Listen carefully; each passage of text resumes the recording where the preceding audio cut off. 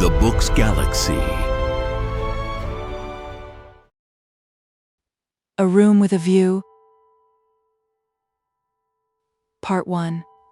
Chapter 1. The Bertolini. "The Signora had no business to do it," said Miss Bartlett. "No business at all. She promised us south rooms with a view close together, instead of which here are north rooms, looking into a courtyard and a long way apart. Oh, Lucy. And a cockney, besides," said Lucy, who had been further saddened by the Signora's unexpected accent. "It might be London." She looked at the 2 rows of English people who were sitting at the table, at the row of white bottles of water and red bottles of wine that ran between the English people, at the portraits of the late Queen and the late Poet Laureate that hung behind the English people, heavily framed, at the notice of the English church, Reverend Cuthbert Eager, Master of Arts Oxon. That was the only other decoration of the wall. "Charlotte, don't you feel too that we might be in London? I can hardly believe that all kinds of other things are just outside. I suppose it is one's being so tired." "This meat has surely been used for soup," said Miss Bartlett, laying down her fork. "I want so to see the Arno. The rooms the Signora promised us in her letter would have looked over the Arno. The Signora had no business to do it at all. Oh, it is a shame." "Any nook does for me," Miss Bartlett continued, "but it does seem hard that you shouldn't have a view." Lucy felt that she had been selfish. "Charlotte, you mustn't spoil me. Of course, you must look over the Arno too. I meant that. The first vacant room in the front, you must have it," said Miss Bartlett, part of whose traveling expenses were paid by Lucy's mother, a piece of generosity to which she made many a tactful allusion. No, you must have it." "I insist on it. Your mother would never forgive me, Lucy." "She would never forgive me." The ladies' voices grew animated and, if the sad truth be owned, a little peevish. They were tired, and under the guise of unselfishness they wrangled. Some of their neighbors interchanged glances, and one of them, one of the ill-bred people whom one does meet abroad, leant forward over the table and actually intruded into their argument. He said, "I have a view. I have a view." Miss Bartlett was startled. Generally at a pension people looked them over for a day or two before speaking, and often did not find out that they would do till they had gone. She knew that the intruder was ill-bred, even before she glanced at him. He was an old man, of heavy build, with a fair, shaven face and large eyes. There was something childish in those eyes, though it was not the childishness of senility. What exactly it was Miss Bartlett did not stop to consider, for her glance passed on to his clothes. These did not attract her. He was probably trying to become acquainted with them before they got into the swim, so she assumed a dazed expression when he spoke to her, and then said, "A view? Oh, a view. How delightful a view is." "This is my son," said the old man. "His name's George. He has a view too." "Ah," said Miss Bartlett, repressing Lucy, who was about to speak. "What I mean," he continued, "is that you can have our rooms and we'll have yours. We'll change." The better class of tourist was shocked at this and sympathized with the newcomers. Miss Bartlett, in reply, opened her mouth as little as possible and said, "Thank you very much indeed, that is out of the question." "Why?" said the old man, with both fists on the table. "Because it is quite out of the question, thank you." "You see, we don't like to take," began Lucy. Her cousin again repressed her. "But why?" he persisted. "Women like looking at a view, men don't." And he thumped with his fists like a naughty child, and turned to his son saying, "George, persuade them." "It's so obvious they should have the rooms," said the son. "There's nothing else to say." He did not look at the ladies as he spoke, but his voice was perplexed and sorrowful. Lucy too was perplexed, but she saw that they were in for what is known as quite a scene, and she had an odd feeling that whenever these ill-bred tourists spoke, the contest widened and deepened till it dealt, not with rooms and views, but with something quite different, whose existence she had not realized before. Now the old man attacked Miss Bartlett almost violently. Why should she not change? What possible objection had she? They would clear out in half an hour.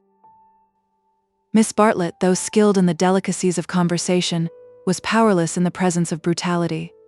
It was impossible to snub anyone so gross. Her face reddened with displeasure. She looked around as much as to say, "Are you all like this?" and two little old ladies, who were sitting further up the table, with shawls hanging over the backs of the chairs, looked back, clearly indicating, "We are not, we are genteel." "Eat your dinner, dear," she said to Lucy, and began to toy again with the meat that she had once censured. Lucy mumbled that those seemed very odd people opposite. "Eat your dinner, dear. This pension is a failure. Tomorrow we will make a change." Hardly had she announced this fell decision when she reversed it. The curtains at the end of the room parted and revealed a clergyman, stout but attractive, who hurried forward to take his place at the table, cheerfully apologizing for his lateness. Lucy, who had not yet acquired decency, at once rose to her feet, exclaiming, "Oh, why, it's Mr. Beebe, oh, how perfectly lovely. Oh, Charlotte, we must stop now, however bad the rooms are, oh." Miss Bartlett said with more restraint, "How do you do, Mr. Beebe? I expect that you have forgotten us, Miss Bartlett and Miss Honeychurch, who were at Tunbridge Wells when you helped the vicar of St. Peter's that very cold Easter." The clergyman, who had the air of one on a holiday, did not remember the ladies quite as clearly as they remembered him, but he came forward pleasantly enough and accepted the chair into which he was beckoned by Lucy. "I am so glad to see you," said the girl, who was in a state of spiritual starvation and would have been glad to see the waiter if her cousin had permitted it. "Just fancy how small the world is. Summer Street, too, makes it so specially funny." "Miss Honeychurch lives in the parish of Summer Street," said Miss Bartlett, filling up the gap, "and she happened to tell me in the course of conversation that you have just accepted the living." "Yes, I heard from Mother so last week. She didn't know that I knew you at Tunbridge Wells, but I wrote back at once, and I said, 'Mr. Beebe is—'" "Quite right," said the clergyman. "I move into the rectory at Summer Street next June. I am lucky to be appointed to such a charming neighborhood." "Oh, how glad I am. The name of our house is Windy Corner." Mr. Beebe bowed.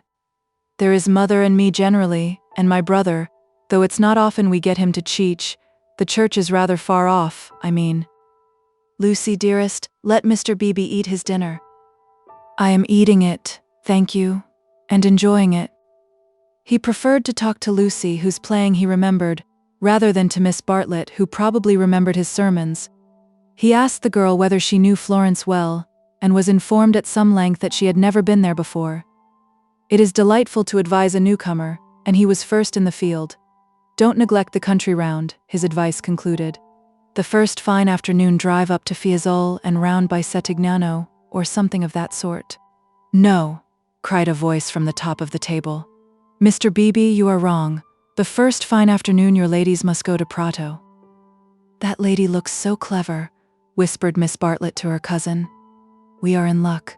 And indeed, a perfect torrent of information burst on them. People told them what to see, when to see it, how to stop the electric trams, how to get rid of the beggars, how much to give for a vellum blotter, how much the place would grow upon them. The pension Bertolini had decided almost enthusiastically that they would do, whichever way they looked. Kind ladies smiled and shouted at them, and above all rose the voice of the clever lady crying, "Prato, they must go to Prato. That place is too sweetly squalid for words. I love it. I revel in shaking off the trammels of respectability, as you know." The young man named George glanced at the clever lady and then returned moodily to his plate. Obviously, he and his father did not do. Lucy, in the midst of her success, found time to wish they did. It gave her no extra pleasure that anyone should be left in the cold, and when she rose to go, she turned back and gave the two outsiders a nervous little bow. The father did not see it. The son acknowledged it, not by another bow, but by raising his eyebrows and smiling. He seemed to be smiling across something. She hastened after her cousin, who had already disappeared through the curtains which smote one in the face and seemed heavy with more than cloth. Beyond them stood the unreliable Signora, bowing good evening to her guests, and supported by Enery, her little boy, and Victorier, her daughter. It made a curious little scene, this attempt of the Cockney to convey the grace and geniality of the South. And even more curious was the drawing-room, which attempted to rival the solid comfort of a Bloomsbury boarding house. Was this really Italy? Miss Bartlett was already seated on a tightly stuffed armchair, which had the color and the contours of a tomato. She was talking to Mr. Beebe, and as she spoke, her long narrow head drove backwards and forwards, slowly, regularly, as though she were demolishing some invisible obstacle. "We are most grateful to you," she was saying. "The first evening means so much. When you arrived, we were in for a peculiarly mauvais quart d'heure." He expressed his regret. "Do you by any chance know the name of an old man who sat opposite us at dinner? Emerson? Is he a friend of yours? We are friendly, as one is in pensions." "Then I will say no more." He pressed her very slightly, and she said more. "I am, as it were," she concluded, "the chaperone of my young cousin Lucy, and it would be a serious thing if I put her under an obligation to people of whom we know nothing. His manner was somewhat unfortunate. I hope I acted for the best." "You acted very naturally," said he. He seemed thoughtful, and after a few moments added, "All the same, I don't think much harm would have come of accepting." "No harm, of course, but we could not be under an obligation. He is rather a peculiar man." Again he hesitated and then said gently, "I think he would not take advantage of your acceptance, nor expect you to show gratitude. He has the merit, if it is one, of saying exactly what he means. He has rooms he does not value, and he thinks you would value them. He no more thought of putting you under an obligation than he thought of being polite. It is so difficult, at least, I find it difficult to understand people who speak the truth." Lucy was pleased and said, "I was hoping that he was nice. I do so always hope that people will be nice. I think he is nice and tiresome. I differ from him on almost every point of any importance, and so I expect I may say I hope you will differ. But his is a type one disagrees with rather than deplores. When he first came here, he not unnaturally put people's backs up. He has no tact and no manners. I don't mean by that he has bad manners, and he will not keep his opinions to himself. We nearly complained about him to our depressing Signora, but I am glad to say we thought better of it." "Am I to conclude," said Miss Bartlett, "that he is a socialist?" Mr. Beebe accepted the convenient word, not without a slight twitching of the lips. "And presumably he has brought up his son to be a socialist too?" "I hardly know George, for he hasn't learnt to talk yet. He seems a nice creature, and I think he has brains. Of course he has all his father's mannerisms, and it is quite possible that he too may be a socialist." "Oh, you relieve me," said Miss Bartlett. "So you think I ought to have accepted their offer? You feel I have been narrow-minded and suspicious?" "Not at all," he answered. "I never suggested that. But ought I not to apologize at all events for my apparent rudeness?"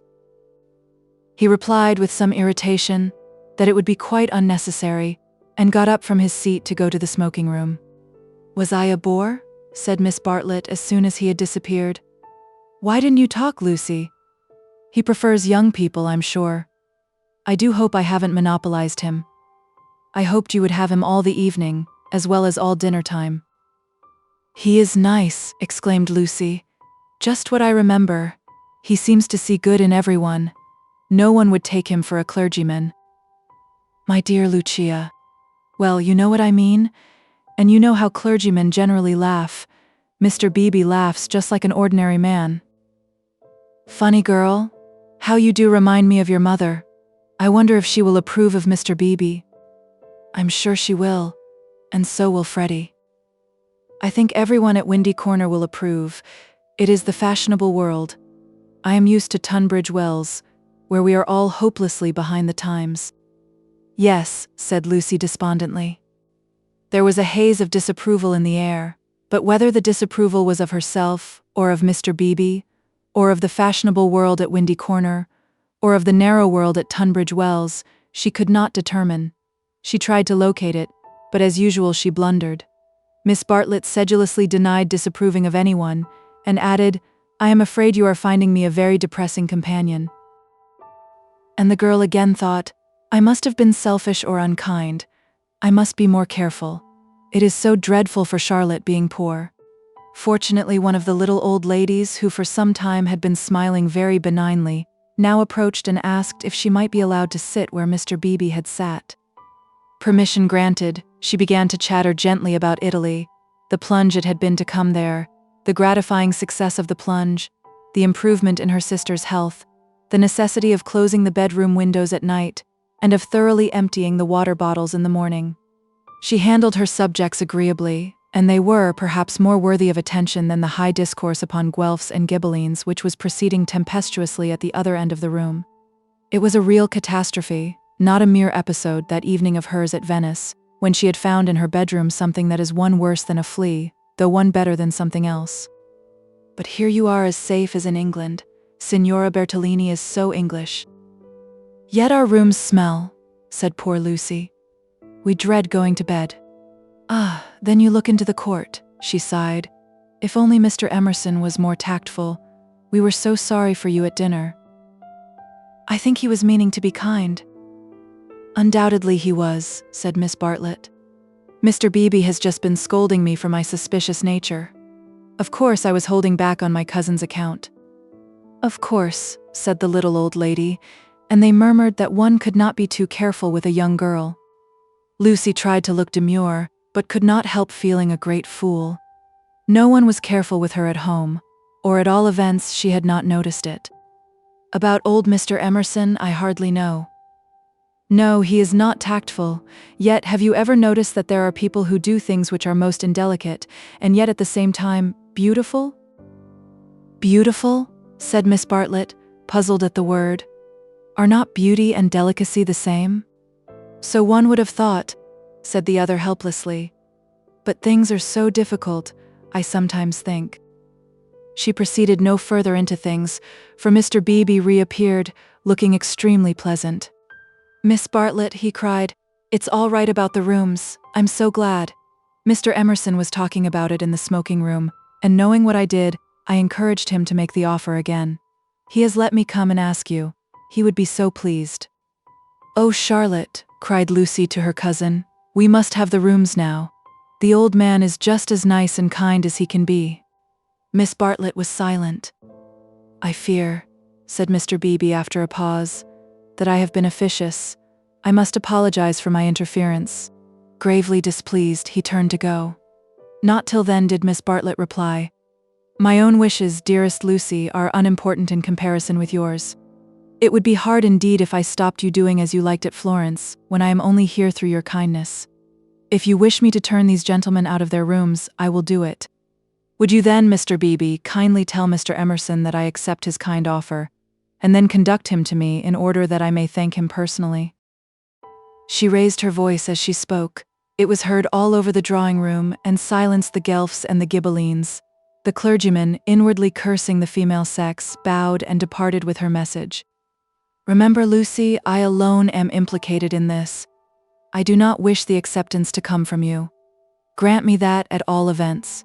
Mr. Beebe was back, saying rather nervously, Mr. Emerson is engaged, but here is his son instead. The young man gazed down on the three ladies who felt seated on the floor, so low were their chairs. My father, he said, is in his bath, so you cannot thank him personally, but any message given by you to me will be given by me to him as soon as he comes out. Miss Bartlett was unequal to the bath. All her barbed civilities came forth wrong end first. Young Mr. Emerson scored a notable triumph to the delight of Mr. Beebe and to the secret delight of Lucy. Poor young man, said Miss Bartlett as soon as he had gone. How angry he is with his father about the rooms. It is all he can do to keep polite. In half an hour or so your rooms will be ready, said Mr. Beebe. Then, looking rather thoughtfully at the two cousins, he retired to his own rooms to write up his philosophic diary. Oh dear, breathed the little old lady, and shuddered as if all the winds of heaven had entered the apartment. Gentlemen sometimes do not realize. Her voice faded away, but Miss Bartlett seemed to understand, and a conversation developed, in which gentlemen who did not thoroughly realize played a principal part. Lucy, not realizing either, was reduced to literature. Taking up Baedeker's Handbook to Northern Italy, she committed to memory the most important dates of Florentine history, for she was determined to enjoy herself on the morrow. Thus the half-hour crept profitably away, and at last Miss Bartlett rose with a sigh and said, I think one might venture now. No, Lucy, do not stir. I will superintend the move. How you do everything, said Lucy. Naturally, dear. It is my affair. But I would like to help you. No, dear. Charlotte's energy and her unselfishness. She had been thus all her life, but really on this Italian tour, she was surpassing herself. So Lucy felt, or strove to feel. And yet there was a rebellious spirit in her which wondered whether the acceptance might not have been less delicate and more beautiful. At all events, she entered her own room without any feeling of joy. "I want to explain," said Miss Bartlett, "why it is that I have taken the largest room. Naturally, of course, I should have given it to you, but I happen to know that it belongs to the young man, and I was sure your mother would not like it." Lucy was bewildered. "If you are to accept a favor, it is more suitable you should be under an obligation to his father than to him. I am a woman of the world, in my small way, and I know where things lead to. However, Mr. Beebe is a guarantee of a sort that they will not presume on this." "Mother wouldn't mind, I'm sure," said Lucy, but again had the sense of larger and unsuspected issues. Miss Bartlett only sighed, and enveloped her in a protecting embrace as she wished her good night. It gave Lucy the sensation of a fog, and when she reached her own room, she opened the window and breathed the clean night air, thinking of the kind old man who had enabled her to see the lights dancing in the Arno, and the cypresses of San Miniato, and the foothills of the Apennines, black against the rising moon. Miss Bartlett, in her room, fastened the window shutters and locked the door, and then made a tour of the apartment to see where the cupboards led, and whether there were any oubliettes or secret entrances. It was then that she saw, pinned up over the washstand, a sheet of paper on which was scrawled an enormous note of interrogation. Nothing more. "What does it mean?" she thought, and she examined it carefully by the light of a candle. Meaningless at first, it gradually became menacing, obnoxious, portentous with evil. She was seized with an impulse to destroy it, but fortunately remembered that she had no right to do so, since it must be the property of young Mr. Emerson. So she unpinned it carefully, and put it between two pieces of blotting paper to keep it clean for him. Then she completed her inspection of the room, sighed heavily according to her habit, and went to bed. Chapter 2, in Santa Croce with no Baedeker. It was pleasant to wake up in Florence, to open the eyes upon a bright, bare room, with a floor of red tiles which look clean though they are not, with a painted ceiling whereon pink griffins and blue amorini sport, in a forest of yellow violins and bassoons. It was pleasant, too, to fling wide the windows, pinching the fingers in unfamiliar fastenings, to lean out into sunshine with beautiful hills and trees and marble churches opposite, and close below the Arno gurgling against the embankment of the road.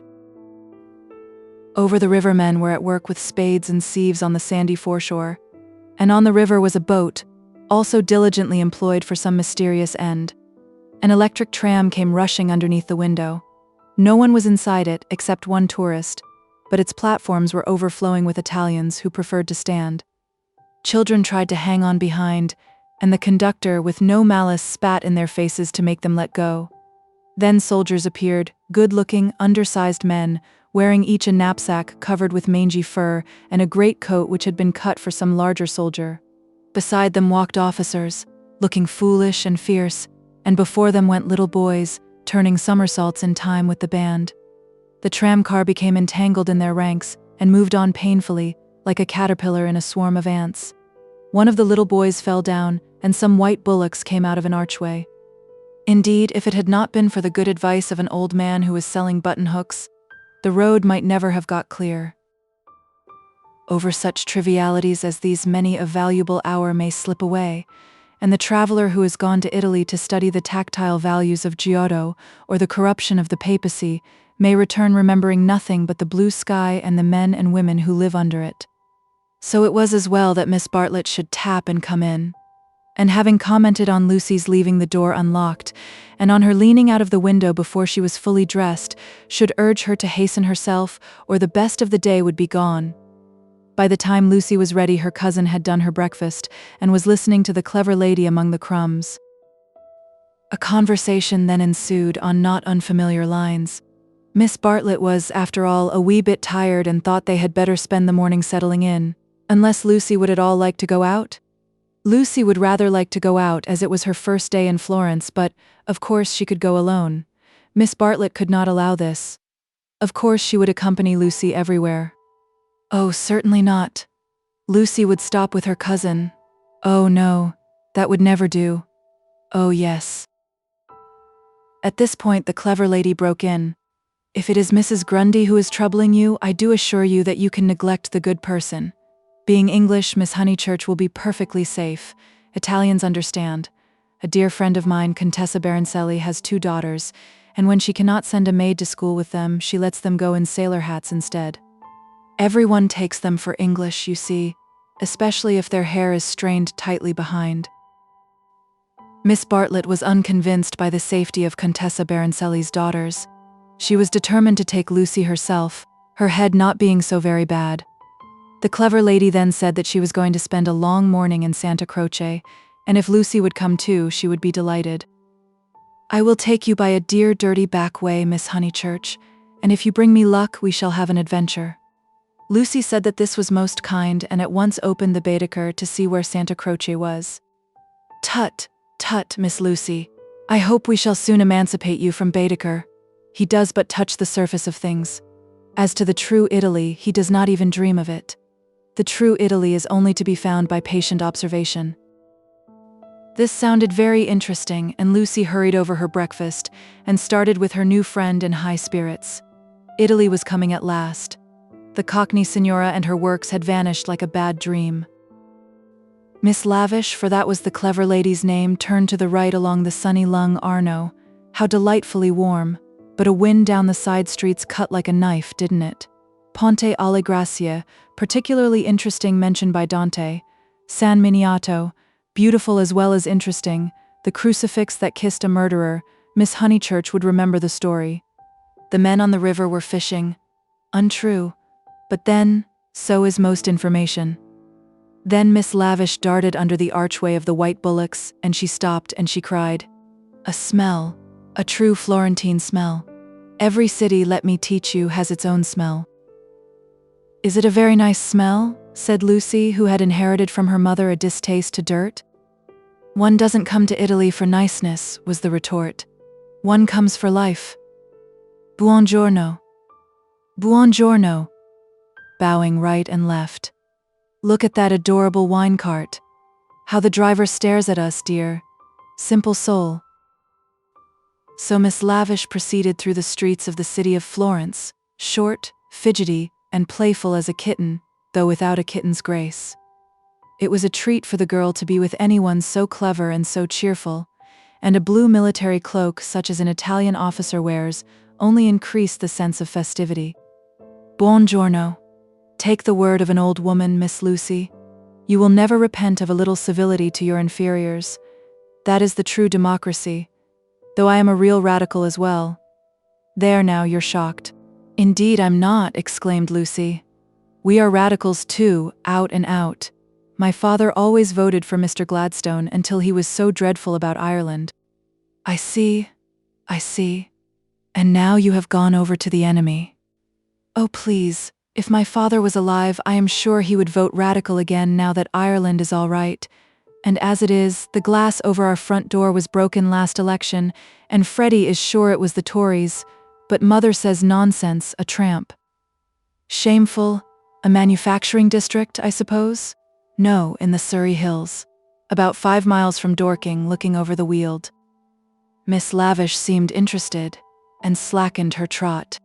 What a delightful part. I know it so well. It is full of the very nicest people. Do you know Sir Harry Otway? A radical if ever there was? Very well indeed. And old Mrs. Butterworth, the philanthropist? Why, she rents a field of us. How funny. Miss Lavish looked at the narrow ribbon of sky and murmured, Oh, you have property in Surrey? Hardly any, said Lucy, fearful of being thought a snob. Only 30 acres, just the garden, all downhill and some fields. Miss Lavish was not disgusted, and said it was just the size of her aunt's Suffolk estate. Italy receded. They tried to remember the last name of Lady Louisa someone, who had taken a house near Summer Street the other year, but she had not liked it, which was odd of her, and just as Miss Lavish had got the name, she broke off and exclaimed, Bless us and save us, we've lost the way. Certainly they had seemed a long time in reaching Santa Croce, the tower of which had been plainly visible from the landing window. But Miss Lavish had said so much about knowing her Florence by heart that Lucy had followed her with no misgivings. Lost, lost. My dear Miss Lucy, during our political diatribes we have taken a wrong turning. How those horrid conservatives would jeer at us. What are we to do? 2 lone females in an unknown town. Now, this is what I call an adventure. Lucy, who wanted to see Santa Croce, suggested, as a possible solution, that they should ask the way there. Oh, but that is the word of a craven, and no, you are not. Not to look at your Baedeker. Give it to me, I shan't let you carry it. We will simply drift. Accordingly, they drifted through a series of those grey-brown streets, neither commodious nor picturesque, in which the eastern quarter of the city abounds. Lucy soon lost interest in the discontent of Lady Louisa, and became discontented herself. For one ravishing moment Italy appeared. She stood in the square of the Annunziata and saw in the living terracotta those divine babies whom no cheap reproduction can ever stale. There they stood, with their shining limbs bursting from the garments of charity and their strong white arms extended against circlets of heaven. Lucy thought she had never seen anything more beautiful, but Miss Lavish, with a shriek of dismay, dragged her forward, declaring that they were out of their path now by at least a mile. The hour was approaching at which the continental breakfast begins, or rather ceases, to tell, and the ladies bought some hot chestnut paste out of a little shop, because it looked so typical. It tasted partly of the paper in which it was wrapped, partly of hair oil, partly of the great unknown. But it gave them strength to drift into another piazza, large and dusty, on the farther side of which rose a black and white facade of surpassing ugliness.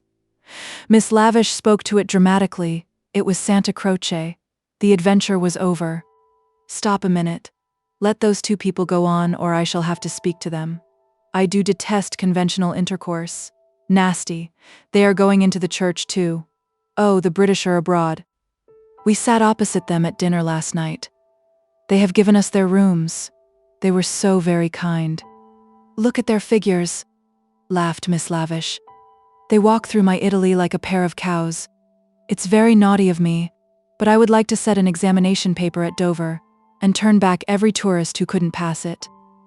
What would you ask us? Miss Lavish laid her hand pleasantly on Lucy's arm, as if to suggest that she, at all events, would get full marks. In this exalted mood they reached the steps of the great church, and were about to enter it when Miss Lavish stopped, squeaked, flung up her arms, and cried, "There goes my local color box. I must have a word with him." And in a moment she was away over the piazza, her military cloak flapping in the wind. Nor did she slacken speed till she caught up an old man with white whiskers, and nipped him playfully upon the arm. Lucy waited for nearly 10 minutes. Then she began to get tired. The beggars worried her, the dust blew in her eyes, and she remembered that a young girl ought not to loiter in public places. She descended slowly into the piazza, with the intention of rejoining Miss Lavish, who was really almost too original. But at that moment Miss Lavish and her local color box moved also, and disappeared down a side street, both gesticulating largely. Tears of indignation came to Lucy's eyes, partly because Miss Lavish had jilted her, partly because she had taken her Baedeker. How could she find her way home? How could she find her way about in Santa Croce? Her first morning was ruined, and she might never be in Florence again. A few minutes ago she had been all high spirits, talking as a woman of culture, and half persuading herself that she was full of originality. Now she entered the church depressed and humiliated, not even able to remember whether it was built by the Franciscans or the Dominicans. Of course it must be a wonderful building. But how like a barn, and how very cold. Of course it contained frescoes by Giotto, in the presence of whose tactile values she was capable of feeling what was proper. But who was to tell her which they were? She walked about disdainfully, unwilling to be enthusiastic over monuments of uncertain authorship or date. There was no one even to tell her which, of all the sepulchral slabs that paved the nave and transepts, was the one that was really beautiful, the one that had been most praised by Mr. Ruskin. Then the pernicious charm of Italy worked on her, and, instead of acquiring information, she began to be happy. She puzzled out the Italian notices, the notices that forbade people to introduce dogs into the church, the notice that prayed people, in the interest of health and out of respect to the sacred edifice in which they found themselves, not to spit. She watched the tourists. Their noses were as red as their Baedekers, so cold was Santa Croce. She beheld the horrible fate that overtook 3 papists, 2 he-babies and a she-baby, who began their career by sousing each other with the holy water, and then proceeded to the Machiavelli memorial, dripping but hallowed. Advancing towards it very slowly and from immense distances, they touched the stone with their fingers, with their handkerchiefs, with their heads, and then retreated. What could this mean? They did it again and again. Then Lucy realized that they had mistaken Machiavelli for some saint, hoping to acquire virtue. Punishment followed quickly. The smallest he-baby stumbled over one of the sepulchral slabs so much admired by Mr. Ruskin and entangled his feet in the features of a recumbent bishop. Protestant as she was, Lucy darted forward. She was too late. He fell heavily upon the prelate's upturned toes. "Hateful bishop!" exclaimed the voice of old Mr. Emerson, who had darted forward also. "Hard in life, hard in death. Go out into the sunshine, little boy, and kiss your hand to the sun, for that is where you ought to be. Intolerable bishop." The child screamed frantically at these words, and at these dreadful people who picked him up, dusted him, rubbed his bruises, and told him not to be superstitious. "Look at him," said Mr. Emerson to Lucy. "Here's a mess, a baby hurt, cold, and frightened. But what else can you expect from a church?" The child's legs had become as melting wax. Each time that old Mr. Emerson and Lucy set it erect, it collapsed with a roar. Fortunately, an Italian lady who ought to have been saying her prayers came to the rescue. By some mysterious virtue which mothers alone possess, she stiffened the little boy's backbone and imparted strength to his knees. He stood. Still gibbering with agitation, he walked away. "You are a clever woman," said Mr. Emerson. "You have done more than all the relics in the world. I am not of your creed, but I do believe in those who make their fellow creatures happy. There is no scheme of the universe." He paused for a phrase. "Niente," said the Italian lady, and returned to her prayers. "I'm not sure she understands English," suggested Lucy. In her chastened mood, she no longer despised the Emersons. She was determined to be gracious to them, beautiful rather than delicate, and, if possible, to erase Miss Bartlett's civility by some gracious reference to the pleasant rooms. "That woman understands everything," was Mr. Emerson's reply. "But what are you doing here? Are you doing the church? Are you through with the church?" "No," cried Lucy, remembering her grievance. "I came here with Miss Lavish, who was to explain everything, and just by the door, it is too bad. She simply ran away, and after waiting quite a time, I had to come in by myself." "Why shouldn't you?" said Mr. Emerson. "Yes, why shouldn't you come by yourself?" said the son, addressing the young lady for the first time. "But Miss Lavish has even taken away Baedeker." "Baedeker?" said Mr. Emerson. "I'm glad it's that you minded. It's worth minding, the loss of a Baedeker. That's worth minding." Lucy was puzzled. She was again conscious of some new idea, and was not sure whither it would lead her.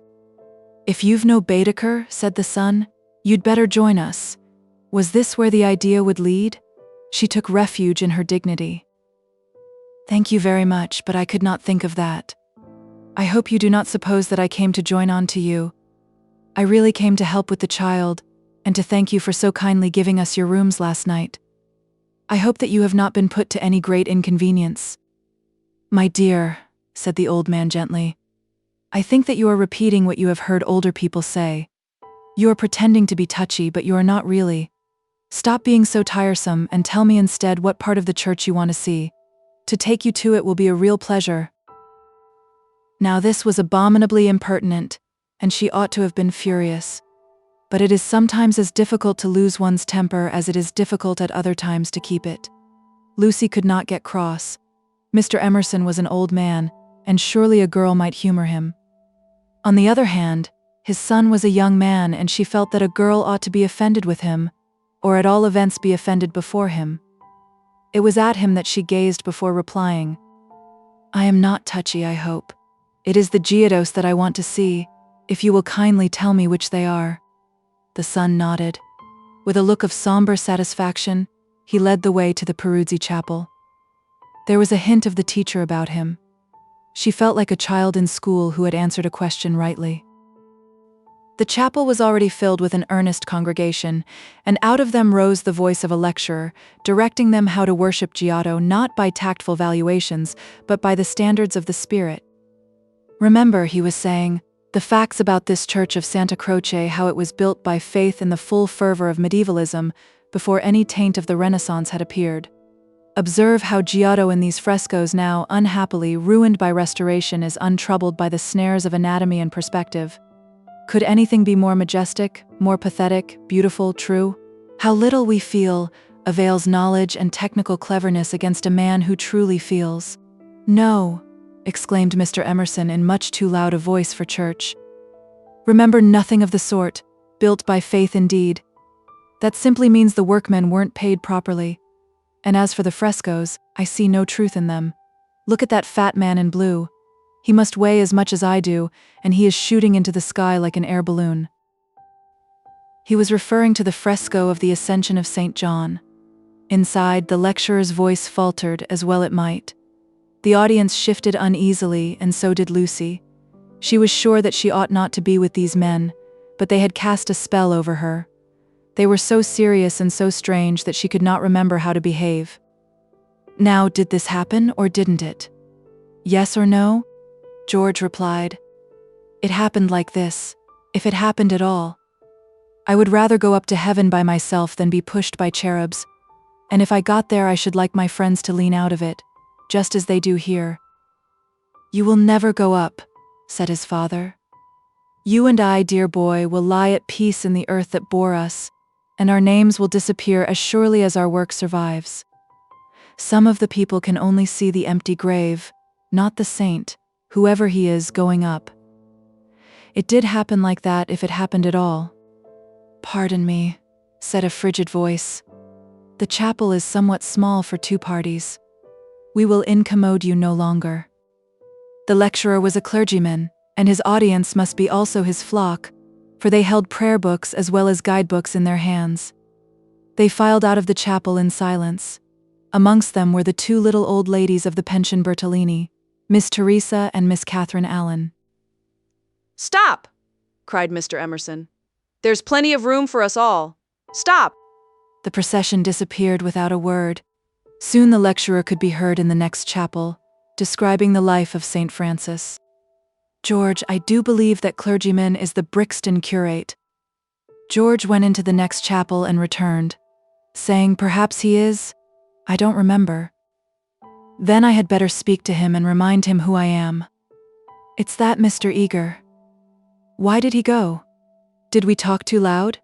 How vexatious? I shall go and say we are sorry. Hadn't I better? Then perhaps he will come back. He will not come back, said George. But Mr. Emerson, contrite and unhappy, hurried away to apologize to the Reverend Cuthbert Eager. Lucy, apparently absorbed in a lunette, could hear the lecture again interrupted, the anxious, aggressive voice of the old man, the curt, injured replies of his opponent. The son, who took every little contretemps as if it were a tragedy, was listening also. My father has that effect on nearly everyone, he informed her. He will try to be kind. I hope we all try, said she, smiling nervously, because we think it improves our characters, but he is kind to people because he loves them, and they find him out, and are offended or frightened. How silly of them, said Lucy, though in her heart she sympathized. I think that a kind action done tactfully, tact. He threw up his head in disdain. Apparently she had given the wrong answer. She watched the singular creature pace up and down the chapel. For a young man his face was rugged, and until the shadows fell upon it hard. Enshadowed, it sprang into tenderness. She saw him once again at Rome, on the ceiling of the Sistine Chapel, carrying a burden of acorns. Healthy and muscular, he yet gave her the feeling of grayness, of tragedy that might only find solution in the night. The feeling soon passed. It was unlike her to have entertained anything so subtle. Born of silence and of unknown emotion, it passed when Mr. Emerson returned, and she could re-enter the world of rapid talk which was alone familiar to her. Were you snubbed? Asked his son tranquilly. But we have spoilt the pleasure of I don't know how many people. They won't come back. Full of innate sympathy, quickness to perceive good in others, vision of the brotherhood of man. Scraps of the lecture on St. Francis came floating round the partition wall. Don't let us spoil yours, he continued to Lucy. Have you looked at those saints? Yes, said Lucy. They are lovely. Do you know which is the tombstone that is praised in Ruskin? He did not know, and suggested that they should try to guess it. George, rather to her relief, refused to move, and she and the old man wandered not unpleasantly about Santa Croce, which, though it is like a barn, has harvested many beautiful things inside its walls. There were also beggars to avoid and guides to dodge round the pillars, and an old lady with her dog, and here and there a priest modestly edging to his mass through the groups of tourists. But Mr. Emerson was only half interested. He watched the lecturer whose success he believed he had impaired, and then he anxiously watched his son. Why will he look at that fresco? He said uneasily. I saw nothing in it. I like Giotto, she replied. It is so wonderful what they say about his tactile values, though I like things like the Della Robbia babies better. So you ought. A baby is worth a dozen saints. And my baby's worth the whole of paradise. And as far as I can see, he lives in hell. Lucy again felt that this did not do. In hell, he repeated. He's unhappy. Oh dear, said Lucy. How can he be unhappy when he is strong and alive? What more is one to give him? And think how he has been brought up, free from all the superstition and ignorance that lead men to hate one another in the name of God. With such an education as that, I thought he was bound to grow up happy. She was no theologian, but she felt that here was a very foolish old man, as well as a very irreligious one. She also felt that her mother might not like her talking to that kind of person, and that Charlotte would object most strongly. What are we to do with him? He asked. He comes out for his holiday to Italy and behaves like that, like the little child who ought to have been playing and who hurt himself upon the tombstone. Eh? What did you say? Lucy had made no suggestion. Suddenly he said, Now don't be stupid over this. I don't require you to fall in love with my boy, but I do think you might try and understand him. You are nearer his age, and if you let yourself go, I am sure you are sensible. You might help me. He has known so few women, and you have the time. You stop here several weeks, I suppose, but let yourself go. You are inclined to get muddled, if I may judge from last night. Let yourself go. Pull out from the depths those thoughts that you do not understand, and spread them out in the sunlight and know the meaning of them. By understanding George, you may learn to understand yourself. It will be good for both of you. To this extraordinary speech, Lucy found no answer. I only know what it is that's wrong with him, not why it is. And what is it? Asked Lucy fearfully, expecting some harrowing tale. The old trouble, things won't fit. What things? The things of the universe. It is quite true. They don't. Oh, Mr. Emerson, whatever do you mean? In his ordinary voice, so that she scarcely realized he was quoting poetry, he said, From far from eve and morning, and yon 12-winded sky, the stuff of life to knit me, blew hither, here am I. George and I both know this, but why does it distress him? We know that we come from the winds, and that we shall return to them, that all life is perhaps a knot, a tangle, a blemish in the eternal smoothness. But why should this make us unhappy? Let us rather love one another, and work and rejoice. I don't believe in this world's sorrow. Miss Honeychurch assented. Then make my boy think like us. Make him realize that by the side of the everlasting why there is a yes, a transitory yes if you like, but a yes. Suddenly she laughed. Surely one ought to laugh. A young man melancholy because the universe wouldn't fit, because life was a tangle or a wind or a yes or something. I'm very sorry, she cried. You'll think me unfeeling, but... Then she became matronly. Oh, but your son wants employment. Has he no particular hobby? Why, I myself have worries, but I can generally forget them at the piano, and collecting stamps did no end of good for my brother. Perhaps Italy bores him. You ought to try the Alps or the lakes. The old man's face saddened, and he touched her gently with his hand. This did not alarm her. She thought that her advice had impressed him and that he was thanking her for it. Indeed, he no longer alarmed her at all. She regarded him as a kind thing, but quite silly. Her feelings were as inflated spiritually as they had been an hour ago aesthetically, before she lost Baedeker. The dear George, now striding towards them over the tombstones, seemed both pitiable and absurd. He approached, his face in the shadow. He said, "Miss Bartlett." "Oh, good gracious me," said Lucy, suddenly collapsing and again seeing the whole of life in a new perspective. Where? In the nave. I see. Those gossiping little Miss Allens must have, she checked herself. Poor girl, exploded Mr. Emerson. Poor girl. She could not let this pass, for it was just what she was feeling herself. Poor girl? I failed to understand the point of that remark. I think myself a very fortunate girl, I assure you. I'm thoroughly happy and having a splendid time. Pray don't waste time mourning over me. There's enough sorrow in the world, isn't there, without trying to invent it. Goodbye. Thank you both so much for all your kindness. Ah, yes, there does come my cousin.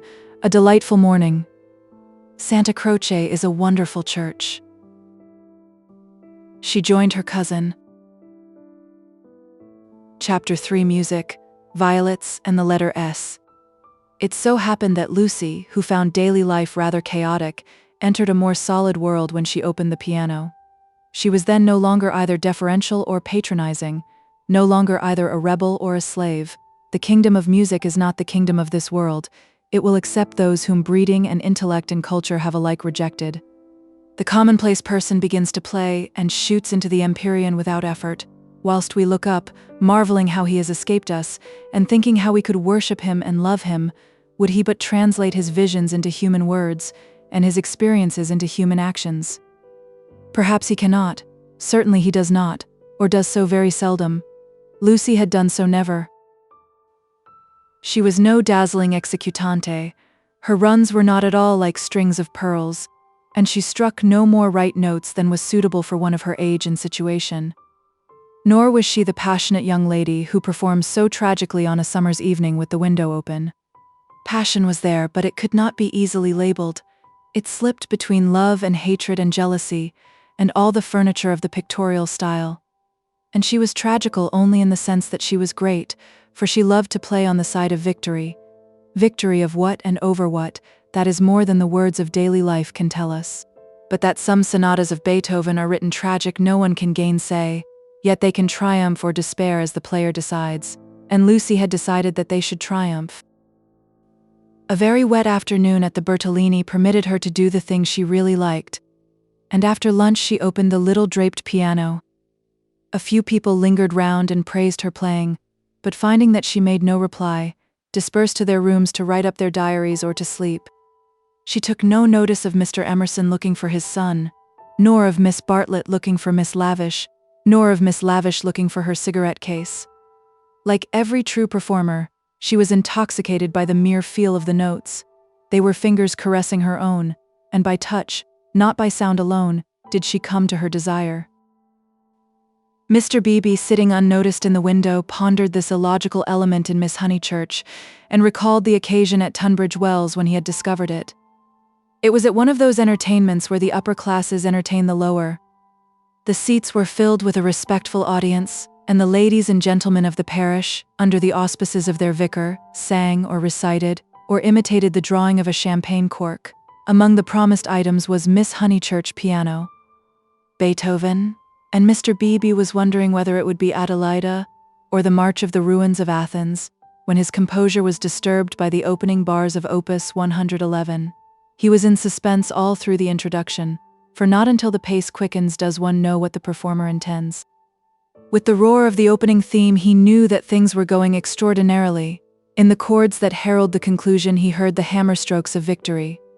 He was glad that she only played the first movement, for he could have paid no attention to the winding intricacies of the measures of 9/16. The audience clapped, no less respectful.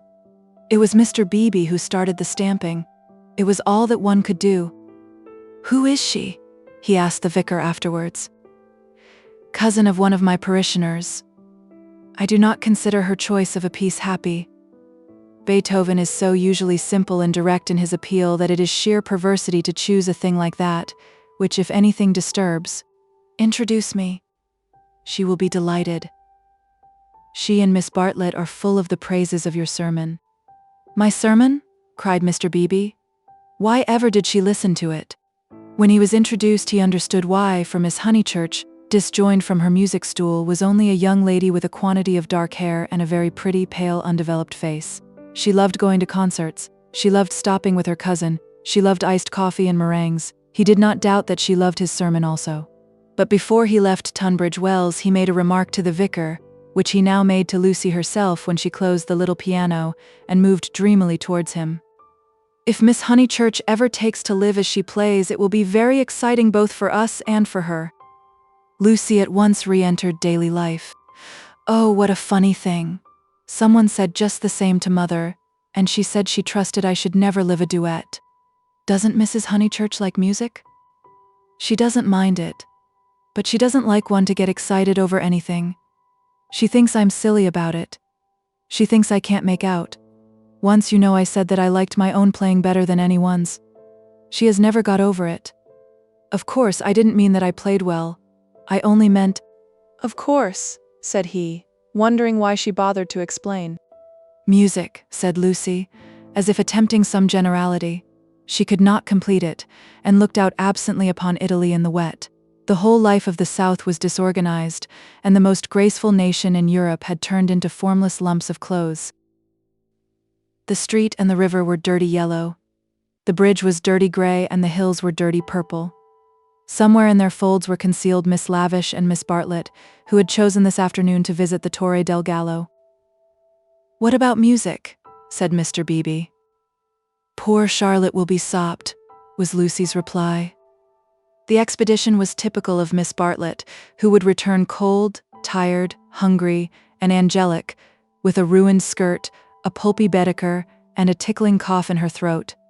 On another day, when the whole world was singing and the air ran into the mouth like wine, she would refuse to stir from the drawing-room, saying that she was an old thing, and no fit companion for a hardy girl.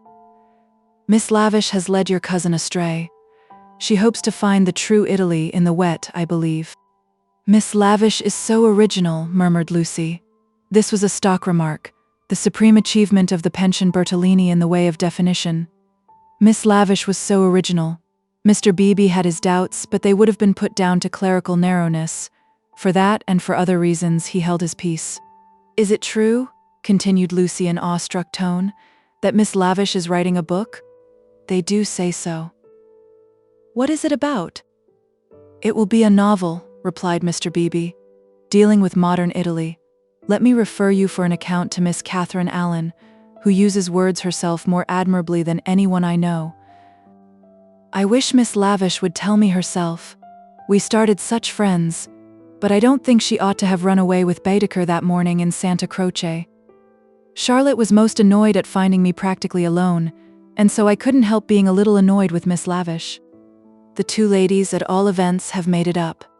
He was interested in the sudden friendship between women so apparently dissimilar as Miss Bartlett and Miss Lavish. They were always in each other's company, with Lucy a slighted third. Miss Lavish he believed he understood, but Miss Bartlett might reveal unknown depths of strangeness, though not perhaps of meaning. Was Italy deflecting her from the path of prim chaperone, which he had assigned to her at Tunbridge Wells? All his life he had loved to study maiden ladies. They were his specialty, and his profession had provided him with ample opportunities for the work. Girls like Lucy were charming to look at, but Mr. Beebe was, from rather profound reasons, somewhat chilly in his attitude towards the other sex, and preferred to be interested rather than enthralled. Lucy, for the third time, said that poor Charlotte would be sopped. The Arno was rising in flood, washing away the traces of the little carts upon the foreshore. But in the southwest there had appeared a dull haze of yellow, which might mean better weather if it did not mean worse.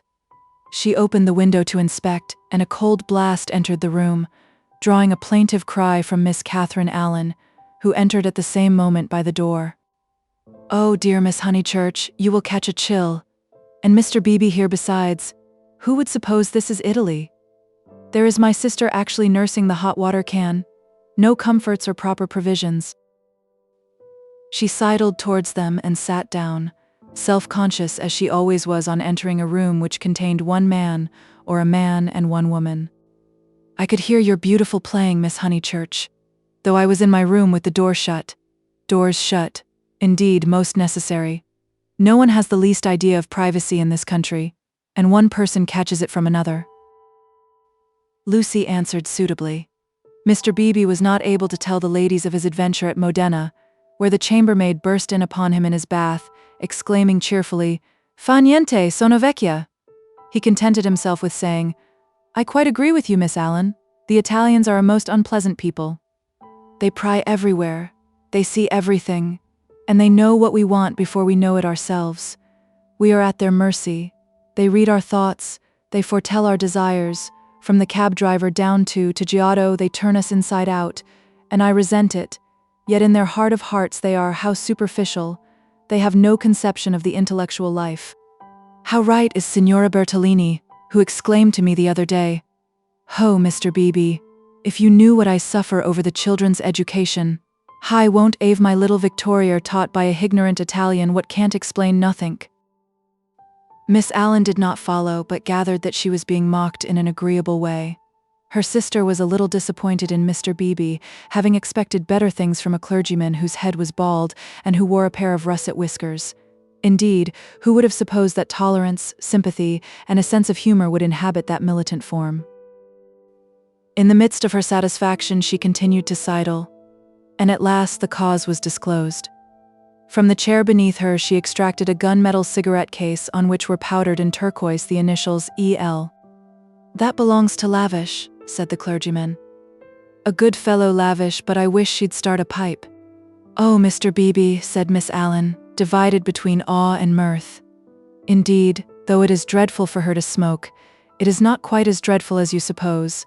She took to it practically in despair, after her life's work was carried away in a landslip. Surely that makes it more excusable." "What was that?" asked Lucy. Mr. Beebe sat back complacently, and Miss Allen began as follows. "It was a novel, and I am afraid, from what I can gather, not a very nice novel.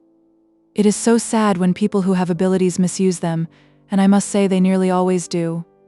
Anyhow, she left it almost finished in the grotto of the Calvary at the Cappuccini Hotel at Amalfi, while she went for a little ink. She said, 'Can I have a little ink, please?' But you know what Italians are? And meanwhile the grotto fell roaring onto the beach. And the saddest thing of all is that she cannot remember what she has written. The poor thing was very ill after it, and so got tempted into cigarettes. It is a great secret, but I am glad to say that she is writing another novel. She told Teresa and Miss Pole the other day that she had got up all the local color. This novel is to be about modern Italy. The other was historical, but that she could not start till she had an idea. First she tried Perugia for an inspiration, then she came here. This must on no account get round, and so cheerful through it all. I cannot help thinking that there is something to admire in everyone, even if you do not approve of them." Miss Allen was always thus being charitable against her better judgment. A delicate pathos perfumed her disconnected remarks, giving them unexpected beauty, just as in the decaying autumn woods there sometimes rise odors reminiscent of spring. She felt she had made almost too many allowances, and apologized hurriedly for her toleration. All the same, she is a little too, I hardly like to say unwomanly, but she behaved most strangely when the Emersons arrived. Mr. Beebe smiled as Miss Allen plunged into an anecdote which he knew she would be unable to finish in the presence of a gentleman. "I don't know, Miss Honeychurch, if you have noticed that Miss Pole, the lady who has so much yellow hair, takes lemonade, that old Mr. Emerson who puts things very strangely." Her jaw dropped. She was silent. Mr. Beebe, whose social resources were endless, went out to order some tea, and she continued to Lucy in a hasty whisper. "Stomach. He warned Miss Pole of her stomach acidity, he called it, and he may have meant to be kind. I must say I forgot myself and laughed. It was so sudden. As Teresa truly said, it was no laughing matter. But the point is that Miss Lavish was positively attracted by his mentioning S, and said she liked plain speaking, and meeting different grades of thought. She thought they were commercial travelers, drummers was the word she used, and all through dinner she tried to prove that England, our great and beloved country, rests on nothing but commerce. Teresa was very much annoyed, and left the table before the cheese, saying as she did so, "There, Miss Lavish is one who can confute you better than I," and pointed to that beautiful picture of Lord Tennyson. Then Miss Lavish said, "Tut, the early Victorians. Just imagine, tut, the early Victorians." My sister had gone, and I felt bound to speak. I said, "Miss Lavish, I am an early Victorian, at least, that is to say, I will hear no breath of censure against our dear Queen." It was horrible speaking. I reminded her how the Queen had been to Ireland when she did not want to go, and I must say she was dumbfounded, and made no reply. But, unluckily, Mr. Emerson overheard this part, and called in his deep voice, "Quite so, quite so. I honor the woman for her Irish visit." The woman? I tell things so badly, but you see what a tangle we were in by this time, all on account of S having been mentioned in the first place. But that was not all. After dinner, Miss Lavish actually came up and said, "Miss Allen, I am going into the smoking room to talk to those two nice men. Come, too." Needless to say, I refused such an unsuitable invitation, and she had the impertinence to tell me that it would broaden my ideas, and said that she had 4 brothers, all university men, except one who was in the army, who always made a point of talking to commercial travelers. "Let me finish the story," said Mr. Beebe, who had returned. Miss Lavish tried Miss Pole, myself, everyone, and finally said, "I shall go alone." She went. At the end of 5 minutes she returned unobtrusively with a green baize board, and began playing Patience. "Whatever happened?" cried Lucy. "No one knows. No one will ever know. Miss Lavish will never dare to tell, and Mr. Emerson does not think it worth telling." "Mr. Beebe, old Mr. Emerson, is he nice or not nice? I do so want to know." Mr. Beebe laughed and suggested that she should settle the question for herself. "No, but it is so difficult. Sometimes he is so silly, and then I do not mind him. Miss Allen, what do you think? Is he nice?" The little old lady shook her head, and sighed disapprovingly. Mr. Beebe, whom the conversation amused, stirred her up by saying, "I consider that you are bound to class him as nice, Miss Allen, after that business of the violets." "Violets? Oh dear, who told you about the violets? How do things get round? A pension is a bad place for gossips. No, I cannot forget how they behaved at Mr. Eager's lecture at Santa Croce. Oh, poor Miss Honeychurch, it really was too bad. No, I have quite changed. I do not like the Emersons. They are not nice." Mr. Beebe smiled nonchalantly. He had made a gentle effort to introduce the Emersons into Bertolini society, and the effort had failed. He was almost the only person who remained friendly to them. Miss Lavish, who represented intellect, was avowedly hostile, and now the Miss Allens, who stood for good breeding, were following her. Miss Bartlett, smarting under an obligation, would scarcely be civil. The case of Lucy was different. She had given him a hazy account of her adventures in Santa Croce, and he gathered that the 2 men had made a curious and possibly concerted attempt to annex her, to show her the world from their own strange standpoint, to interest her in their private sorrows and joys. This was impertinent. He did not wish their cause to be championed by a young girl. He would rather it should fail. After all, he knew nothing about them, and pension joys, pension sorrows are flimsy things, whereas Lucy would be his parishioner. Lucy, with one eye upon the weather, finally said that she thought the Emersons were nice, not that she saw anything of them now. Even their seats at dinner had been moved. "But aren't they always waylaying you to go out with them, dear?" said the little lady inquisitively. "Only once. Charlotte didn't like it, and said something quite politely, of course. Most right of her. They don't understand our ways, they must find their level." Mr. Beebe rather felt that they had gone under. They had given up their attempt, if it was one, to conquer society, and now the father was almost as silent as the son. He wondered whether he would not plan a pleasant day for these folk before they left, some expedition perhaps, with Lucy well chaperoned to be nice to them. It was one of Mr. Beebe's chief pleasures to provide people with happy memories. Evening approached while they chatted. The air became brighter, the colors on the trees and hills were purified, and the Arno lost its muddy solidity and began to twinkle. There were a few streaks of bluish green among the clouds, a few patches of watery light upon the earth, and then the dripping facade of San Miniato shone brilliantly in the declining sun. "Too late to go out," said Miss Allen in a voice of relief. "All the galleries are shut." "I think I shall go out," said Lucy. "I want to go round the town in the circular tram, on the platform by the driver." Her two companions looked grave. Mr. Beebe, who felt responsible for her in the absence of Miss Bartlett, ventured to say, "I wish we could. Unluckily, I have letters. If you do want to go out alone, won't you be better on your feet?" "Italians, dear, you know," said Miss Allen. "Perhaps I shall meet someone who reads me through and through." But they still looked disapproval, and she so far conceded to Mr. Beebe as to say that she would only go for a little walk and keep to the street frequented by tourists. "She oughtn't really to go at all," said Mr. Beebe, as they watched her from the window. "And she knows it. I put it down to too much Beethoven." Chapter 4, Fourth Chapter. Mr. Beebe was right. Lucy never knew her desires so clearly as after music. She had not really appreciated the clergyman's wit, nor the suggestive twitterings of Miss Allen. Conversation was tedious. She wanted something big, and she believed that it would have come to her on the wind-swept platform of an electric tram. This she might not attempt. It was unladylike. Why? Why were most big things unladylike? Charlotte had once explained to her why. It was not that ladies were inferior to men. It was that they were different. Their mission was to inspire others to achievement rather than to achieve themselves. Indirectly, by means of tact and a spotless name, a lady could accomplish much. But if she rushed into the fray herself, she would be first censured, then despised, and finally ignored. Poems had been written to illustrate this point. There is much that is immortal in this medieval lady. The dragons have gone, and so have the knights, but still she lingers in our midst. She reigned in many an early Victorian castle, and was queen of much early Victorian song. It is sweet to protect her in the intervals of business, sweet to pay her honor when she has cooked our dinner well. But alas, the creature grows degenerate. In her heart also there are springing up strange desires. She too is enamored of heavy winds, and vast panoramas, and green expanses of the sea.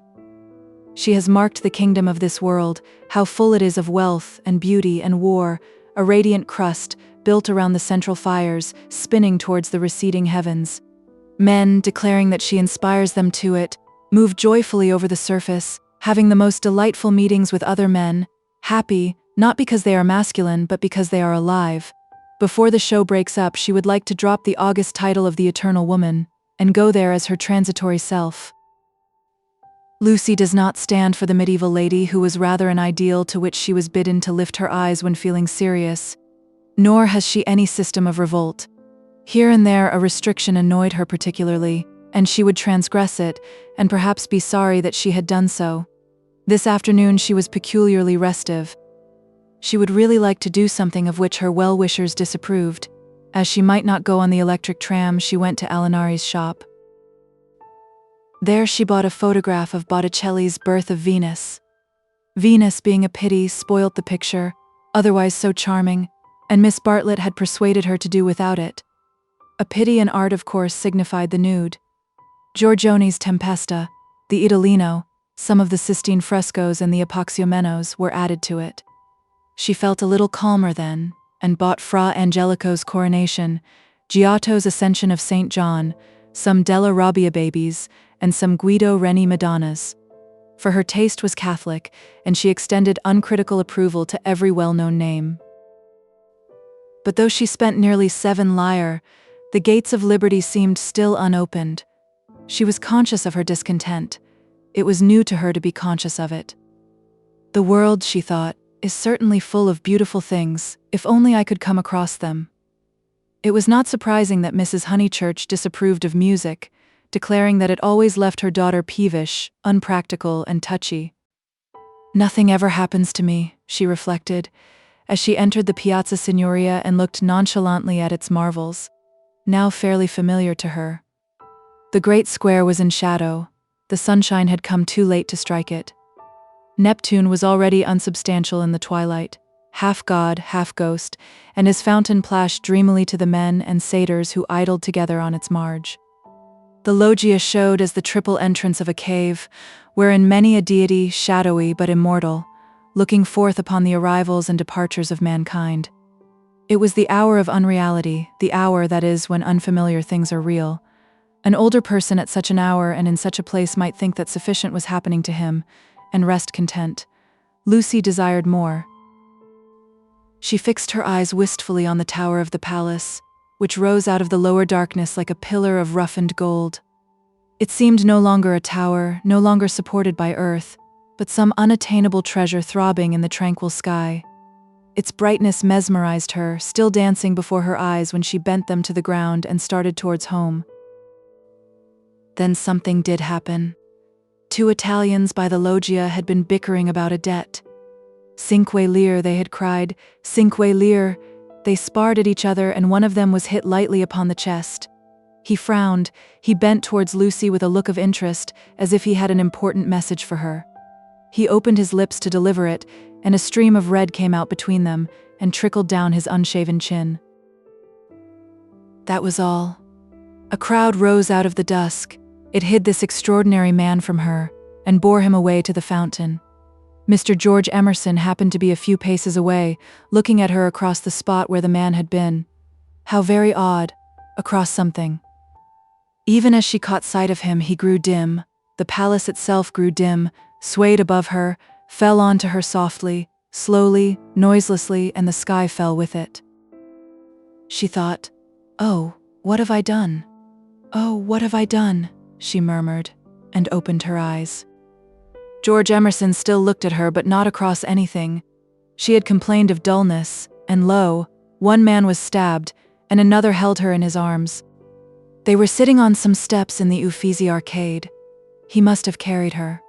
He rose when she spoke, and began to dust his knees. She repeated, "Oh, what have I done? You fainted.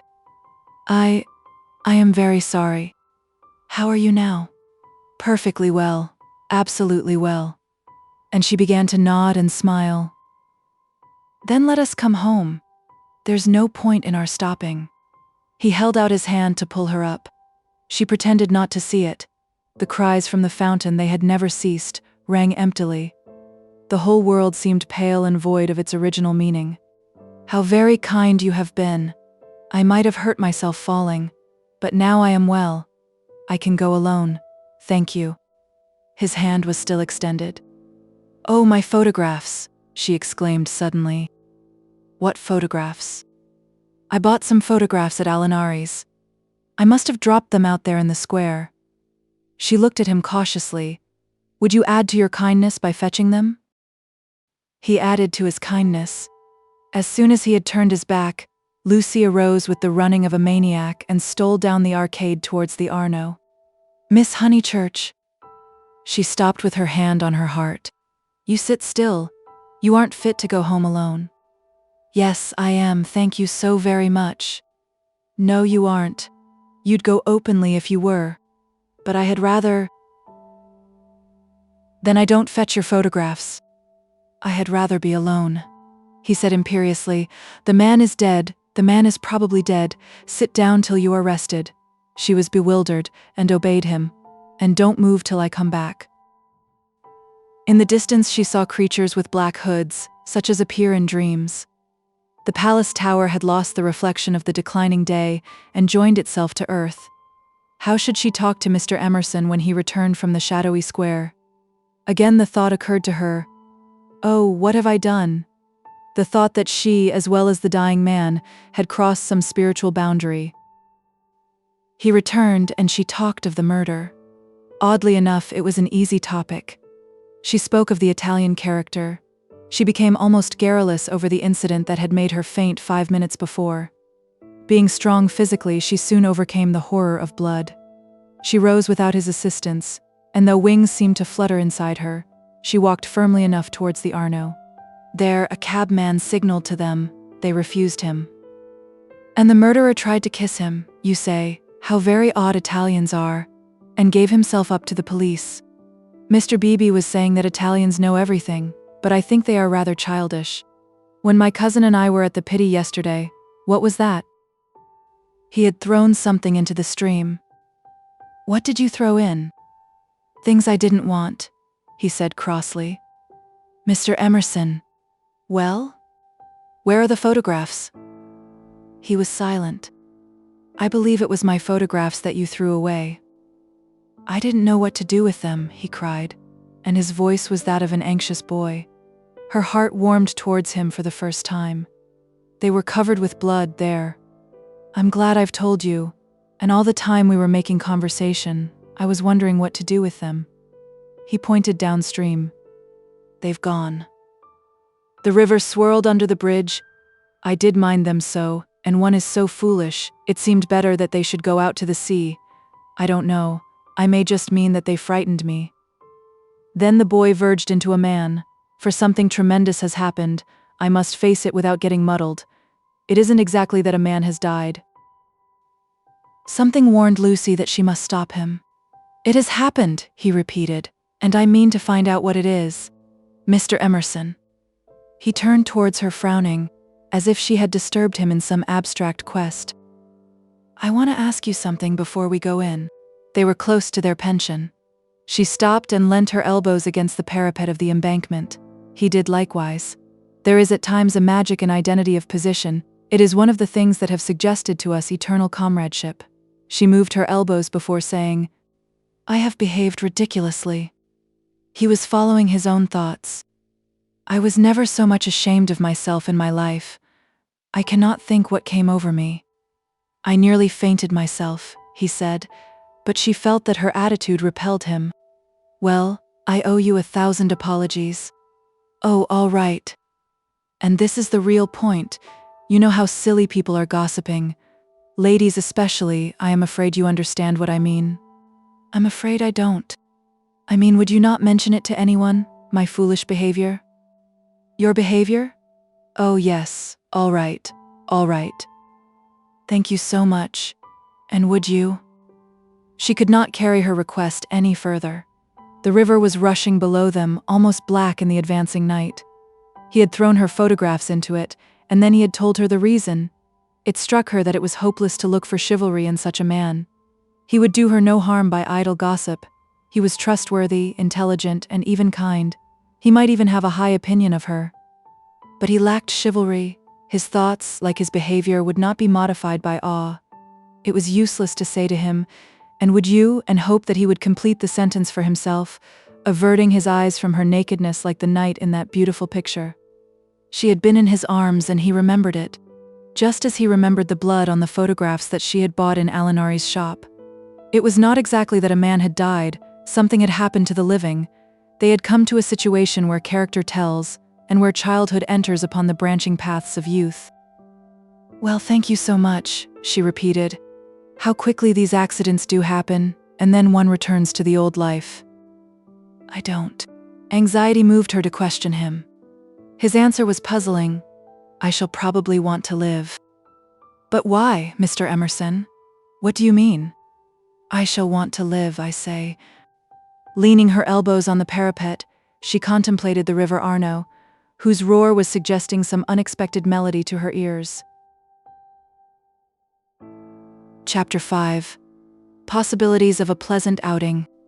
It was a family saying that you never knew which way Charlotte Bartlett would turn. She was perfectly pleasant and sensible over Lucy's adventure, found the abridged account of it quite adequate, and paid suitable tribute to the courtesy of Mr. George Emerson. She and Miss Lavish had had an adventure also. They had been stopped at the Dazio coming back, and the young officials there, who seemed impudent and désœuvrés, had tried to search their reticules for provisions. It might have been most unpleasant. Fortunately, Miss Lavish was a match for anyone. For good or for evil, Lucy was left to face her problem alone. None of her friends had seen her either in the piazza or later on by the embankment. Mr. Beebe, indeed, noticing her startled eyes at dinner time, had again passed to himself the remark of too much Beethoven. But he only supposed that she was ready for an adventure, not that she had encountered it. This solitude oppressed her. She was accustomed to have her thoughts confirmed by others or, at all events, contradicted. It was too dreadful not to know whether she was thinking right or wrong. At breakfast next morning she took decisive action. There were two plans between which she had to choose. Mr. Beebe was walking up to the Torre del Gallo with the Emersons and some American ladies. Would Miss Bartlett and Miss Honeychurch join the party? Charlotte declined for herself. She had been there in the rain the previous afternoon. But she thought it an admirable idea for Lucy, who hated shopping, changing money, fetching letters, and other irksome duties, all of which Miss Bartlett must accomplish this morning and could easily accomplish alone. "No, Charlotte," cried the girl with real warmth.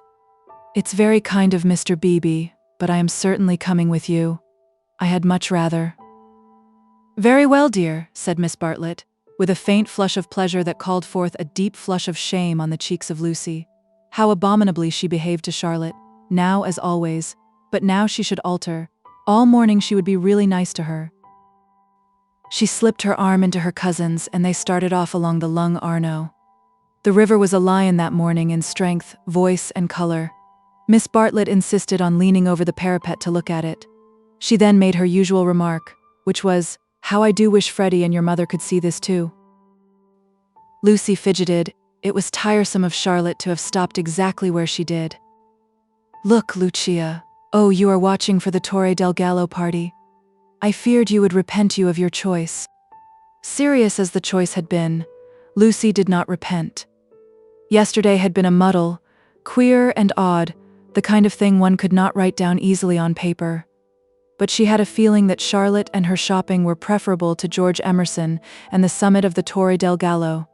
Since she could not unravel the tangle, she must take care not to re-enter it. She could protest sincerely against Miss Bartlett's insinuations. But though she had avoided the chief actor, the scenery unfortunately remained.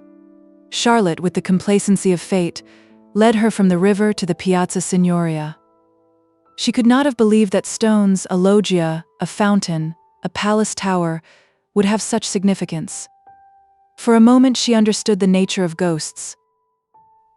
The exact site of the murder was occupied, not by a ghost, but by Miss Lavish, who had the morning newspaper in her hand. She hailed them briskly. The dreadful catastrophe of the previous day had given her an idea which she thought would work up into a book. "Oh, let me congratulate you," said Miss Bartlett. "After your despair of yesterday, what a fortunate thing." "Aha, Miss Honeychurch, come you here, I am in luck. Now you are to tell me absolutely everything that you saw from the beginning." Lucy poked at the ground with her parasol. "But perhaps you would rather not." "I'm sorry if you could manage without it. I think I would rather not." The elder ladies exchanged glances, not of disapproval. It is suitable that a girl should feel deeply. "It is I who am sorry," said Miss Lavish. "We literary hacks are shameless creatures. I believe there's no secret of the human heart into which we wouldn't pry." She marched cheerfully to the fountain and back, and did a few calculations in realism. Then she said that she had been in the piazza since 8 o'clock collecting material. A good deal of it was unsuitable, but of course one always had to adapt. The two men had quarreled over a 5-franc note. For the 5-franc note she should substitute a young lady, which would raise the tone of the tragedy, and at the same time furnish an excellent plot. "What is the heroine's name?" asked Miss Bartlett. "Leonora," said Miss Lavish. Her own name was Eleanor. "I do hope she's nice." That desideratum would not be omitted. "And what is the plot?" Love, murder, abduction, revenge was the plot. But it all came while the fountain plashed to the satyrs in the morning sun. "I hope you will excuse me for boring on like this," Miss Lavish concluded. "It is so tempting to talk to really sympathetic people. Of course, this is the barest outline. There will be a deal of local coloring, descriptions of Florence and the neighborhood, and I shall also introduce some humorous characters. And let me give you all fair warning, I intend to be unmerciful to the British tourist." "Oh, you wicked woman," cried Miss Bartlett. "I am sure you are thinking of the Emersons." Miss Lavish gave a Machiavellian smile. "I confess that in Italy my sympathies are not with my own countrymen. It is the neglected Italians who attract me, and whose lives I am going to paint so far as I can. For I repeat and I insist, and I have always held most strongly, that a tragedy such as yesterday's is not the less tragic because it happened in humble life." There was a fitting silence when Miss Lavish had concluded. Then the cousins wished success to her labors and walked slowly away across the square. "She is my idea of a really clever woman," said Miss Bartlett. "That last remark struck me as so particularly true. It should be a most pathetic novel." Lucy assented. At present her great aim was not to get put into it. Her perceptions this morning were curiously keen, and she believed that Miss Lavish had her on trial for an ingenue. "She is emancipated, but only in the very best sense of the word," continued Miss Bartlett slowly. "None but the superficial would be shocked at her. We had a long talk yesterday. She believes in justice and truth and human interest. She told me also that she has a high opinion of the destiny of woman. Mr. Eager. Why, how nice. What a pleasant surprise." Not for me," said the chaplain blandly, "for I have been watching you and Miss Honeychurch for quite a little time. We were chatting to Miss Lavish." His brow contracted. "So I saw. Were you indeed? Andate via sono occupato." The last remark was made to a vendor of panoramic photographs who was approaching with a courteous smile. "I am about to venture a suggestion. Would you and Miss Honeychurch be disposed to join me in a drive some day this week? A drive in the hills? We might go up by Fiesole and back by Settignano. There is a point on that road where we could get down and have an hour's ramble on the hillside. The view thence of Florence is most beautiful, far better than the hackneyed view of Fiesole. It is the view that Alessio Baldovinetti is fond of introducing into his pictures. That man had a decided feeling for landscape, decidedly. But who looks at it today? The world is too much for us." Miss Bartlett had not heard of Alessio Baldovinetti, but she knew that Mr. Eager was no commonplace chaplain. He was a member of the residential colony who had made Florence their home. He knew the people who never walked about with Baedekers, who had learnt to take a siesta after lunch, who took drives the pension tourists had never heard of, and saw by private influence galleries which were closed to them. Living in delicate seclusion, some in furnished flats, others in Renaissance villas on Fiesole's slope, they read, wrote, studied, and exchanged ideas, thus attaining to that intimate knowledge, or rather perception of Florence which is denied to all who carry in their pockets the coupons of Cook. Therefore an invitation from the chaplain was something to be proud of. Between the two sections of his flock he was often the only link, and it was his avowed custom to select those of his migratory sheep who seemed worthy, and give them a few hours in the pastures of the permanent. Tea at a Renaissance villa? Nothing had been said about it yet. But if it did come to that, how Lucy would enjoy it. A few days ago, and Lucy would have felt the same, but the joys of life were grouping themselves anew. A drive in the hills with Mr. Eager and Miss Bartlett, even if culminating in a residential tea party, was no longer the greatest of them. She echoed the raptures of Charlotte somewhat faintly. Only when she heard that Mr. Beebe was also coming did her thanks become more sincere. "So we shall be a party carré," said the chaplain. "In these days of toil and tumult one has great needs of the country and its message of purity. Andate via, andate presto, presto. The town. Beautiful as it is the town." They assented.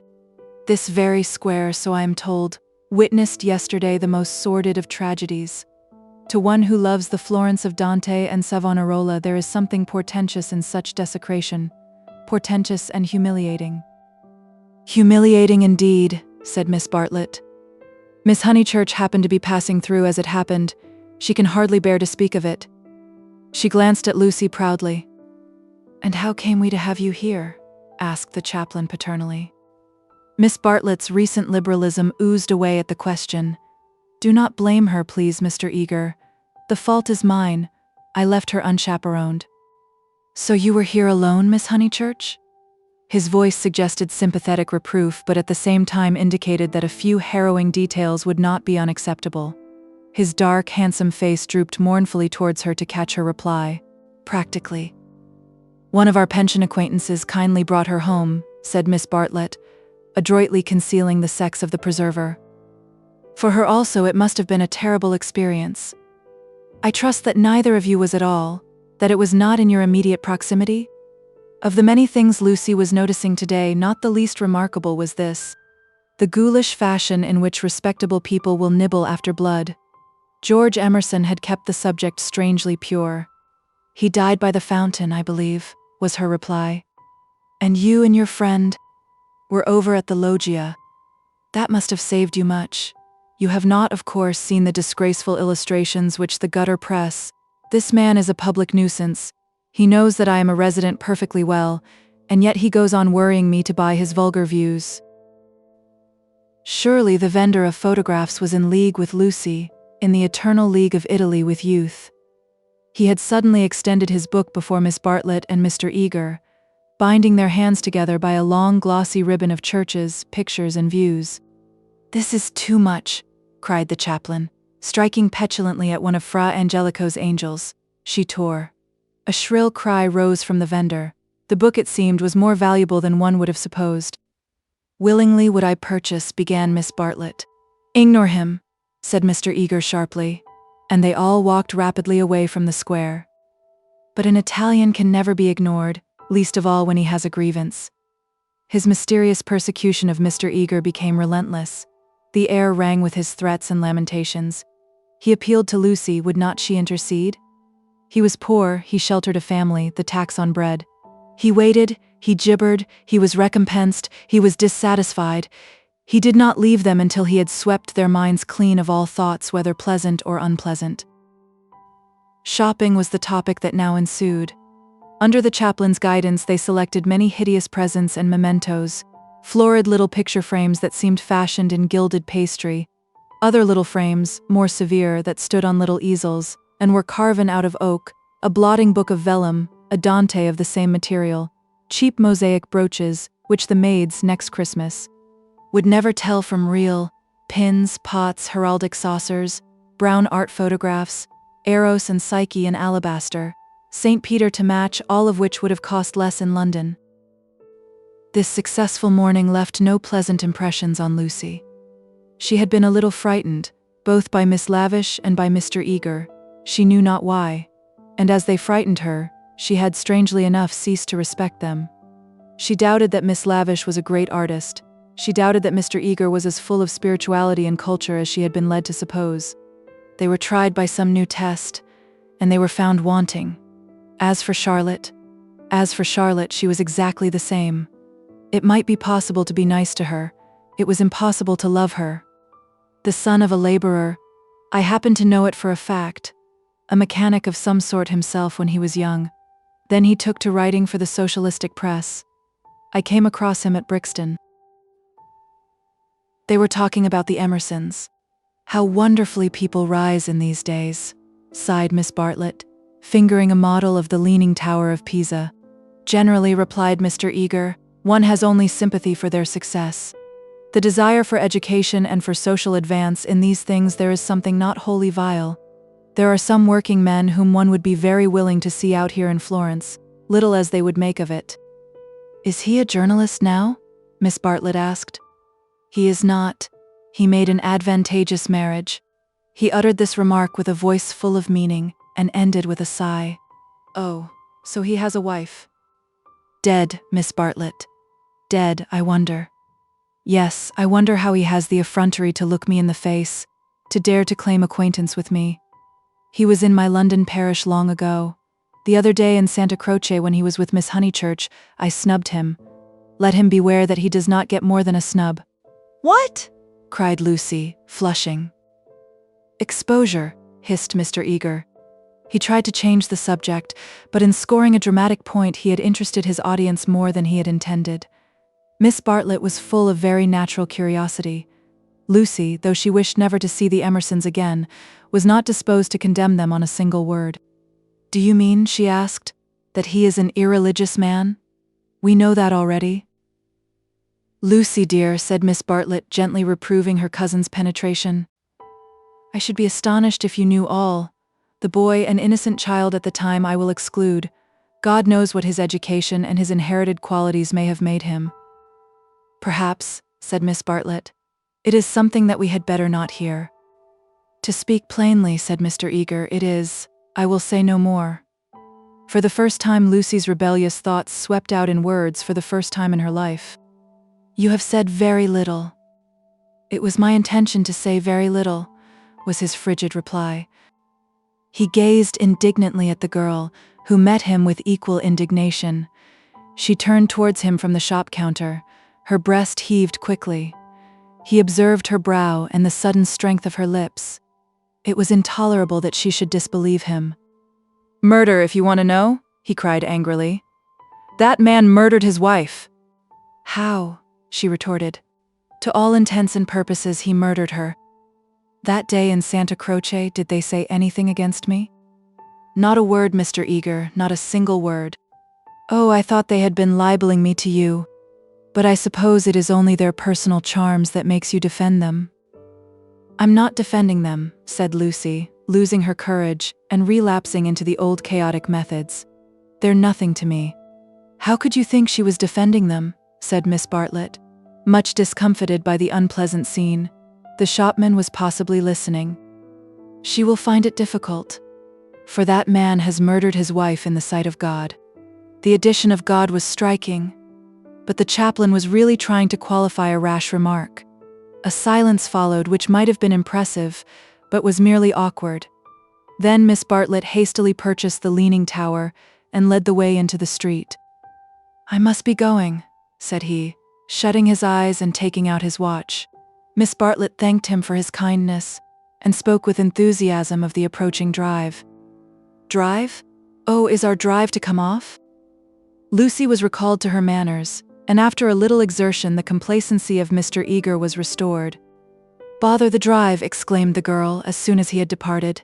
"It is just the drive we had arranged with Mr. Beebe without any fuss at all. Why should he invite us in that absurd manner? We might as well invite him. We are each paying for ourselves." Miss Bartlett, who had intended to lament over the Emersons, was launched by this remark into unexpected thoughts. "If that is so, dear, if the drive we and Mr. Beebe are going with Mr. Eager is really the same as the one we are going with Mr. Beebe, then I foresee a sad kettle of fish." "How?" "Because Mr. Beebe has asked Eleanor Lavish to come too. That will mean another carriage. Far worse. Mr. Eager does not like Eleanor. She knows it herself. The truth must be told. She is too unconventional for him." They were now in the newspaper room at the English Bank. Lucy stood by the central table, heedless of Punch and the Graphic, trying to answer, or at all events to formulate the questions rioting in her brain.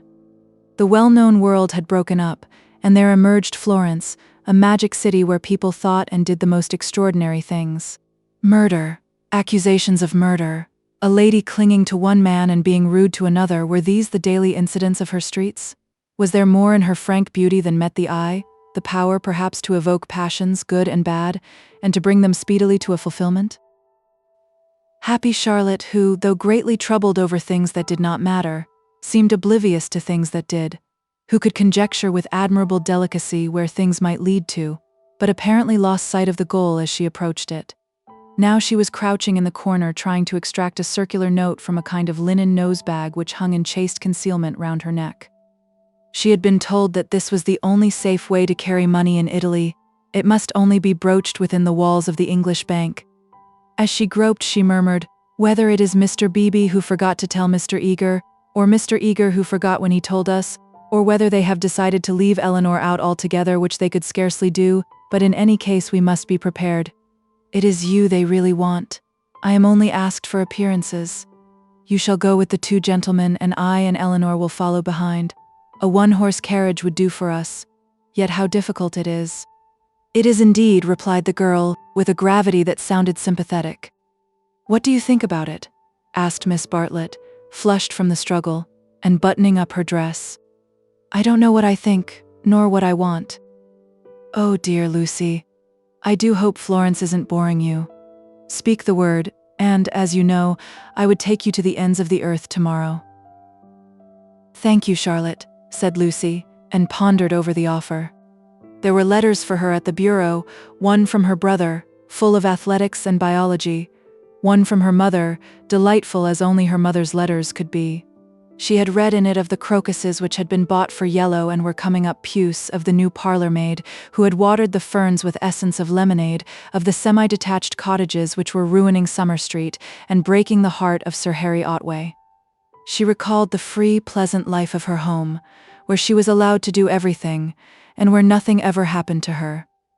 The road up through the pine woods, the clean drawing room, the view over the Sussex Weald all hung before her bright and distinct, but pathetic as the pictures in a gallery to which, after much experience, a traveler returns. "And the news?" asked Miss Bartlett. "Mrs. Vyse and her son have gone to Rome," said Lucy, giving the news that interested her least. "Do you know the Vyses?" "Oh, not that way back. We can never have too much of the dear Piazza Signoria. They're nice people, the Vyses. So clever. My idea of what's really clever. Don't you long to be in Rome?" "I die for it. The Piazza Signoria is too stony to be brilliant. It has no grass, no flowers, no frescoes, no glittering walls of marble or comforting patches of ruddy brick. By an odd chance, unless we believe in a presiding genius of places, the statues that relieve its severity suggest not the innocence of childhood, nor the glorious bewilderment of youth, but the conscious achievements of maturity. Perseus and Judith, Hercules and Thusnelda. They have done or suffered something, and though they are immortal, immortality has come to them after experience, not before. Here, not only in the solitude of nature, might a hero meet a goddess, or a heroine a god." "Charlotte," cried the girl suddenly, "here's an idea. What if we popped off to Rome tomorrow, straight to the Vyse's hotel? For I do know what I want. I'm sick of Florence. No, you said you'd go to the ends of the earth. Do. Miss Bartlett, with equal vivacity, replied, "Oh, you droll person. Pray, what would become of your drive in the hills?" They passed together through the gaunt beauty of the square, laughing over the unpractical suggestion. Chapter 6. The Reverend Arthur Beebe, the Reverend Cuthbert Eager, Mr. Emerson, Mr. George Emerson, Miss Eleanor Lavish, Miss Charlotte Bartlett, and Miss Lucy Honeychurch drive out in carriages to see a view. Italians drive them. It was VIII who drove them to Vyse that memorable day, a youth all irresponsibility and fire, recklessly urging his master's horses up the stony hill. Mr. Beebe recognized him at once. Neither the ages of faith nor the age of doubt had touched him. He was VIII in Tuscany driving a cab. And it was Persephone whom he asked leave to pick up on the way, saying that she was his sister, Persephone, tall and slender and pale, returning with the spring to her mother's cottage, and still shading her eyes from the unaccustomed light. To her Mr. Eager objected, saying that here was the thin edge of the wedge, and one must guard against imposition. But the ladies interceded, and when it had been made clear that it was a very great favor, the goddess was allowed to mount beside the god.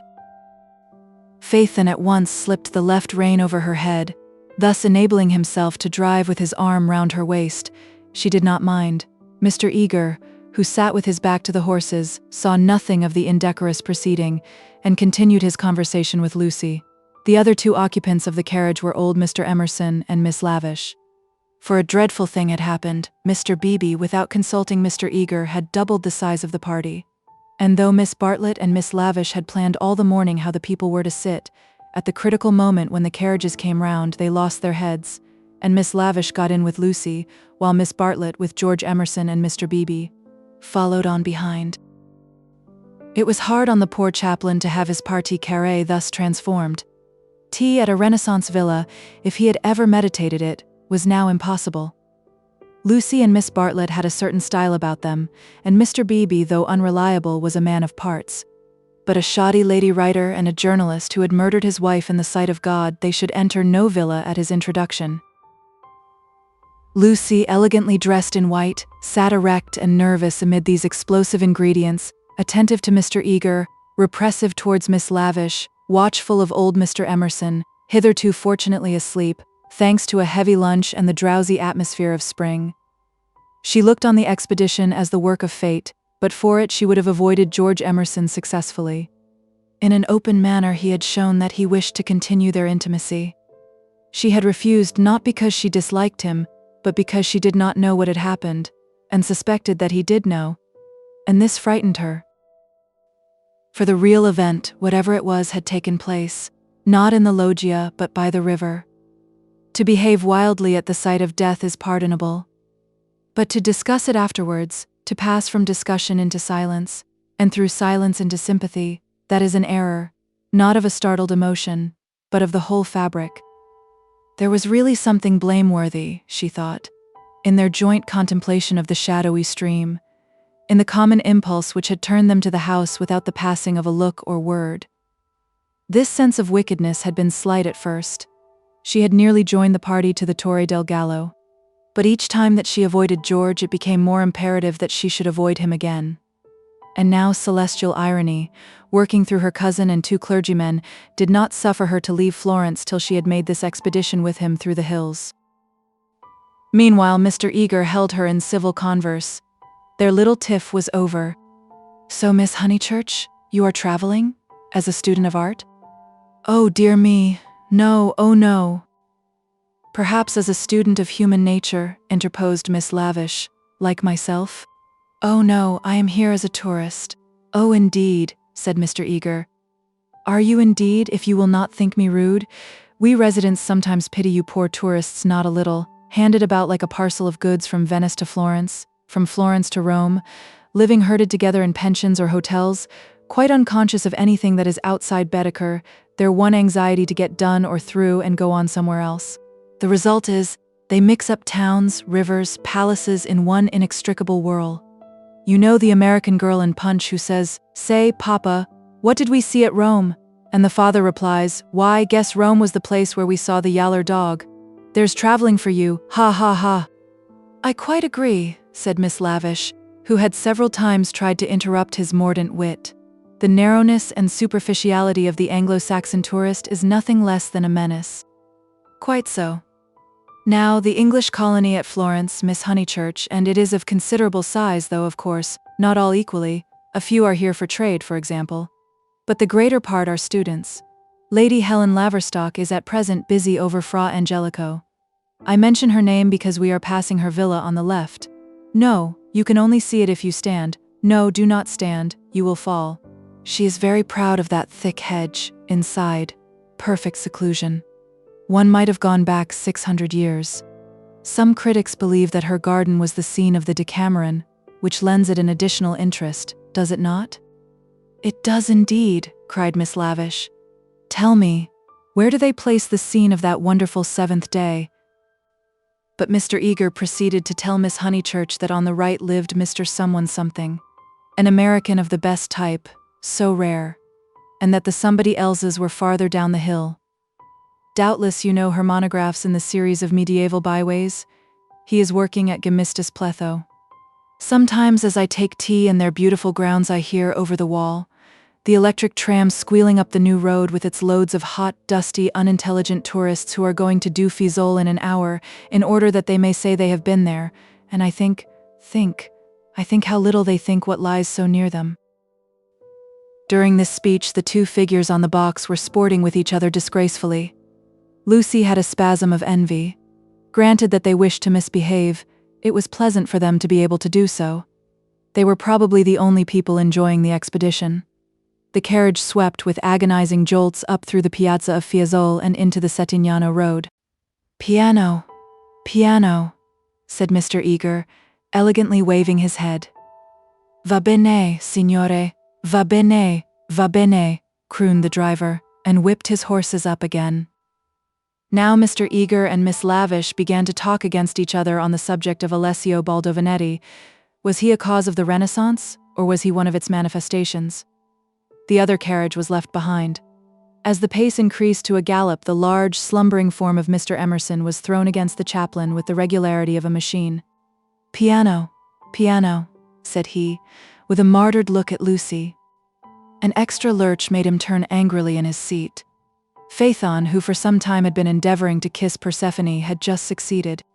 A little scene ensued which, as Miss Bartlett said afterwards, was most unpleasant. The horses were stopped, the lovers were ordered to disentangle themselves, the boy was to lose his pourboire, the girl was immediately to get down.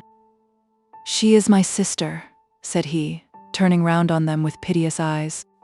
Mr. Eager took the trouble to tell him that he was a liar. Phaethon hung down his head, not at the matter of the accusation, but at its manner. At this point Mr. Emerson, whom the shock of stopping had awoke, declared that the lovers must on no account be separated, and patted them on the back to signify his approval, and Miss Lavish, though unwilling to ally him, felt bound to support the cause of bohemianism. "Most certainly I would let them be," she cried. "But I dare say I shall receive scant support. I have always flown in the face of the conventions all my life. This is what I call an adventure." "We must not submit," said Mr. Eager. "I knew he was trying it on. He is treating us as if we were a party of Cook's tourists." "Surely no," said Miss Lavish, her ardor visibly decreasing. The other carriage had drawn up behind, and sensible Mr. Beebe called out that after this warning the couple would be sure to behave themselves properly. "Leave them alone," Mr. Emerson begged the chaplain, of whom he stood in no awe. "Do we find happiness so often that we should turn it off the box when it happens to sit there? To be driven by lovers, a king might envy us, and if we part them it's more like sacrilege than anything I know." Here the voice of Miss Bartlett was heard saying that a crowd had begun to collect. Mr. Eager, who suffered from an overfluent tongue rather than a resolute will, was determined to make himself heard. He addressed the driver again. Italian in the mouth of Italians is a deep-voiced stream, with unexpected cataracts and boulders to preserve it from monotony. In Mr. Eager's mouth it resembled nothing so much as an acid-whistling fountain which played ever higher and higher, and quicker, and more shrilly till abruptly it was turned off with a click. "Signorina?" said the man to Lucy when the display had ceased. Why should he appeal to Lucy? "Signorina?" echoed Persephone in her glorious contralto. She pointed at the other carriage. "Why?" For a moment the two girls looked at each other. Then Persephone got down from the box. "Victory at last," said Mr. Eager, smiting his hands together as the carriages started again. "It is not victory," said Mr. Emerson. "It is defeat. You have parted two people who were happy." Mr. Eager shut his eyes. He was obliged to sit next to Mr. Emerson, but he would not speak to him. The old man was refreshed by sleep, and took up the matter warmly. He commanded Lucy to agree with him.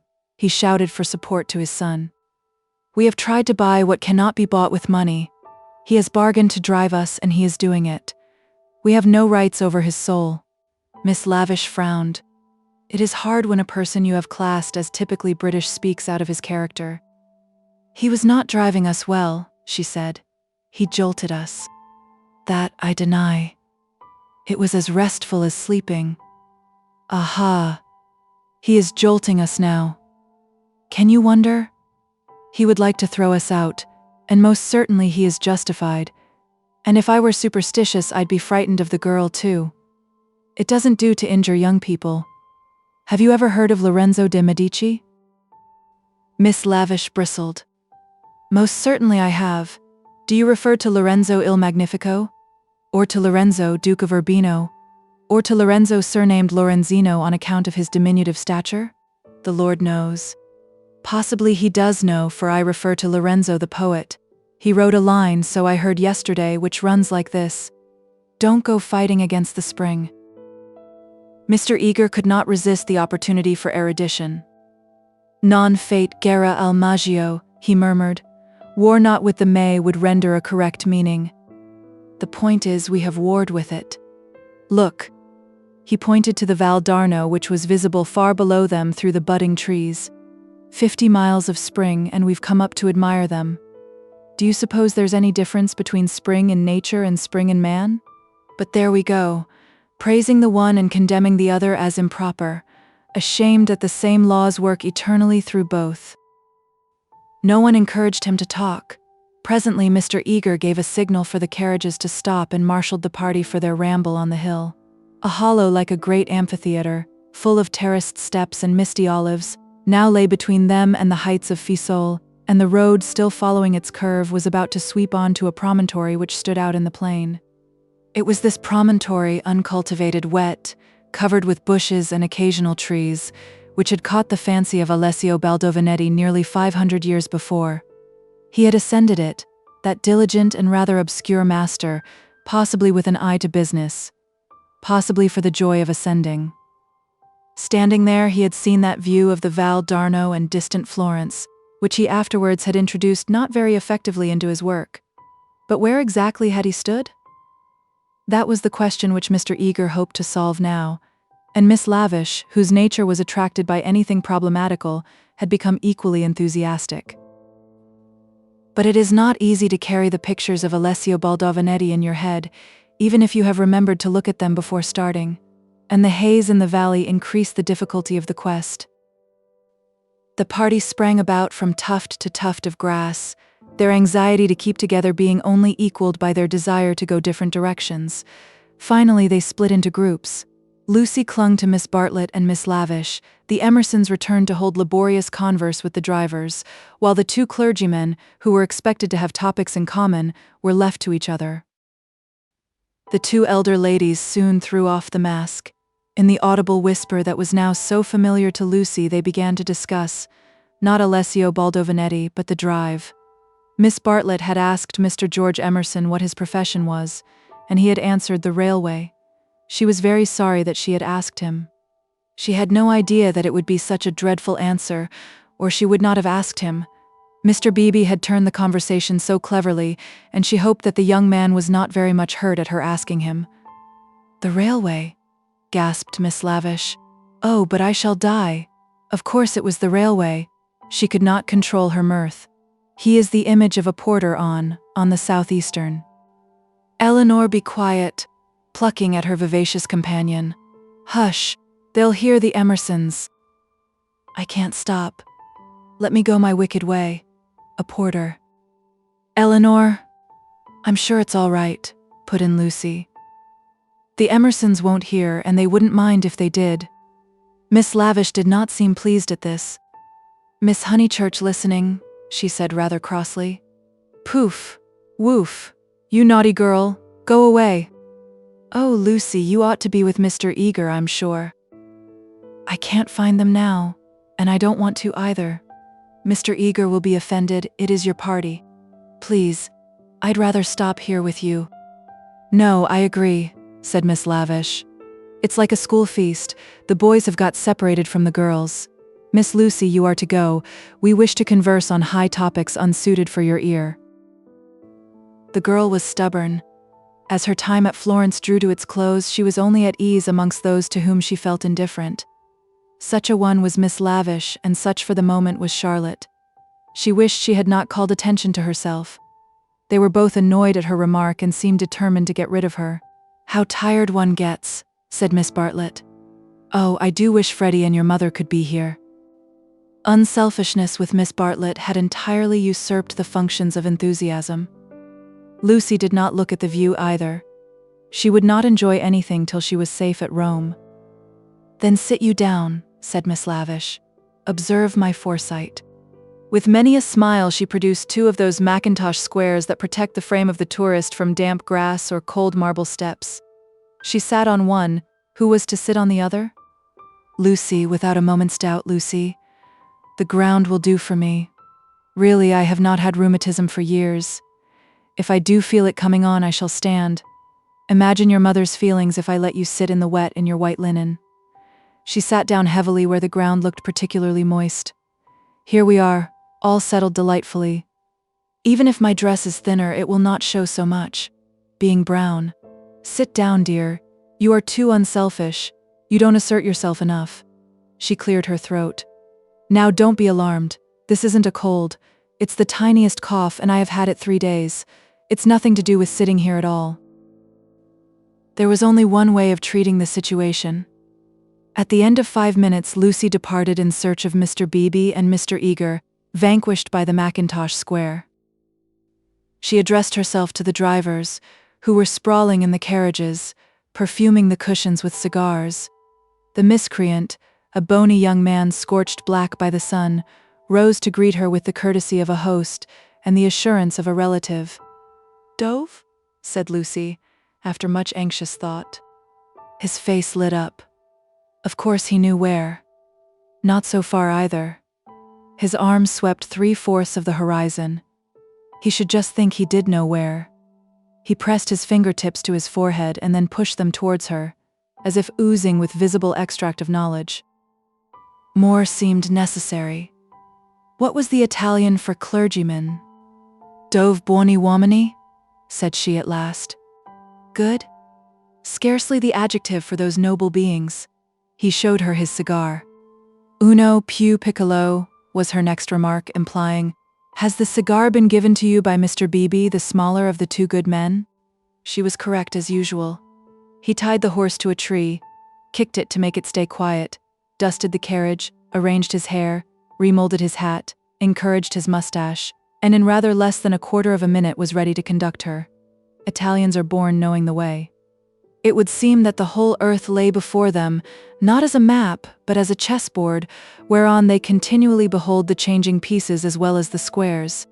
Anyone can find places, but the finding of people is a gift from God. He only stopped once to pick her some great blue violets. She thanked him with real pleasure. In the company of this common man, the world was beautiful and direct. For the first time she felt the influence of spring. His arms swept the horizon gracefully. Violets, like other things, existed in great profusion there. Would she like to see them? "Ma buoni uomini," he bowed. "Certainly. Good men first, violets afterwards." They proceeded briskly through the undergrowth, which became thicker and thicker. They were nearing the edge of the promontory, and the view was stealing round them, but the brown network of the bushes shattered it into countless pieces. He was occupied in his cigar and in holding back the pliant boughs. She was rejoicing in her escape from dullness. Not a step, not a twig, was unimportant to her. "What is that?" There was a voice in the wood, in the distance behind them. The voice of Mr. Eager? He shrugged his shoulders. An Italian's ignorance is sometimes more remarkable than his knowledge. She could not make him understand that perhaps they had missed the clergyman. The view was forming at last. She could discern the river, the golden plain, other hills. "Eccolo!" he exclaimed. At the same moment the ground gave way, and with a cry she fell out of the wood. Light and beauty enveloped her. She had fallen on to a little open terrace, which was covered with violets from end to end. "Courage!" cried her companion, now standing some 6 feet above. "Courage and love!" She did not answer. From her feet the ground sloped sharply into view, and violets ran down in rivulets and streams and cataracts, irrigating the hillside with blue, eddying round the tree stems, collecting into pools in the hollows, covering the grass with spots of azure foam. But never again were they in such profusion. This terrace was the wellhead, the primal source whence beauty gushed out to water the earth. Standing at its brink like a swimmer who prepares was the good man. But he was not the good man that she had expected, and he was alone. George had turned at the sound of her arrival. For a moment he contemplated her, as one who had fallen out of heaven. He saw radiant joy in her face. He saw the flowers beat against her dress in blue waves. The bushes above them closed. He stepped quickly forward and kissed her. Before she could speak, almost before she could feel, a voice called, "Lucy, Lucy, Lucy." The silence of life had been broken by Miss Bartlett, who stood brown against the view. Chapter 7. They return. Some complicated game had been playing up and down the hillside all the afternoon. What it was and exactly how the players had sided, Lucy was slow to discover. Mr. Eager had met them with a questioning eye. Charlotte had repulsed him with much small talk. Mr. Emerson, seeking his son, was told whereabouts to find him. Mr. Beebe, who wore the heated aspect of a neutral, was bidden to collect the factions for the return home. There was a general sense of groping and bewilderment. Pan had been amongst them, not the great god Pan, who has been buried these 2,000 years, but the little god Pan, who presides over social contretemps and unsuccessful picnics. Mr. Beebe had lost everyone, and had consumed in solitude the tea basket which he had brought up as a pleasant surprise. Miss Lavish had lost Miss Bartlett. Lucy had lost Mr. Eager. Mr. Emerson had lost George. Miss Bartlett had lost a Mackintosh square. Phaethon had lost the game. That last fact was undeniable. He climbed onto the box shivering, with his collar up, prophesying the swift approach of bad weather. "Let us go immediately," he told them. "The signorina will walk." "All the way?" "He will be ours," said Mr. Beebe. Apparently, I told him it was unwise. He would look no one in the face. Perhaps defeat was particularly mortifying for him. He alone had played skillfully. using the whole of his instinct, while the others had used scraps of their intelligence. He alone had divined what things were, and what he wished them to be. He alone had interpreted the message that Lucy had received 5 days before from the lips of a dying man. Persephone, who spends half her life in the grave, she could interpret it also. Not so these English. They gain knowledge slowly, and perhaps too late. The thoughts of a cab driver, however, just seldom affect the lives of his employers. He was the most competent of Miss Bartlett's opponents, but infinitely the least dangerous. Once back in the town, he and his insight and his knowledge would trouble English ladies no more. Of course, it was most unpleasant. She had seen his black head in the bushes. He might make a tavern story out of it. But after all, what have we to do with taverns? Real menace belongs to the drawing room. It was of drawing room people that Miss Bartlett thought as she journeyed downwards towards the fading sun. Lucy sat beside her. Mr. Eager sat opposite, trying to catch her eye. He was vaguely suspicious. They spoke of Alessio Baldovinetti. Rain and darkness came on together. The two ladies huddled together under an inadequate parasol. There was a lightning flash, and Miss Lavish, who was nervous, screamed from the carriage in front. At the next flash, Lucy screamed also. Mr. Eager addressed her professionally. "Courage, Miss Honeychurch, courage and faith. If I might say so, there is something almost blasphemous in this horror of the elements. Are we seriously to suppose that all these clouds, all this immense electrical display, is simply called into existence to extinguish you or me? No, of course. Even from the scientific standpoint, the chances against our being struck are enormous. The steel knives, the only articles which might attract the current, are in the other carriage, and, in any case, we are infinitely safer than if we were walking. Courage, courage, and faith." Under the rug, Lucy felt the kindly pressure of her cousin's hand. At times our need for a sympathetic gesture is so great that we care not what exactly it signifies or how much we may have to pay for it afterwards. Miss Bartlett, by this timely exercise of her muscles, gained more than she would have got in hours of preaching or cross-examination.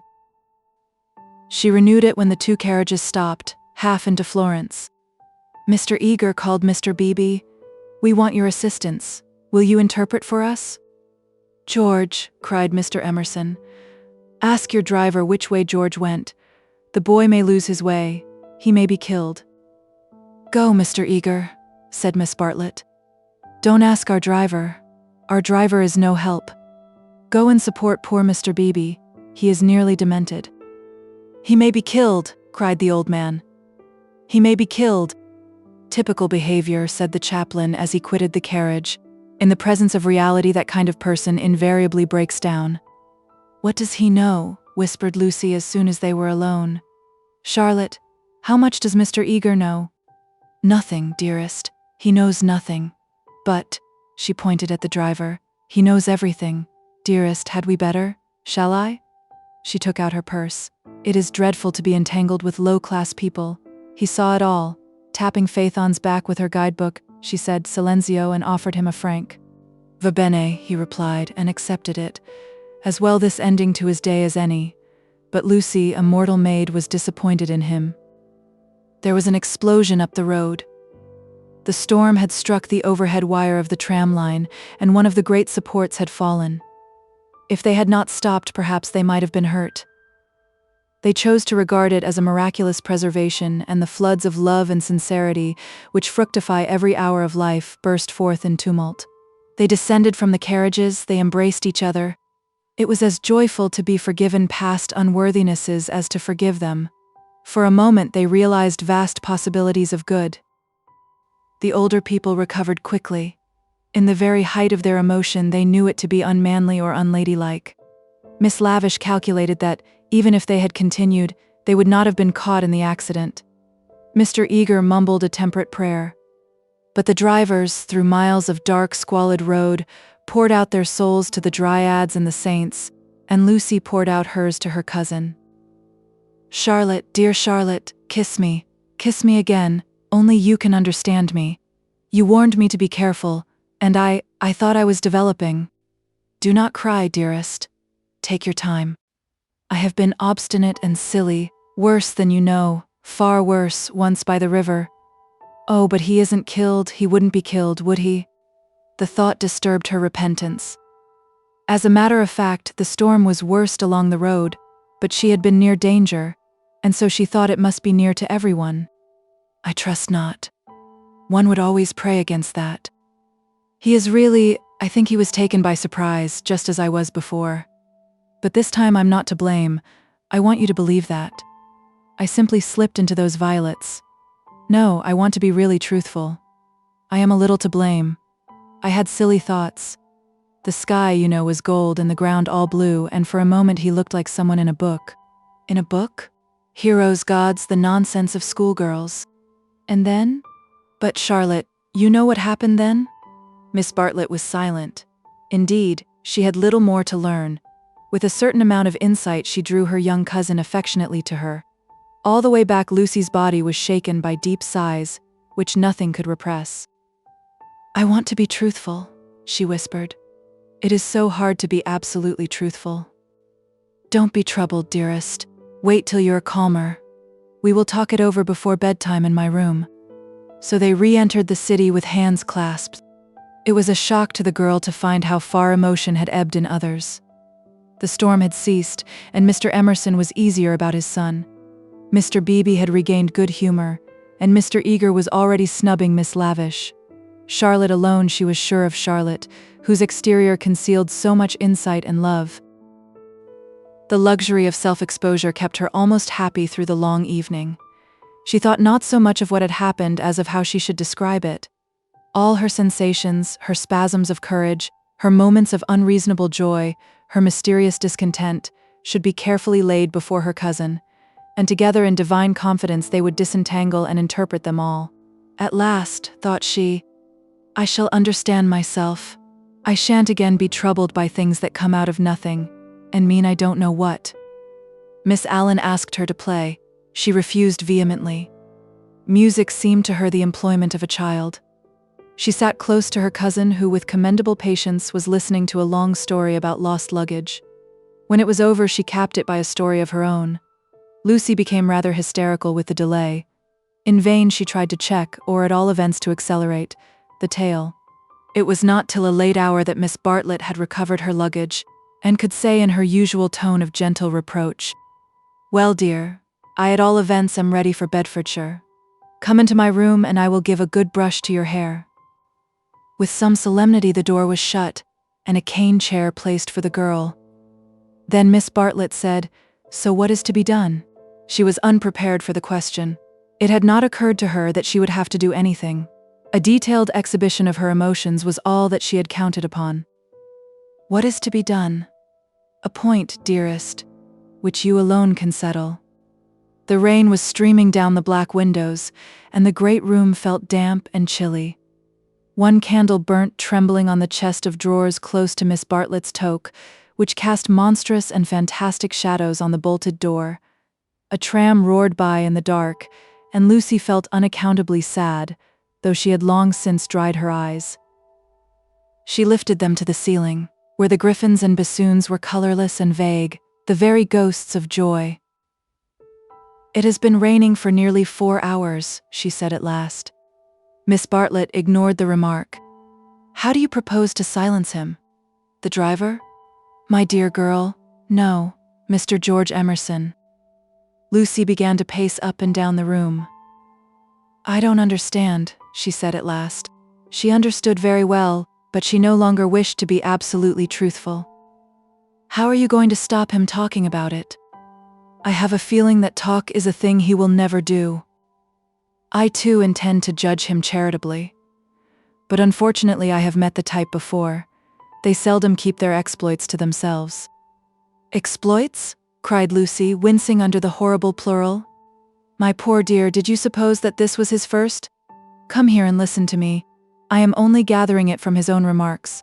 Do you remember that day at lunch when he argued with Miss Allen that liking one person is an extra reason for liking another? Yes, said Lucy, whom at the time the argument had pleased. Well, I am no prude. There is no need to call him a wicked young man, but obviously he is thoroughly unrefined. Let us put it down to his deplorable antecedents in education, if you wish. But we are no farther on with our question. What do you propose to do? An idea rushed across Lucy's brain, which, had she thought of it sooner and made it part of her, might have proved victorious. "I propose to speak to him," said she. Miss Bartlett uttered a cry of genuine alarm. "You see, Charlotte? Your kindness, I shall never forget it. But as you said, it is my affair, mine and his. And you are going to implore him, to beg him to keep silence? Certainly not. There would be no difficulty. Whatever you ask him, he answers, yes or no. Then it is over. I have been frightened of him, but now I am not one little bit. But we fear him for you, dear. You are so young and inexperienced, you have lived among such nice people, that you cannot realize what men can be, how they can take a brutal pleasure in insulting a woman whom her sex does not protect and rally round. This afternoon, for example, if I had not arrived, what would have happened?" "I can't think," said Lucy gravely. Something in her voice made Miss Bartlett repeat her question, intoning it more vigorously. "What would have happened if I hadn't arrived?" "I can't think," said Lucy again. "When he insulted you, how would you have replied?" "I hadn't time to think. You came." "Yes, but won't you tell me now what you would have done?" "I should have." She checked herself and broke the sentence off. She went up to the dripping window and strained her eyes into the darkness. She could not think what she would have done. "Come away from the window, dear," said Miss Bartlett. "You will be seen from the road." Lucy obeyed. She was in her cousin's power. She could not modulate out the key of self-abasement in which she had started. Neither of them referred again to her suggestion that she should speak to George and settle the matter, whatever it was, with him. Miss Bartlett became plaintive. "Oh, for a real man. We are only two women, you and I. Mr. Beebe is hopeless. There is Mr. Eager, but you do not trust him. Oh, for your brother. He is young, but I know that his sister's insult would rouse in him a very lion. Thank God, chivalry is not yet dead. There are still left some men who can reverence woman." As she spoke, she pulled off her rings, of which she wore several, and ranged them upon the pincushion. Then she blew into her gloves and said, "It will be a push to catch the morning train, but we must try." "What train?" "The train to Rome." She looked at her gloves critically. The girl received the announcement as easily as it had been given. "When does the train to Rome go?" "At 8. Signora Bertolini would be upset." "We must face that," said Miss Bartlett, not liking to say that she had given notice already. "She will make us pay for a whole week's pension." "I expect she will.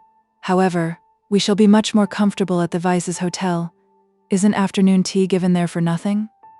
"Yes, but they pay extra for wine." After this remark, she remained motionless and silent. To her tired eyes, Charlotte throbbed and swelled like a ghostly figure in a dream. They began to sort their clothes for packing, for there was no time to lose if they were to catch the train to Rome. Lucy, when admonished, began to move to and fro between the rooms, more conscious of the discomforts of packing by candlelight than of a subtler ill. Charlotte, who was practical without ability, knelt by the side of an empty trunk, vainly endeavoring to pave it with books of varying thickness and size. She gave 2 or 3 sighs, for the stooping posture hurt her back, and for all her diplomacy, she felt that she was growing old. The girl heard her as she entered the room and was seized with one of those emotional impulses to which she could never attribute a cause. She only felt that the candle would burn better, the packing go easier, the world be happier, if she could give and receive some human love. The impulse had come before today, but never so strongly. She knelt down by her cousin's side and took her in her arms. Miss Bartlett returned the embrace with tenderness and warmth. But she was not a stupid woman, and she knew perfectly well that Lucy did not love her, but needed her to love. For it was in ominous tones that she said, after a long pause, "Dearest Lucy, how will you ever forgive me?" Lucy was on her guard at once, knowing by bitter experience what forgiving Miss Bartlett meant. Her emotion relaxed, she modified her embrace a little, and she said, "Charlotte dear, what do you mean? As if I have anything to forgive." "You have a great deal, and I have a very great deal to forgive myself too. I know well how much I vex you at every turn. But no. Miss Bartlett assumed her favorite role, that of the prematurely aged martyr. Ah, but yes. I feel that our tour together is hardly the success I had hoped. I might have known it would not do. You want someone younger and stronger and more in sympathy with you. I am too uninteresting and old-fashioned, only fit to pack and unpack your things. Please. My only consolation was that you found people more to your taste and were often able to leave me at home. I had my own poor ideas of what a lady ought to do, but I hope I did not inflict them on you more than was necessary. You had your own way about these rooms at all events. You mustn't say these things, said Lucy softly. She still clung to the hope that she and Charlotte loved each other, heart and soul. They continued to pack in silence. I have been a failure, said Miss Bartlett, as she struggled with the straps of Lucy's trunk instead of strapping her own. Failed to make you happy, failed in my duty to your mother. She has been so generous to me. I shall never face her again after this disaster. But Mother will understand. It is not your fault, this trouble. And it isn't a disaster either. It is my fault. It is a disaster. She will never forgive me, and rightly. For instance, what right had I to make friends with Miss Lavish? Every right. When I was here for your sake, if I have vexed you, it is equally true that I have neglected you. Your mother will see this as clearly as I do, when you tell her. Lucy, from a cowardly wish to improve the situation, said, Why need Mother hear of it? But you tell her everything? I suppose I do generally. I dare not break your confidence. There is something sacred in it, unless you feel that it is a thing you could not tell her. The girl would not be degraded to this. Naturally, I should have told her. But in case she should blame you in any way, I promise I will not. I am very willing not to. I will never speak of it either to her or to anyone. Her promise brought the long-drawn interview to a sudden close. Miss Bartlett pecked her smartly on both cheeks, wished her good night, and sent her to her own room. For a moment the original trouble was in the background. George would seem to have behaved like a cad throughout. Perhaps that was the view which one would take eventually. At present she neither acquitted nor condemned him. She did not pass judgment. At the moment when she was about to judge him, her cousin's voice had intervened, and, ever since, it was Miss Bartlett who had dominated. Miss Bartlett who, even now, could be heard sighing into a crack in the partition wall. Miss Bartlett, who had really been neither pliable nor humble nor inconsistent.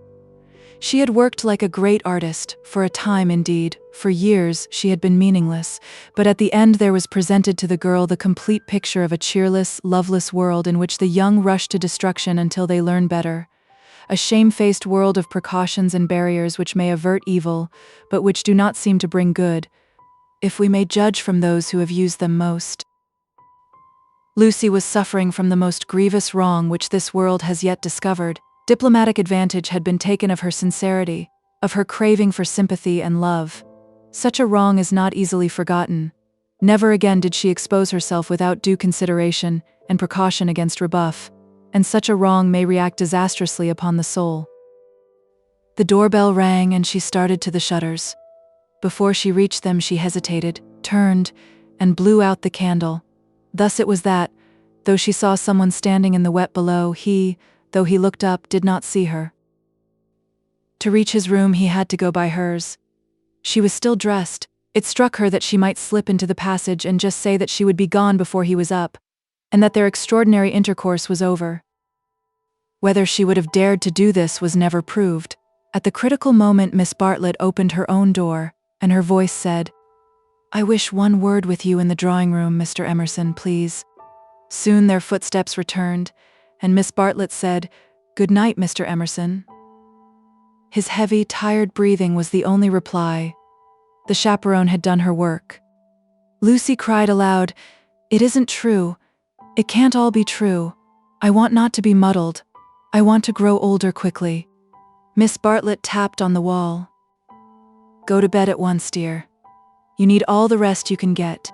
In the morning they left for Rome. Part 2. Chapter 8. Medieval. The drawing-room curtains at Windy Corner had been pulled to meet. for the carpet was new and deserved protection from the August sun. They were heavy curtains, reaching almost to the ground, and the light that filtered through them was subdued and varied. A poet, none was present, might have quoted, "Life like a dome of many-colored glass," or might have compared the curtains to sluice gates, lowered against the intolerable tides of heaven. Without was poured a sea of radiance. Within, the glory, though visible, was tempered to the capacities of man. Two pleasant people sat in the room. One, a boy of 19, was studying a small manual of anatomy and peering occasionally at a bone which lay upon the piano. From time to time he bounced in his chair and puffed and groaned, for the day was hot and the print small, and the human frame fearfully made, and his mother, who was writing a letter, did continually read out to him what she had written. And continually did she rise from her seat and part the curtains so that a rivulet of light fell across the carpet, and make the remark that they were still there. "Where aren't they?" said the boy, who was Freddy, Lucy's brother. "I tell you I'm getting fairly sick." "For goodness sake, go out of my drawing room, then," cried Mrs. Honeychurch, who hoped to cure her children of slang by taking it literally. Freddy did not move or reply. "I think things are coming to a head," she observed, rather wanting her son's opinion on the situation if she could obtain it without undue supplication. Time they did. "I am glad that Cecil is asking her this once more. It's his third go, isn't it? Freddy, I do call the way you talk unkind." "I didn't mean to be unkind," then he added, "but I do think Lucy might have got this off her chest in Italy. I don't know how girls manage things, but she can't have said no properly before, or she wouldn't have to say it again now. Over the whole thing I can't explain. I do feel so uncomfortable." "Do you indeed, dear? How interesting. I feel, never mind." He returned to his work. "Just listen to what I have written to Mrs. Vyse," I said. "Dear Mrs. Vyse." "Yes, mother, you told me. A jolly good letter." I said, "Dear Mrs. Vyse, Cecil has just asked my permission about it, and I should be delighted if Lucy wishes it. But," she stopped reading. "I was rather amused at Cecil asking my permission at all. He has always gone in for unconventionality, and parents nowhere, and so forth. When it comes to the point, he can't get on without me. Nor me." "You?" Freddy nodded. "What do you mean?" "He asked me for my permission also." She exclaimed, "How very odd of him." "Why so?" asked the son and heir. "Why shouldn't my permission be asked? What do you know about Lucy or girls or anything? Whatever did you say?" "I said to Cecil, take her or leave her. It's no business of mine." What a helpful answer. But her own answer, though more normal in its wording, had been to the same effect. "The bother is this," began Freddy. Then he took up his work again, too shy to say what the bother was. Mrs. Honeychurch went back to the window. "Freddy, you must come. There they still are." "I don't see you ought to go peeping like that." "Peeping like that? Can't I look out of my own window?" But she returned to the writing table, observing as she passed her son, "Still page 322? Freddy snorted and turned over 2 leaves. For a brief space they were silent. Close by, beyond the curtains, the gentle murmur of a long conversation had never ceased. "The bother is this. I have put my foot in it with Cecil most awfully." He gave a nervous gulp. "Not content with permission, which I did give, that is to say, I said I don't mind. Well, not content with that, he wanted to know whether I wasn't off my head with joy. He practically put it like this: wasn't it a splendid thing for Lucy and for Windy Corner generally if he married her? And he would have an answer. He said it would strengthen his hand." "I hope you gave a careful answer, dear." "I answered no," said the boy, grinding his teeth. "There, fly into a stew. I can't help it, had to say it. I had to say no. He ought never to have asked me." "Ridiculous child," cried his mother. "You think you're so holy and truthful, but really it's only abominable conceit. Do you suppose that a man like Cecil would take the slightest notice of anything you say? I hope he boxed your ears. How dare you say no?" "Oh, do keep quiet, mother. I had to say no when I couldn't say yes. I tried to laugh as if I didn't mean what I said, and, as Cecil laughed too and went away, It may be all right, but I feel my foot's in it. Oh, do keep quiet, though, and let a man do some work." "No," said Mrs. Honeychurch, with the air of one who has considered the subject. "I shall not keep quiet. You know all that has passed between them in Rome. You know why he is down here, and yet you deliberately insult him and try to turn him out of my house." "Not a bit," he pleaded. "I only let out I didn't like him. I don't hate him, but I don't like him. What I mind is that he'll tell Lucy." He glanced at the curtains dismally. "Well, I like him," said Mrs. Honeychurch. "I know his mother. He's good, he's clever, he's rich, he's well-connected. Oh, you needn't kick the piano. He's well-connected. I'll say it again if you like. He's well-connected." She paused, as if rehearsing her eulogy, but her face remained dissatisfied. She added, "And he has beautiful manners." "I liked him till just now. I suppose it's having him spoiling Lucy's first week at home, and it's also something that Mr. Beebe said, not knowing." "Mr. Beebe?" said his mother, trying to conceal her interest. "I don't see how Mr. Beebe comes in." "You know Mr. Beebe's funny way, when you never quite know what he means? He said Mr. Vyse is an ideal bachelor. I was very cute. I asked him what he meant. He said, oh, he's like me, better detached. I couldn't make him say any more, but it set me thinking. Since Cecil has come after Lucy, he hasn't been so pleasant, at least I can't explain." "You never can, dear. But I can. You are jealous of Cecil because he may stop Lucy knitting you silk ties." The explanation seemed plausible, and Freddy tried to accept it. But at the back of his brain there lurked a dim mistrust. Cecil praised one too much for being athletic. Was that it? Cecil made one talk in one's own way. This tired one, was that it? And Cecil was the kind of fellow who would never wear another fellow's cap. Unaware of his own profundity, Freddy checked himself. He must be jealous, or he would not dislike a man for such foolish reasons. "Will this do?" called his mother. "Dear Mrs. Vyse, Cecil has just asked my permission about it, and I should be delighted if Lucy wishes it." Then I put in at the top, "and I have told Lucy so. I must write the letter out again, and I have told Lucy so. But Lucy seems very uncertain, and in these days young people must decide for themselves. I said that because I didn't want Mrs. Vyse to think us old-fashioned. She goes in for lectures and improving her mind, and all the time a thick layer of flue under the beds, and the maid's dirty thumb marks where you turn on the electric light. She keeps that flat abominably. Suppose Lucy marries Cecil, would she live in a flat, or in the country?" "Don't interrupt so foolishly, where was I? Oh yes, young people must decide for themselves. I know that Lucy likes your son because she tells me everything, and she wrote to me from Rome when he asked her first. No, I'll cross that last bit out, it looks patronizing. I'll stop at because she tells me everything, or shall I cross that out too?" "Cross it out too," said Freddy. Mrs. Honeychurch left it in. Then the whole thing runs, "Dear Mrs. Vyse, Cecil has just asked my permission about it, and I should be delighted if Lucy wishes it, and I have told Lucy so. But Lucy seems very uncertain, and in these days young people must decide for themselves. I know that Lucy likes your son because she tells me everything, but I do not know." "Look out!" cried Freddy. The curtains parted. Cecil's first movement was one of irritation. He couldn't bear the Honeychurch habit of sitting in the dark to save the furniture. Instinctively, he gave the curtains a twitch and sent them swinging down their poles. Light entered.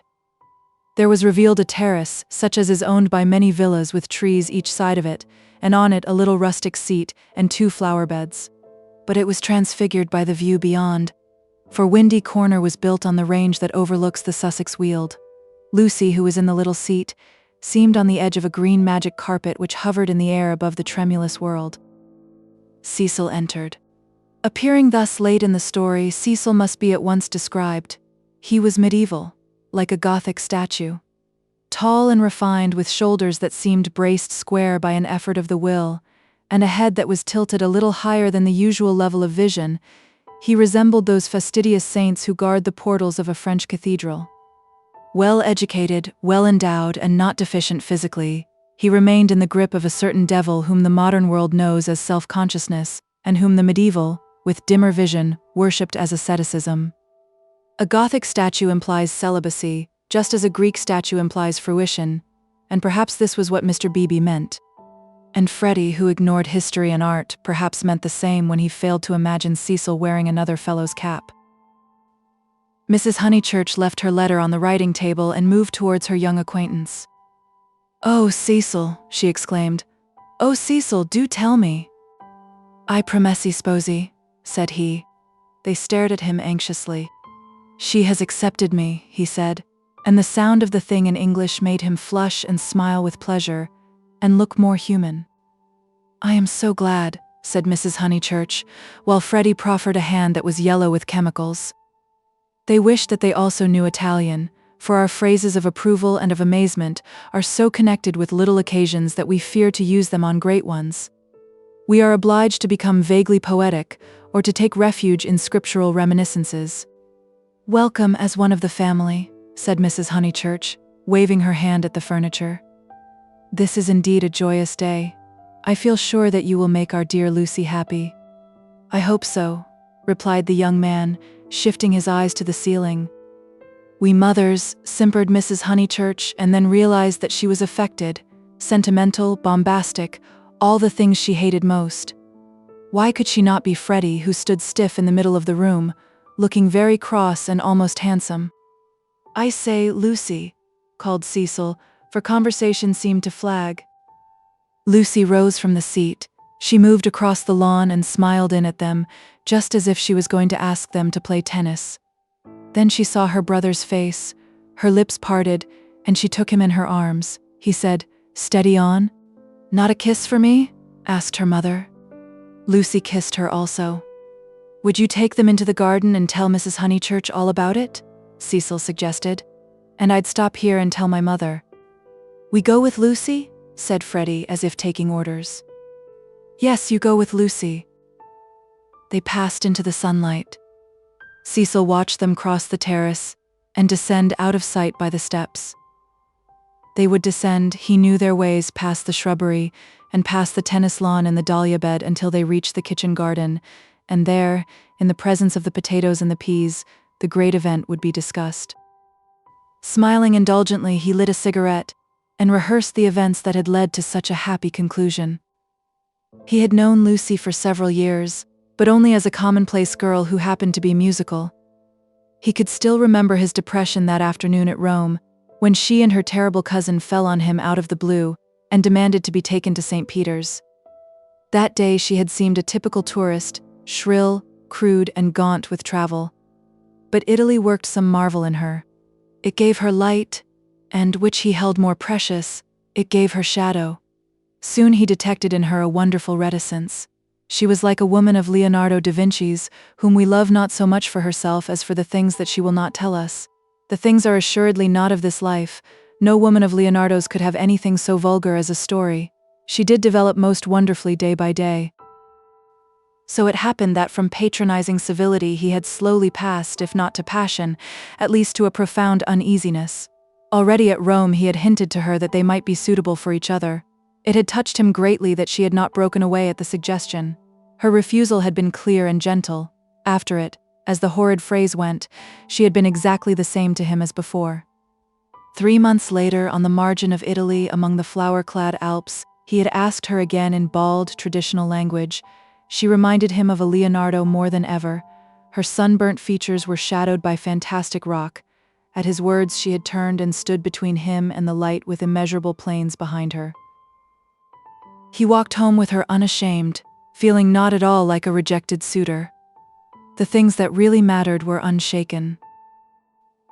So now he had asked her once more, and, clear and gentle as ever, she had accepted him, giving no coy reasons for her delay, but simply saying that she loved him and would do her best to make him happy. His mother, too, would be pleased. She had counseled the step. He must write her a long account. Glancing at his hand in case any of Freddy's chemicals had come off on it, he moved to the writing table. There he saw Dear Mrs. Vyse, followed by many erasures. He recoiled without reading any more, and after a little hesitation sat down elsewhere and penciled a note on his knee. Then he lit another cigarette, which did not seem quite as divine as the first, and considered what might be done to make Windy Corner drawing room more distinctive. With that outlook, it should have been a successful room, but the trail of Tottenham Court Road was upon it. He could almost visualize the motor vans of Messrs. Schulbred and Messrs. Maple arriving at the door and depositing this chair, those varnished bookcases, that writing table. The table recalled Mrs. Honeychurch's letter. He did not want to read that letter, his temptations never lay in that direction, but he worried about it nonetheless. It was his own fault that she was discussing him with his mother. He had wanted her support in his third attempt to win Lucy. He wanted to feel that others, no matter who they were, agreed with him, and so he had asked their permission. Mrs. Honeychurch had been civil, but obtuse in essentials, while as for Freddy, he is only a boy, he reflected. I represent all that he despises. Why should he want me for a brother-in-law? The Honeychurches were a worthy family, but he began to realize that Lucy was of another clay, and perhaps he did not put it very definitely. He ought to introduce her into more congenial circles as soon as possible. Mr. Beebe, said the maid, and the new rector of Summer Street was shown in. He had at once started on friendly relations, owing to Lucy's praise of him in her letters from Florence. Cecil greeted him rather critically. I've come for tea, Mr. Vyse. Do you suppose that I shall get it? I should say so. Food is the thing one does get here. Don't sit in that chair. Young Honeychurch has left a bone in it. Pui. I know, said Cecil. I know. I can't think why Mrs. Honeychurch allows it. For Cecil considered the bone and the Maples furniture separately. He did not realize that, taken together, they kindled the room into the life that he desired. I've come for tea and for gossip. Isn't this news? News? I don't understand you, said Cecil. News? Mr. Beebe, whose news was of a very different nature, prattled forward. I met Sir Harry Otway as I came up. I have every reason to hope that I am first in the field. He has bought Sissy and Albert from Mr. Flack. Has he indeed? Said Cecil, trying to recover himself. Into what a grotesque mistake had he fallen. Was it likely that a clergyman and a gentleman would refer to his engagement in a manner so flippant? But his stiffness remained, and though he asked who Sissy and Albert might be, he still thought Mr. Beebe rather a bounder. Unpardonable question. To have stopped a week at Windy Corner and not to have met Sissy and Albert, the semi-detached villas that have been run up opposite the church. I'll set Mrs. Honeychurch after you. I'm shockingly stupid over local affairs, said the young man languidly. I can't even remember the difference between a parish council and a local government board. Perhaps there is no difference, or perhaps those aren't the right names. I only go into the country to see my friends and to enjoy the scenery. It is very remiss of me. Italy and London are the only places where I don't feel to exist on sufferance. Mr. Beebe, distressed at this heavy reception of Sissy and Albert, determined to shift the subject. Let me see, Mr. Vyse. I forget, what is your profession? I have no profession, said Cecil.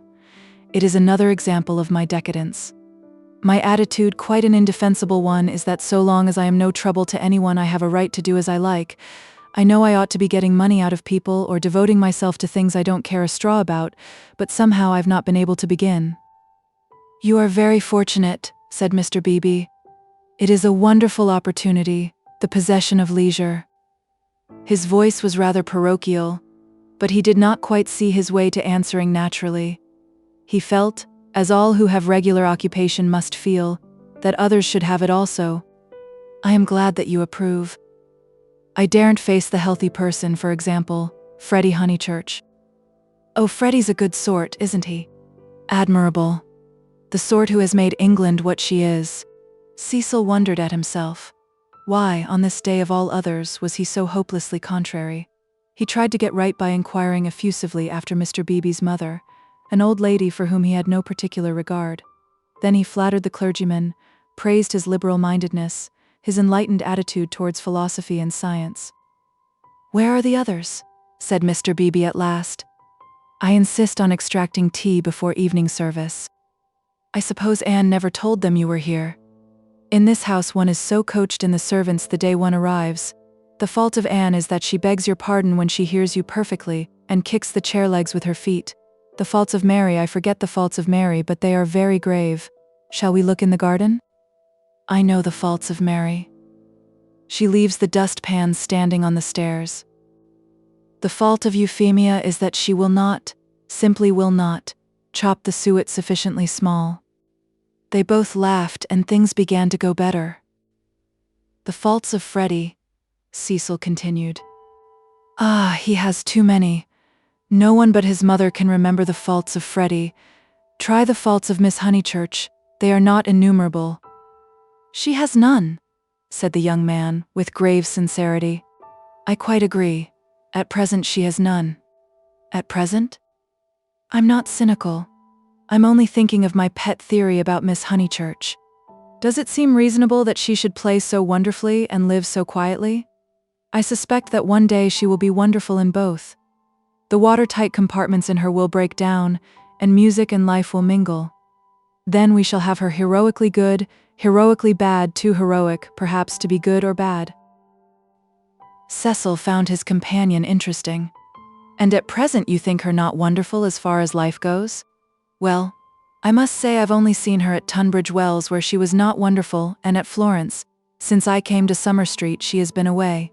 You saw her, didn't you, at Rome and in the Alps? Oh, I forgot, of course, you knew her before. No, she wasn't wonderful in Florence either, but I kept on expecting that she would be. In what way? Conversation had become agreeable to them, and they were pacing up and down the terrace. I could as easily tell you what tune she'll play next. There was simply the sense that she had found wings, and meant to use them. I can show you a beautiful picture in my Italian diary. Miss Honeychurch as a kite, Miss Bartlett holding the string. Picture number 2, the string breaks. The sketch was in his diary, but it had been made afterwards, when he viewed things artistically. At the time he had given surreptitious tugs to the string himself. But the string never broke? No. I mightn't have seen Miss Honeychurch rise, but I should certainly have heard Miss Bartlett fall. It has broken now, said the young man in low, vibrating tones. Immediately he realized that of all the conceited, ludicrous, contemptible ways of announcing an engagement, this was the worst. He cursed his love of metaphor. Had he suggested that he was a star, and that Lucy was soaring up to reach him? Broken? What do you mean? I meant, said Cecil stiffly, that she is going to marry me. The clergyman was conscious of some bitter disappointment, which he could not keep out of his voice. I am sorry, I must apologize. I had no idea you were intimate with her, or I should never have talked in this flippant, superficial way. Mr. Vyse, you ought to have stopped me. And down the garden he saw Lucy herself. Yes, he was disappointed. Cecil, who naturally preferred congratulations to apologies, drew down his mouth at the corners. Was this the reception his action would get from the world? Of course he despised the world as a whole, every thoughtful man should. It is almost a test of refinement. But he was sensitive to the successive particles of it which he encountered. Occasionally he could be quite crude. I am sorry I have given you a shock, he said dryly. I fear that Lucy's choice does not meet with your approval. Not that. But you ought to have stopped me. I know Miss Honeychurch only a little as time goes. Perhaps I oughtn't to have discussed her so freely with anyone, certainly not with you. You are conscious of having said something indiscreet? Mr. Beebe pulled himself together. Really? Mr. Vyse had the art of placing one in the most tiresome positions. He was driven to use the prerogatives of his profession. No, I have said nothing indiscreet. I foresaw at Florence that her quiet, uneventful childhood must end, and it has ended. I realized dimly enough that she might take some momentous step. She has taken it. She has learnt. You will let me talk freely. As I have begun freely, she has learnt what it is to love, the greatest lesson, some people will tell you, that our earthly life provides. It was now time for him to wave his hat at the approaching trio. He did not omit to do so. She has learnt through you. And if his voice was still clerical, it was now also sincere. Let it be your care that her knowledge is profitable to her. Grazie tante, said Cecil, who did not like parsons. Have you heard? Shouted Mrs. Honeychurch as she toiled up the sloping garden. Oh, Mr. Beebe, have you heard the news? Freddy, now full of geniality, whistled the wedding march. Youth seldom criticizes the accomplished fact. "Indeed I have," he cried. He looked at Lucy. In her presence he could not act the parson any longer. At all events, not without apology. "Mrs. Honeychurch, I'm going to do what I am always supposed to do, but generally I'm too shy. I want to invoke every kind of blessing on them, grave and gay, great and small. I want them all their lives to be supremely good and supremely happy as husband and wife, as father and mother, and now I want my tea." "You only asked for it just in time," the lady retorted. "How dare you be serious at Windy Corner?" He took his tone from her. There was no more heavy beneficence, no more attempts to dignify the situation with poetry or the scriptures. None of them dared or was able to be serious anymore. An engagement is so potent a thing that sooner or later it reduces all who speak of it to this state of cheerful awe. Away from it, in the solitude of their rooms, Mr. Beebe and even Freddy might again be critical. But in its presence and in the presence of each other they were sincerely hilarious. It has a strange power, for it compels not only the lips, but the very heart. The chief parallel to compare one great thing with another is the power over us of a temple of some alien creed. Standing outside, we deride or oppose it, or at the most feel sentimental. Inside, though the saints and gods are not ours, we become true believers in case any true believer should be present. So it was that after the gropings and the misgivings of the afternoon, they pulled themselves together and settled down to a very pleasant tea party. If they were hypocrites, they did not know it, and their hypocrisy had every chance of setting and of becoming true. Anne, putting down each plate as if it were a wedding present, stimulated them greatly. They could not lag behind that smile of hers which she gave them ere she kicked the drawing-room door. Mr. Beebe chirruped. Freddy was at his wittiest, referring to Cecil as the fiasco family-honored pun on fiancé. Mrs. Honeychurch, amusing and portly, promised well as a mother-in-law. As for Lucy and Cecil, for whom the temple had been built, they also joined in the merry ritual, but waited, as earnest worshippers should, for the disclosure of some holier shrine of joy. Chapter 9. Lucy as a work of art. A few days after the engagement was announced, Mrs. Honeychurch made Lucy and her fiasco come to a little garden party in the neighborhood, for naturally she wanted to show people that her daughter was marrying a presentable man. Cecil was more than presentable. He looked distinguished, and it was very pleasant to see his slim figure keeping step with Lucy, and his long, fair face responding when Lucy spoke to him. People congratulated Mrs. Honeychurch, which is, I believe, a social blunder, but it pleased her, and she introduced Cecil rather indiscriminately to some stuffy dowagers. At tea, a misfortune took place. A cup of coffee was upset over Lucy's figured silk, and though Lucy feigned indifference, her mother feigned nothing of the sort but dragged her indoors to have the frock treated by a sympathetic maid. They were gone some time, and Cecil was left with the dowagers. When they returned, he was not as pleasant as he had been. "Do you go to much of this sort of thing?" he asked when they were driving home. "Oh, now and then," said Lucy, who had rather enjoyed herself. "Is it typical of country society?" "I suppose so." "Mother, would it be?" "Plenty of society," said Mrs. Honeychurch, who was trying to remember the hang of one of the dresses. Seeing that her thoughts were elsewhere, Cecil bent towards Lucy and said, "To me it seemed perfectly appalling, disastrous, portentous. I am so sorry that you were stranded. Not that, but the congratulations. It is so disgusting, the way an engagement is regarded as public property, a kind of waste place where every outsider may shoot his vulgar sentiment. All those old women smirking. One has to go through it, I suppose. They won't notice us so much next time. But my point is that their whole attitude is wrong. An engagement, horrid word in the first place, is a private matter and should be treated as such. Yet the smirking old women, however wrong individually, were racially correct.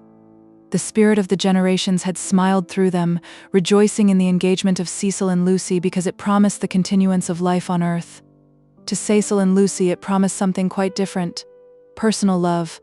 Hence Cecil's irritation and Lucy's belief that his irritation was just. "How tiresome," she said. "Couldn't you have escaped to tennis?"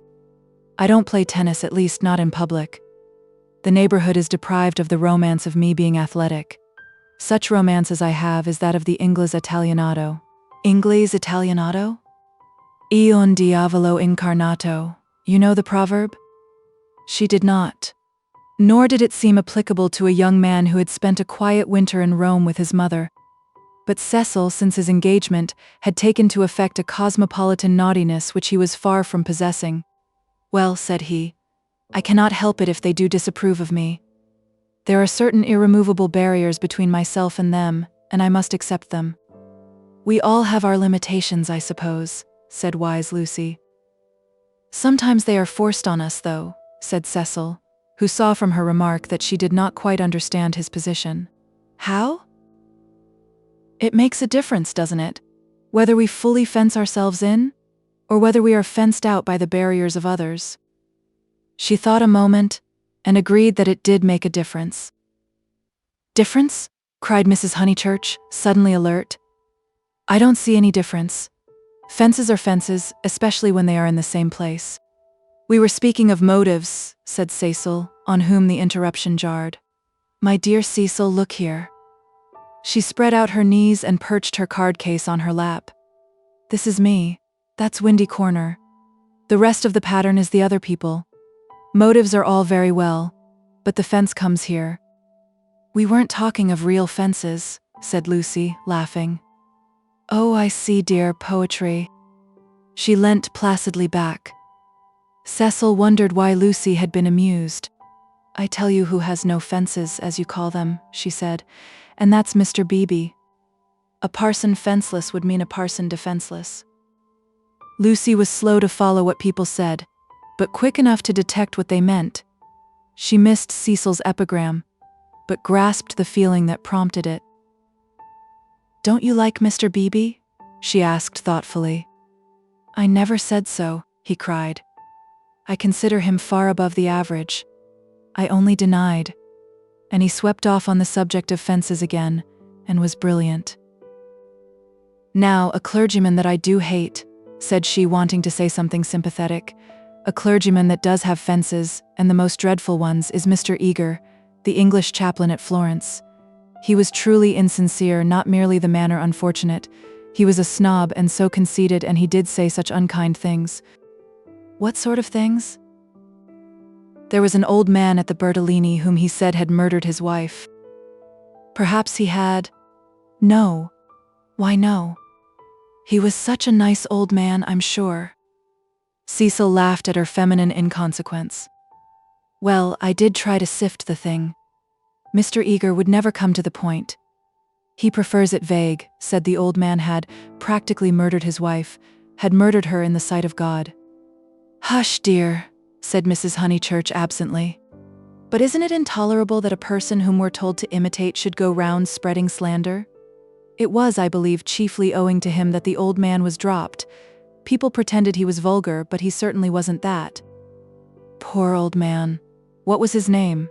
"Harris," said Lucy glibly. "Let's hope that Mrs. Harris there warn't no sish person," said her mother. Cecil nodded intelligently. "Isn't Mr. Eager a parson of the cultured type?" he asked. "I don't know. I hate him. I've heard him lecture on Giotto. I hate him. Nothing can hide a petty nature. I hate him." "My goodness gracious me, child," said Mrs. Honeychurch. "You'll blow my head off. Whatever is there to shout over? I forbid you and Cecil to hate any more clergymen." He smiled. There was indeed something rather incongruous in Lucy's moral outburst over Mr. Eager. It was as if one should see the Leonardo on the ceiling of the Sistine. He longed to hint to her that not here lay her vocation, that a woman's power and charm reside in mystery, not in muscular rant. But possibly rant is a sign of vitality.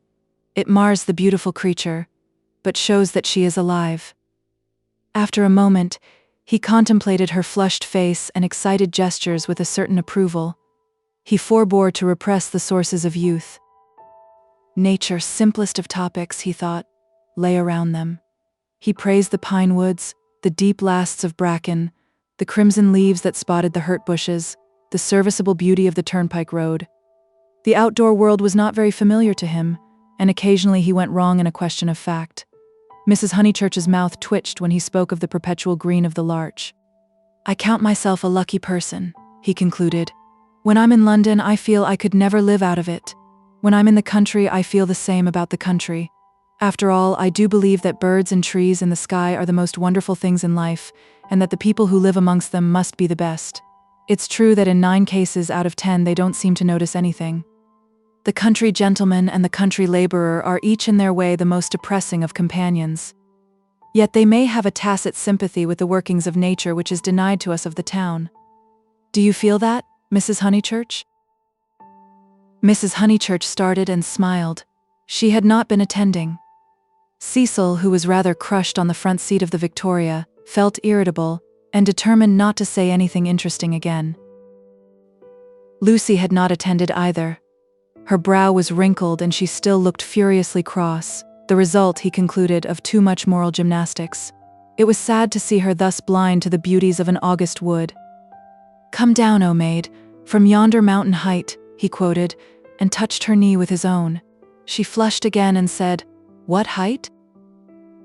"Come down, O maid, from yonder mountain height. What pleasure lives in height," the shepherds sang. "In height and in the splendor of the hills? Let us take Mrs. Honeychurch's advice and hate clergymen no more. What's this place?" "Summer Street, of course," said Lucy, and roused herself. The woods had opened to leave space for a sloping triangular meadow. Pretty cottages lined it on 2 sides, and the upper and 3rd side was occupied by a new stone church, expensively simple, a charming shingled spire. Mr. Beebe's house was near the church. In height it scarcely exceeded the cottages. Some great mansions were at hand, but they were hidden in the trees. The scene suggested a Swiss Alp rather than the shrine and center of a leisured world, and was marred only by 2 ugly little villas, the villas that had competed with Cecil's engagement, having been acquired by Sir Harry Otway, the very afternoon that Lucy had been acquired by Cecil. Sissy was the name of one of these villas, Albert of the other. These titles were not only picked out in shaded Gothic on the garden gates, but appeared a second time on the porches, where they followed the semicircular curve of the entrance arch in block capitals. Albert was inhabited. His tortured garden was bright with geraniums and lobelias and polished shells. His little windows were chastely swathed in Nottingham lace. Sissy was to let 3 notice boards, belonging to Dorking agents, lolled on her fence and announced the not surprising fact. Her paths were already weedy. Her pocket handkerchief of a lawn was yellow with dandelions. "The place is ruined," said the ladies mechanically. "Summer Street will never be the same again." As the carriage passed, Sissy's door opened and a gentleman came out of her. "Stop," cried Mrs. Honeychurch, touching the coachman with her parasol. "Here's Sir Harry. Now we shall know, Sir Harry. Pull those things down at once." Sir Harry Otway, who need not be described, came to the carriage and said, "Mrs. Honeychurch, I meant to. I really can't turn out Miss Flack. Am I not always right? She ought to have gone before the contract was signed. Does she still live rent-free, as she did in her nephew's time? But what can I do?" He lowered his voice. "An old lady, so very vulgar, and almost bedridden." "Turn her out," said Cecil bravely. Sir Harry sighed and looked at the villas mournfully. He had had full warning of Mr. Flack's intentions, and might have bought the plot before building commenced, but he was apathetic and dilatory. He had known Summer Street for so many years that he could not imagine it being spoilt. Not till Mrs. Flack had laid the foundation stone, and the apparition of red and cream brick began to rise, did he take alarm. He called on Mr. Flack, the local builder, a most reasonable and respectful man who agreed that tiles would have made more artistic roof, but pointed out that slates were cheaper. He ventured to differ, however, about the Corinthian columns which were to cling like leeches to the frames of the bow windows, saying that, for his part, he liked to relieve the facade by a bit of decoration. Sir Harry hinted that a column, if possible, should be structural as well as decorative. Mr. Flack replied that all the columns had been ordered, adding, "and all the capitals different, one with dragons in the foliage, another approaching to the Ionian style, another introducing Mrs. Flack's initials, every one different," for he had read his Ruskin. He built his villas according to his desire, and not until he had inserted an immovable ant into one of them did Sir Harry buy. This futile and unprofitable transaction filled the knight with sadness as he leant on Mrs. Honeychurch's carriage. He had failed in his duties to the countryside, and the countryside was laughing at him as well. He had spent money, and yet Summer Street was spoilt as much as ever. All he could do now was to find a desirable tenant for Sissy, someone really desirable. The rent is absurdly low, he told them, and perhaps I am an easy landlord. But it is such an awkward size. It is too large for the peasant class and too small for anyone the least like ourselves. Cecil had been hesitating whether he should despise the villas or despise Sir Harry for despising them. The latter impulse seemed the more fruitful. You ought to find a tenant at once, he said maliciously. It would be a perfect paradise for a bank clerk. Exactly, said Sir Harry excitedly. That is exactly what I fear, Mr. Vyse. It will attract the wrong type of people. The train service has improved, a fatal improvement to my mind. And what are 5 miles from a station in these days of bicycles? Rather a strenuous clerk it would be, said Lucy. Cecil, who had his full share of medieval mischievousness, replied that the physique of the lower middle classes was improving at a most appalling rate. She saw that he was laughing at their harmless neighbor, and roused herself to stop him. Sir Harry, she exclaimed, I have an idea. How would you like spinsters? My dear Lucy, it would be splendid. Do you know any such? Yes. I met them abroad. Gentlewomen? He asked tentatively. Yes, indeed, and at the present moment homeless. I heard from them last week, Miss Teresa and Miss Catherine Allen. I'm really not joking. They are quite the right people. Mr. Beebe knows them too. May I tell them to write to you? Indeed you may, he cried. Here we are with the difficulty solved already. How delightful it is. Extra facilities, please tell them they shall have extra facilities, for I shall have no agents' fees. Oh, the agents, the appalling people they have sent me. One woman, when I wrote a tactful letter, asking her to explain her social position to me, replied that she would pay the rent in advance, as if one cares about that. And several references I took up were most unsatisfactory people, swindlers or not respectable.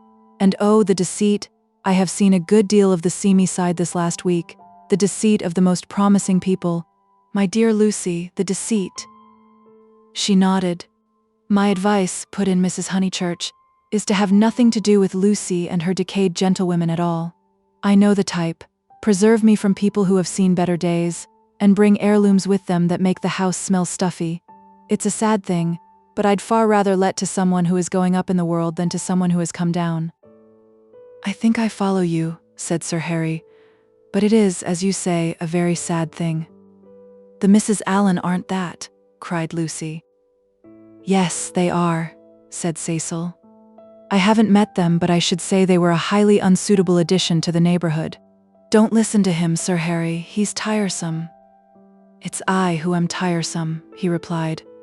I oughtn't to come with my troubles to young people. But really I am so worried, and Lady Otway will only say that I cannot be too careful, which is quite true, but no real help. Then may I write to my Mrs. Allen? Please. But his eye wavered when Mrs. Honeychurch exclaimed, Beware, they are certain to have canaries. Sir Harry, beware of canaries. They spit the seed out through the bars of the cages, and then the mice come. Beware of women altogether. Only let to a man. Really, he murmured gallantly, though he saw the wisdom of her remark. Men don't gossip over teacups. If they get drunk, there's an end of them, they lie down comfortably and sleep it off. If they're vulgar, they somehow keep it to themselves. It doesn't spread so. Give me a man, of course, provided he's clean. Sir Harry blushed. Neither he nor Cecil enjoyed these open compliments to their sex. Even the exclusion of the dirty did not leave them much distinction. He suggested that Mrs. Honeychurch, if she had time, should descend from the carriage and inspect Sissy for herself. She was delighted. Nature had intended her to be poor and to live in such a house. Domestic arrangements always attracted her, especially when they were on a small scale. Cecil pulled Lucy back as she followed her mother. Mrs. Honeychurch, he said, what if we two walk home and leave you? Certainly, was her cordial reply. Sir Harry likewise seemed almost too glad to get rid of them. He beamed at them knowingly, said, Aha, young people, and then hastened to unlock the house. Hopeless vulgarian, exclaimed Cecil almost before they were out of earshot. Oh, Cecil, I can't help it. It would be wrong not to loathe that man. He isn't clever, but really he is nice. No, Lucy. He stands for all that is bad in country life. In London he would keep his place. He would belong to a brainless club, and his wife would give brainless dinner parties. But down here he acts the little god with his gentility, and his patronage, and his sham aesthetics, and everyone, even your mother, is taken in. All that you say is quite true, said Lucy, though she felt discouraged. I wonder whether it matters so very much. It matters supremely. Sir Harry is the essence of that garden party. Oh goodness, how cross I feel. How I do hope he'll get some vulgar tenant in that villa, some woman so really vulgar that he'll notice it. Gentlefolks, ugh, with his bald head and retreating chin. But let's forget him. This Lucy was glad enough to do. If Cecil disliked Sir Harry Otway and Mr. Beebe, what guarantee was there that the people who really mattered to her would escape? For instance, Freddy. Freddy was neither clever nor subtle nor beautiful, and what prevented Cecil from saying any minute, it would be wrong not to loathe Freddy? And what would she reply? Further than Freddy she did not go, but he gave her anxiety enough. She could only assure herself that Cecil had known Freddy some time, and that they had always got on pleasantly, except, perhaps during the last few days, which was an accident, perhaps. Which way shall we go? She asked him. Nature, simplest of topics, she thought, was around them. Summer Street lay deep in the woods, and she had stopped where a footpath diverged from the high road. Are there two ways? Perhaps the road is more sensible as we're got up smart. I'd rather go through the wood, said Cecil, with that subdued irritation that she had noticed in him all the afternoon. Why is it, Lucy, that you always say the road? Do you know that you have never once been with me in the fields or the wood since we were engaged? Haven't I? The wood, then? Said Lucy, startled at his queerness, but pretty sure that he would explain later. It was not his habit to leave her in doubt as to his meaning. She led the way into the whispering pines, and sure enough he did explain before they had gone a dozen yards. I had got an idea, I dare say wrongly, that you feel more at home with me in a room. A room? She echoed, hopelessly bewildered. Yes. Or, at the most, in a garden or on a road. Never in the real country like this. Oh, Cecil, whatever do you mean? I have never felt anything of the sort. You talk as if I was a kind of poetess sort of person. I don't know that you aren't. I connect you with a view, a certain type of view. Why shouldn't you connect me with a room? She reflected a moment and then said, laughing, Do you know that you're right? I do. I must be a poetess after all. When I think of you, it's always as in a room. How funny. To her surprise, he seemed annoyed. A drawing room, pray, with no view? Yes, with no view, I fancy. Why not? I'd rather, he said reproachfully, that you connected me with the open air. She said again, Oh, Cecil, whatever do you mean? As no explanation was forthcoming, she shook off the subject as too difficult for a girl, and led him further into the wood, pausing every now and then at some particularly beautiful or familiar combination of the trees. She had known the wood between Summer Street and Windy Corner ever since she could walk alone. She had played at losing Freddy in it, when Freddy was a purple-faced baby, and though she had been to Italy, it had lost none of its charm. Presently they came to a little clearing among the pines, another tiny green alp, solitary this time, and holding in its bosom a shallow pool. She exclaimed, The sacred lake. Why do you call it that? I can't remember why. I suppose it comes out of some book. It's only a puddle now, but you see that stream going through it? Well, a good deal of water comes down after heavy rains, and can't get away at once, and the pool becomes quite large and beautiful. Then Freddy used to bathe there. He is very fond of it. And you? He meant, Are you fond of it? But she answered dreamily, I bathed here too, till I was found out. Then there was a row. At another time he might have been shocked, for he had depths of prudishness within him. But now, with his momentary cult of the fresh air, he was delighted at her admirable simplicity. He looked at her as she stood by the pool's edge. She was got up smart, as she phrased it, and she reminded him of some brilliant flower that has no leaves of its own, but blooms abruptly out of a world of green. "Who found you out?" "Charlotte," she murmured. "She was stopping with us." "Charlotte. Charlotte. Poor girl." She smiled gravely. A certain scheme from which hitherto he had shrunk now appeared practical. "Lucy." "Yes, I suppose we ought to be going," was her reply. "Lucy, I want to ask something of you that I have never asked before." At the serious note in his voice, she stepped frankly and kindly towards him. "What, Cecil?" "Hitherto never, not even that day on the lawn when you agreed to marry me." He became self-conscious and kept glancing round to see if they were observed. His courage had gone. "Yes? Up to now I have never kissed you." She was as scarlet as if he had put the thing most indelicately. "No more you have," she stammered. "Then I ask you, may I now?" "Of course you may, Cecil. You might before. I can't run at you, you know." At that supreme moment he was conscious of nothing but absurdities. Her reply was inadequate. She gave such a businesslike lift to her veil. As he approached her, he found time to wish that he could recoil. As he touched her, his gold pince-nez became dislodged and was flattened between them. Such was the embrace. He considered, with truth, that it had been a failure. Passion should believe itself irresistible. It should forget civility and consideration and all the other curses of a refined nature. Above all, it should never ask for leave where there is a right of way. Why could he not do as any laborer or navvy, nay, as any young man behind the counter would have done? He recast the scene. Lucy was standing flower-like by the water. He rushed up and took her in his arms. She rebuked him, permitted him, and revered him ever after for his manliness. For he believed that women revere men for their manliness.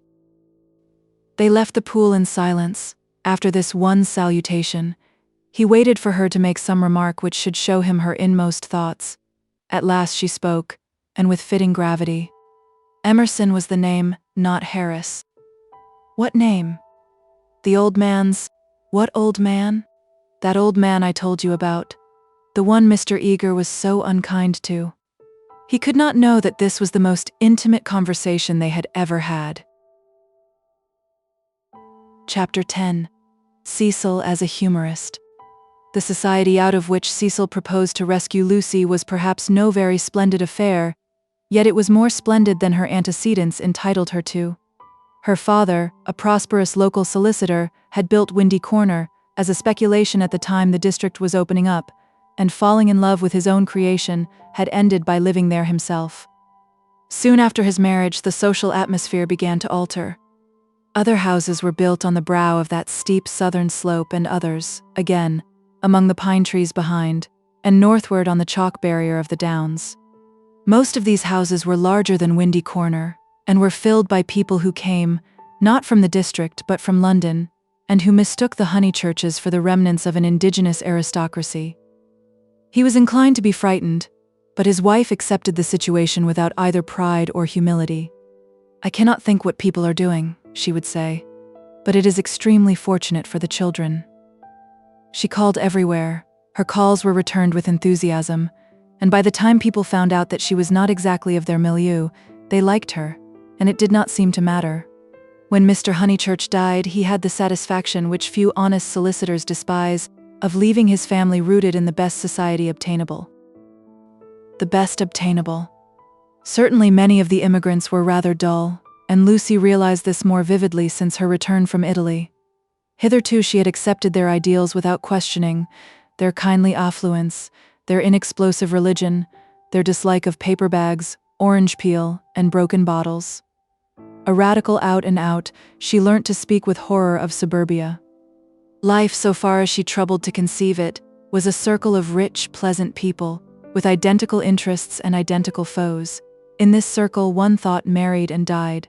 Outside it were poverty and vulgarity forever trying to enter, just as the London fog tries to enter the pine woods pouring through the gaps in the northern hills.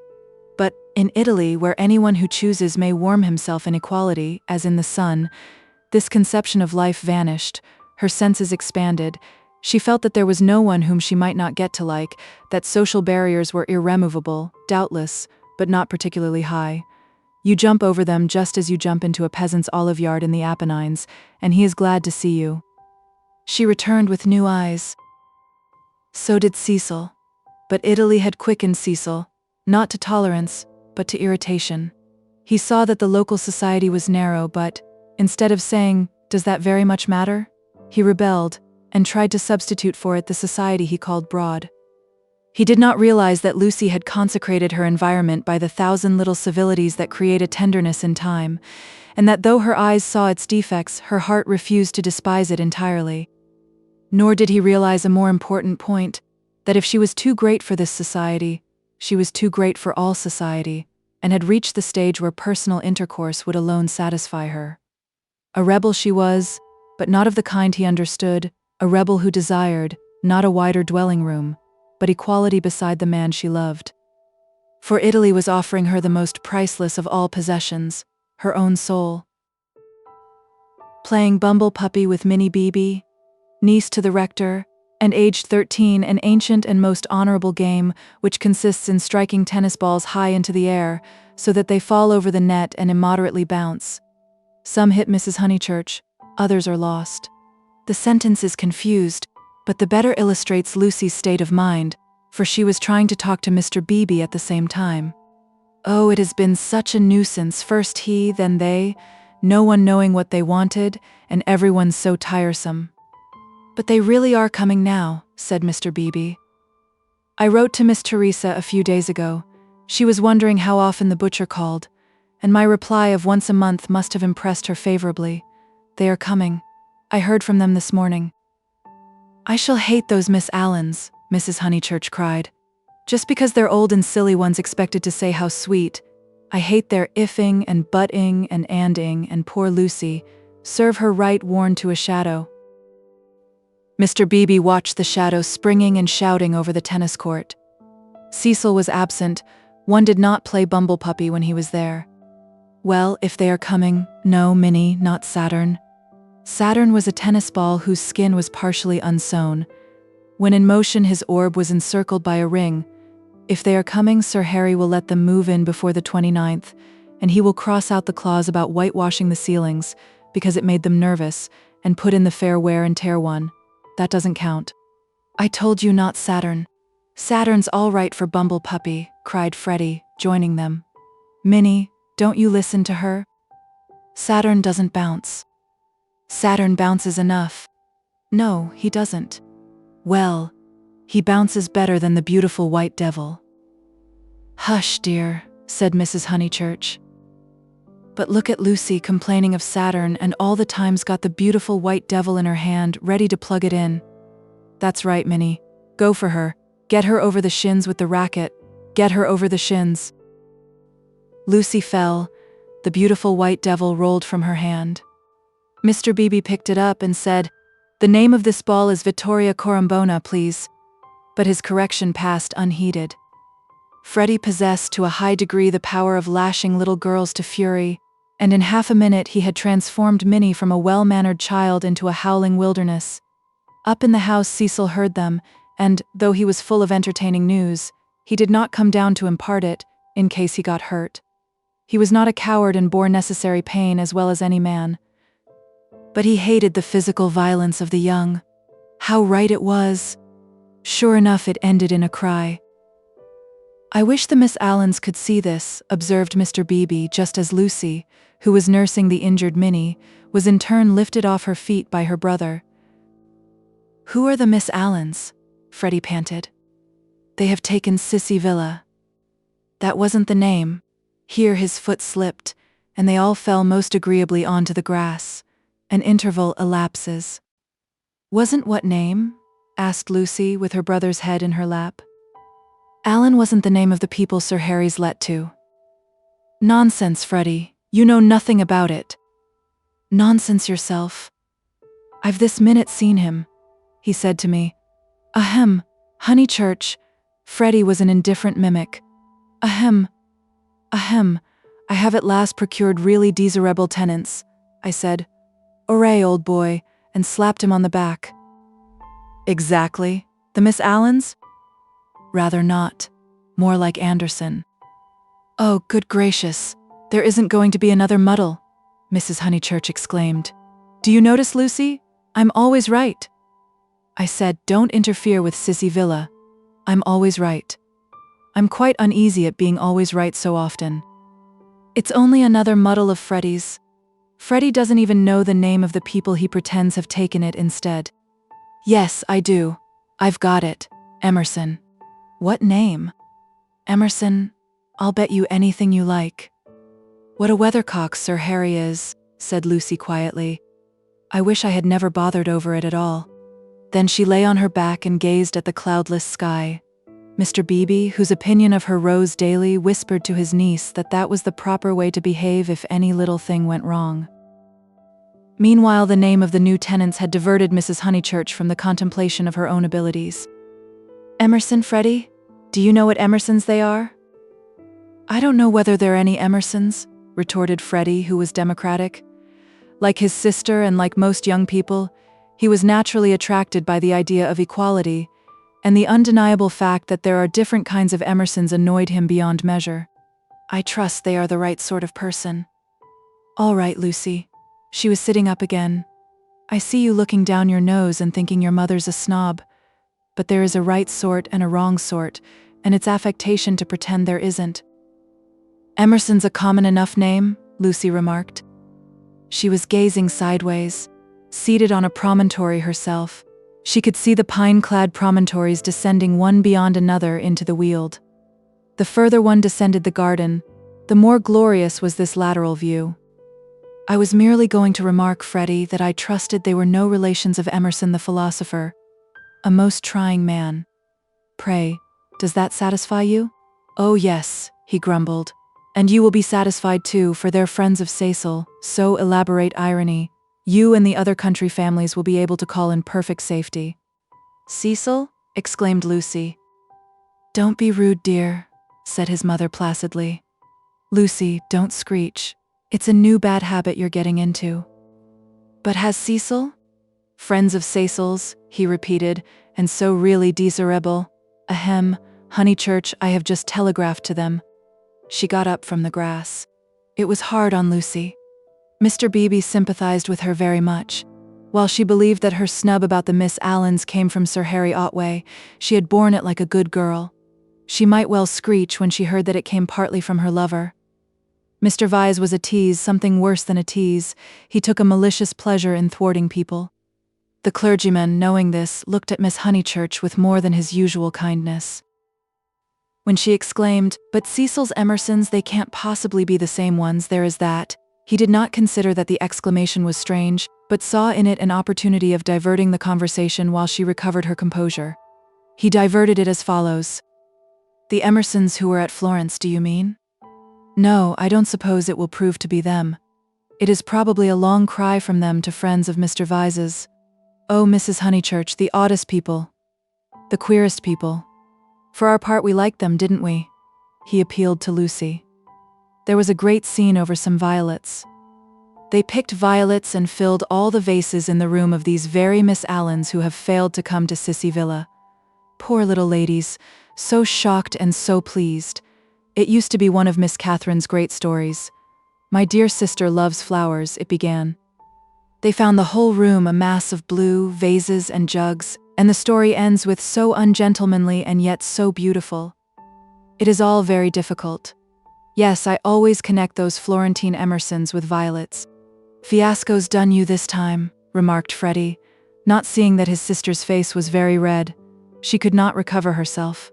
Mr. Beebe saw it, and continued to divert the conversation.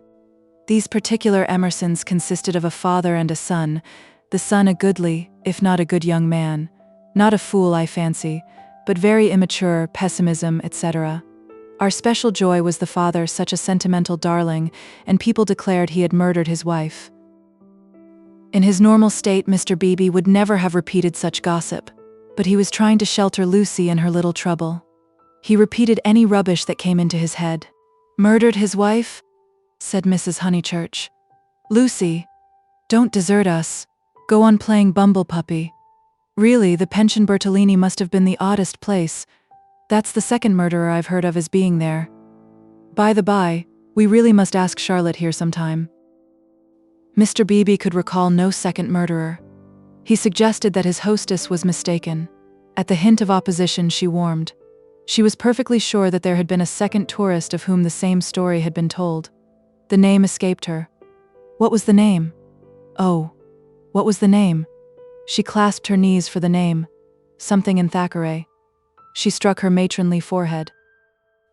Lucy asked her brother whether Cecil was in. "Oh, don't go," he cried, and tried to catch her by the ankles. "I must go," she said gravely. "Don't be silly. You always overdo it when you play." As she left them, her mother's shout of Harris shivered the tranquil air, and reminded her that she had told a lie and had never put it right. Such a senseless lie, too. Yet it shattered her nerves and made her connect these Emersons, friends of Cecil's, with a pair of nondescript tourists. Hitherto truth had come to her naturally. She saw that for the future she must be more vigilant, and be absolutely truthful. Well, at all events she must not tell lies. She hurried up the garden, still flushed with shame. A word from Cecil would soothe her, she was sure. "Cecil." "Hullo," he called, and leant out of the smoking room window. He seemed in high spirits. "I was hoping you'd come. I heard you all bear gardening, but there's better fun up here. I, even I, have won a great victory for the comic muse. George Meredith is right, the cause of comedy and the cause of truth are really the same, and I, even I, have found tenants for the distressful Sissy Villa. Don't be angry, don't be angry. You'll forgive me when you hear it all." He looked very attractive when his face was bright, and he dispelled her ridiculous forebodings at once. "I have heard," she said. "Freddy has told us. Naughty Cecil. I suppose I must forgive you.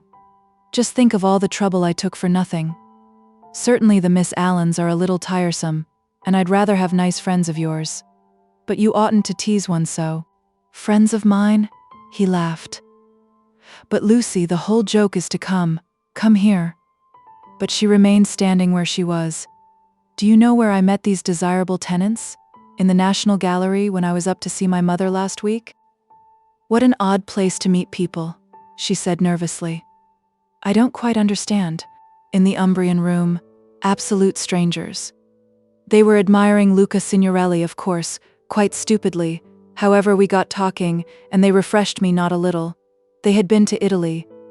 "But Cecil," proceeded hilariously. "In the course of conversation they said that they wanted a country cottage, the father to live there, the son to run down for weekends. I thought, what a chance of scoring off Sir Harry. And I took their address and a London reference, found they weren't actual blackguards, it was great sport, and wrote to him making out. Cecil, no, it's not fair. I've probably met them before." He bore her down. "Perfectly fair. Anything is fair that punishes a snob. That old man will do the neighborhood a world of good. Sir Harry is too disgusting with his decayed gentlewomen. I meant to read him a lesson sometime. No, Lucy, the classes ought to mix, and before long you'll agree with me. There ought to be intermarriage, all sorts of things. I believe in democracy." "No, you don't," she snapped. "You don't know what the word means." He stared at her, and felt again that she had failed to be Leonardesque. "No, you don't." Her face was inartistic, that of a peevish virago. "It isn't fair, Cecil. I blame you very much indeed. You had no business to undo my work about the Miss Allens, and make me look ridiculous. You call it scoring off Sir Harry, but do you realize that it is all at my expense? I consider it most disloyal of you." She left him. Temper, he thought, raising his eyebrows. No, it was worse than temper. Snobbishness. As long as Lucy thought that his own smart friends were supplanting the Miss Allens, she had not minded. He perceived that these new tenants might be of value educationally.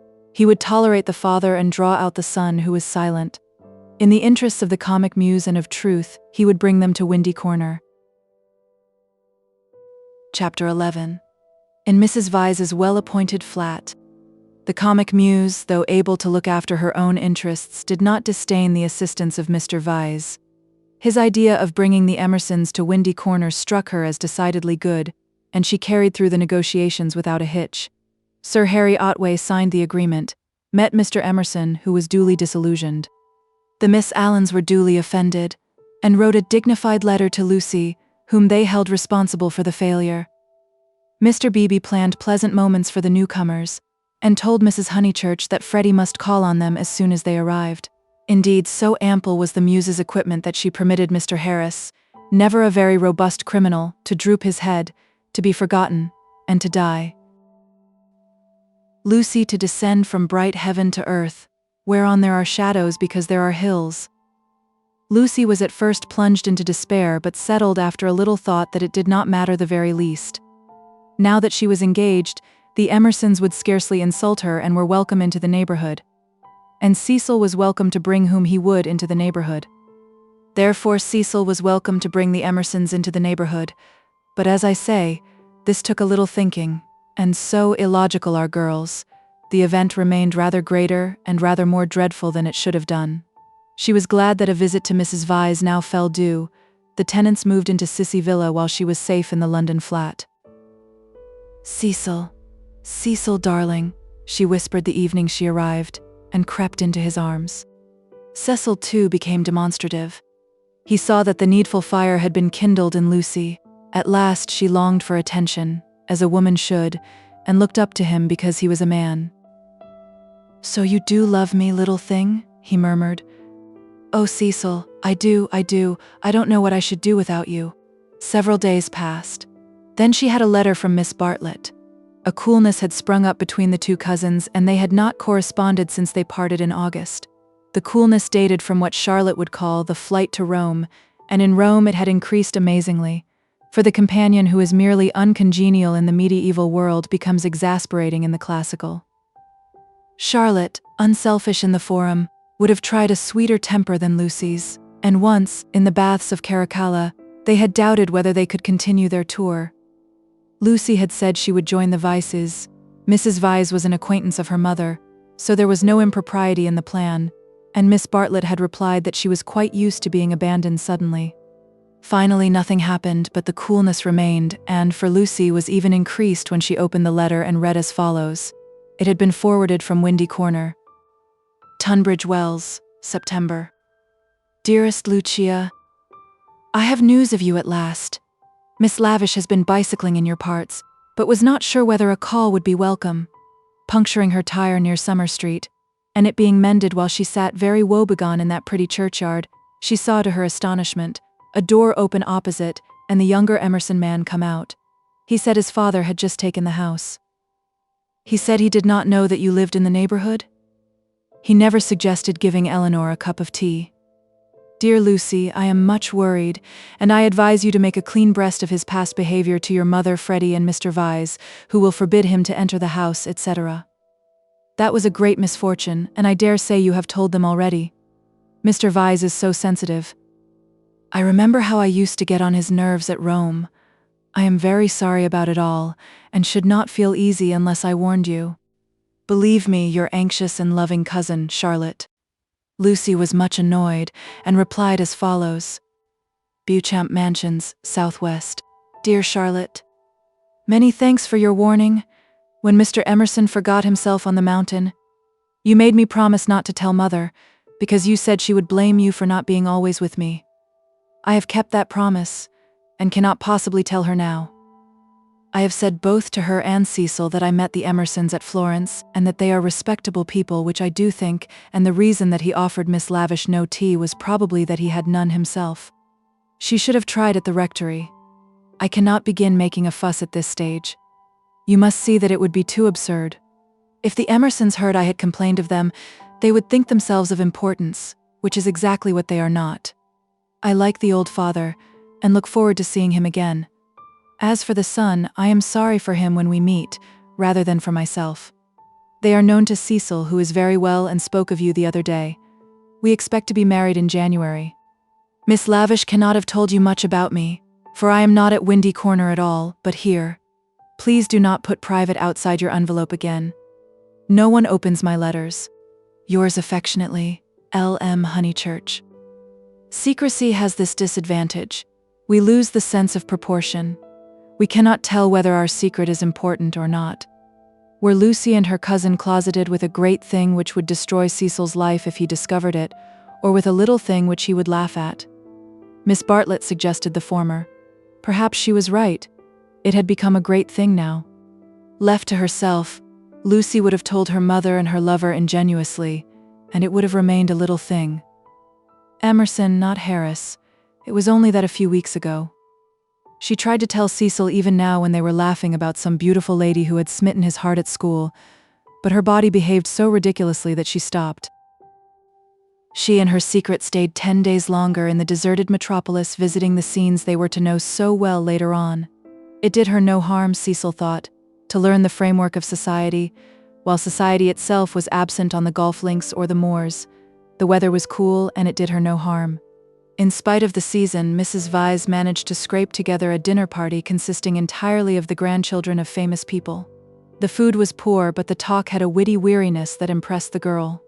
One was tired of everything, it seemed. One launched into enthusiasms only to collapse gracefully and pick oneself up amid sympathetic laughter. In this atmosphere, the pension Bertolini and Windy Corner appeared equally crude, and Lucy saw that her London career would estrange her a little from all that she had loved in the past. The grandchildren asked her to play the piano. She played Schumann. Now some Beethoven, called Cecil, when the querulous beauty of the music had died. She shook her head and played Schumann again. The melody rose, unprofitably magical. It broke. It was resumed broken, not marching once from the cradle to the grave. The sadness of the incomplete, the sadness that is often life but should never be art, throbbed in its disjected phrases and made the nerves of the audience throb. Not thus had she played on the little draped piano at the Bertolini, and too much Schumann was not the remark that Mr. Beebe had passed to himself when she returned. When the guests were gone and Lucy had gone to bed, Mrs. Vyse paced up and down the drawing room, discussing her little party with her son. Mrs. Vyse was a nice woman, but her personality, like many another's, had been swamped by London, for it needs a strong head to live among many people. The too vast orb of her fate had crushed her, and she had seen too many seasons, too many cities, too many men for her abilities, and even with Cecil she was mechanical, and behaved as if he was not one son, but, so to speak, a filial crowd. "Make Lucy one of us?" she said, looking round intelligently at the end of each sentence, and straining her lips apart until she spoke again. "Lucy is becoming wonderful, wonderful." Her music always was wonderful. Yes, but she is purging off the Honeychurch taint, most excellent Honeychurches, but you know what I mean. She is not always quoting servants or asking one how the pudding is made. Italy has done it. Perhaps, she murmured, thinking of the museum that represented Italy to her. It is just possible. Cecil, mind you marry her next January. She is one of us already. But her music, he exclaimed. The style of her. How she kept to Schumann when, like an idiot, I wanted Beethoven. Schumann was right for this evening. Schumann was the thing. Do you know, Mother, I shall have our children educated just like Lucy. Bring them up among honest country folks for freshness, send them to Italy for subtlety, and then, not till then, let them come to London. I don't believe in these London educations, he broke off, remembering that he had had one himself, and concluded, at all events, not for women. Make her one of us? Repeated Mrs. Vyse, and processed to bed. As she was dozing off, the cry of nightmare rang from Lucy's room. Lucy could ring for the maid if she liked, but Mrs. Vyse thought it kind to go herself. She found the girl sitting upright with her hand on her cheek. I am so sorry, Mrs. Vyse, it is these dreams. Bad dreams? Just dreams. The elder lady smiled and kissed her, saying very distinctly, You should have heard us talking about you, dear. He admires you more than ever. Dream of that. Lucy returned the kiss, still covering one cheek with her hand. Mrs. Vyse recessed to bed. Cecil, whom the cry had not awoke, snored. Darkness enveloped the flat. Chapter 12, 12th chapter. It was a Saturday afternoon, gay and brilliant after abundant rains, and the spirit of youth dwelt in it, though the season was now autumn. All that was gracious triumphed. As the motor cars passed through Summer Street, they raised only a little dust, and their stench was soon dispersed by the wind and replaced by the scent of the wet birches or of the pines.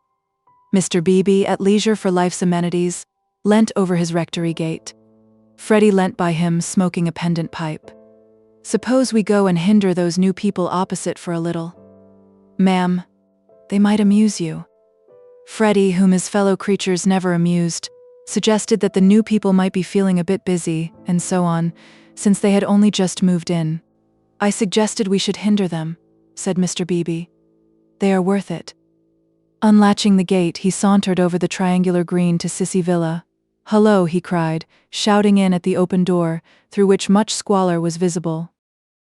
A grave voice replied, "Hullo. I've brought someone to see you. I'll be down in a minute." The passage was blocked by a wardrobe which the removal men had failed to carry up the stairs. Mr. Beebe edged round it with difficulty. The sitting room itself was blocked with books. "Are these people great readers?" Freddy whispered. "Are they that sort? I fancy they know how to read, a rare accomplishment." "What have they got, Byron?" "Exactly. A Shropshire lad. Never heard of it. The Way of All Flesh. Never heard of it. Gibbon. Hullo. Dear George reads German. Schopenhauer, Nietzsche, and so we go on. Well, I suppose your generation knows its own business, Honeychurch." "Mr. Beebe, look at that," said Freddy in awestruck tones. On the cornice of the wardrobe, the hand of an amateur had painted this inscription: "Mistrust all enterprises that require new clothes." "I know. Isn't it jolly? I like that. I'm certain that's the old man's doing. How very odd of him." "Surely you agree?"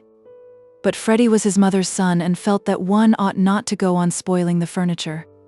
"Pictures," the clergyman continued, scrambling about the room. "Giotto, they got that at Florence, I'll be bound. The same as Lucy's got. Oh, by the by, did Miss Honeychurch enjoy London?" "She came back yesterday." "I suppose she had a good time?" "Yes, very," said Freddy, taking up a book. "She and Cecil are thicker than ever." "That's good hearing." "I wish I wasn't such a fool, Mr. Beebe." Mr. Beebe ignored the remark. "Lucy used to be nearly as stupid as I am, but it'll be very different now, Mother thinks. She will read all kinds of books." "So will you." "Only medical books. Not books that you can talk about afterwards. Cecil is teaching Lucy Italian, and he says her playing is wonderful. There are all kinds of things in it that we have never noticed, Cecil says. What on earth are those people doing upstairs? Emerson, we think we'll come another time." George ran downstairs and pushed them into the room without speaking. "Let me introduce Mr. Honeychurch, a neighbor." Then Freddy hurled one of the thunderbolts of youth. Perhaps he was shy, perhaps he was friendly, or perhaps he thought that George's face wanted washing. At all events, he greeted him with, "How do you do? Come and have a bathe." "Oh, all right," said George, impassive. Mr. Beebe was highly entertained. "How do you do? How do you do? Come and have a bathe," he chuckled. "That's the best conversational opening I've ever heard. But I'm afraid it will only act between men. Can you picture a lady who has been introduced to another lady by a third lady opening civilities with 'How do you do? Come and have a bathe?' And yet you will tell me that the sexes are equal." "I tell you that they shall be," said Mr. Emerson, who had been slowly descending the stairs. "Good afternoon, Mr. Beebe. I tell you they shall be comrades, and George thinks the same." "We are to raise ladies to our level?" the clergyman inquired. "The Garden of Eden," pursued Mr. Emerson, still descending, "which you place in the past, is really yet to come. We shall enter it when we no longer despise our bodies." Mr. Beebe disclaimed placing the Garden of Eden anywhere. "In this, not in other things, we men are ahead. We despise the body less than women do. But not until we are comrades shall we enter the garden." "I say, what about this bathe?"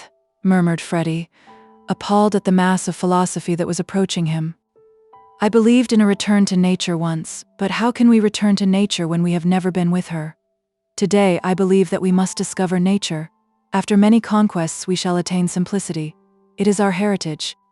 Let me introduce Mr. Honeychurch, whose sister you will remember at Florence. How do you do? Very glad to see you and that you are taking George for a bathe. Very glad to hear that your sister is going to marry. Marriage is a duty. I am sure that she will be happy, for we know Mr. Vyse too. He has been most kind. He met us by chance in the National Gallery and arranged everything about this delightful house. Though I hope I have not vexed Sir Harry Otway. I have met so few liberal landowners, and I was anxious to compare his attitude towards the game laws with the conservative attitude. Ah, this wind. You do well to bathe. Yours is a glorious country. Honeychurch. Not a bit, mumbled Freddy. I must, that is to say, I have to have the pleasure of calling on you later on, my mother says, I hope. Call, my lad? Who taught us that drawing-room twaddle? Call on your grandmother.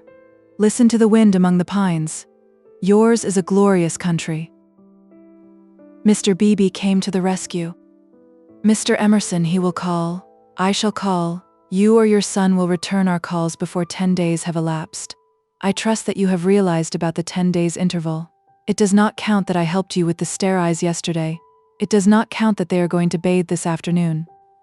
Yes, go and bathe, George. Why do you dawdle talking? Bring them back to tea. Bring back some milk, cakes, honey. The change will do you good. George has been working very hard at his office. I can't believe he's well.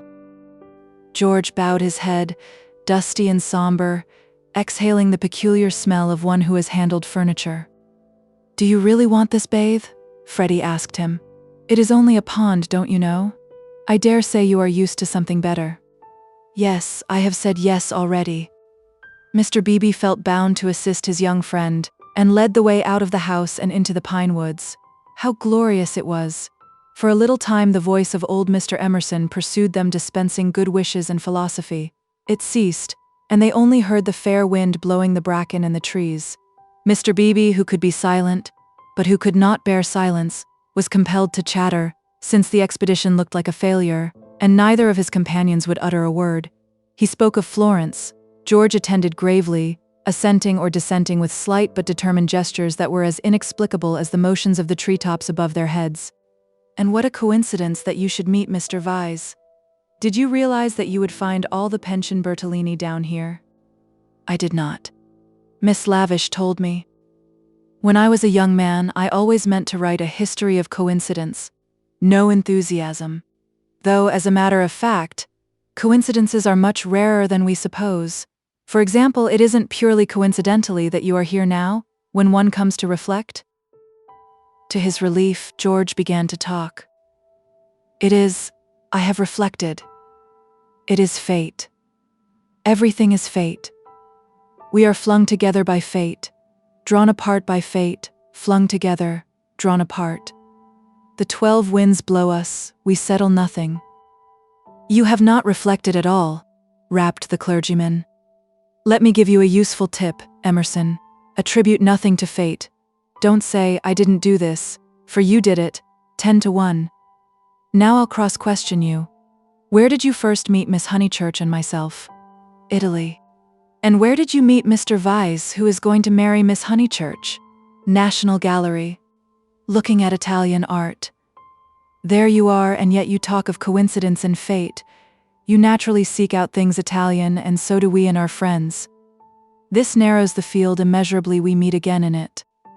It is fate that I am here, persisted George. But you can call it Italy if it makes you less unhappy. Mr. Beebe slid away from such heavy treatment of the subject, but he was infinitely tolerant of the young, and had no desire to snub George. And so for this and for other reasons my history of coincidence is still to write. Silence.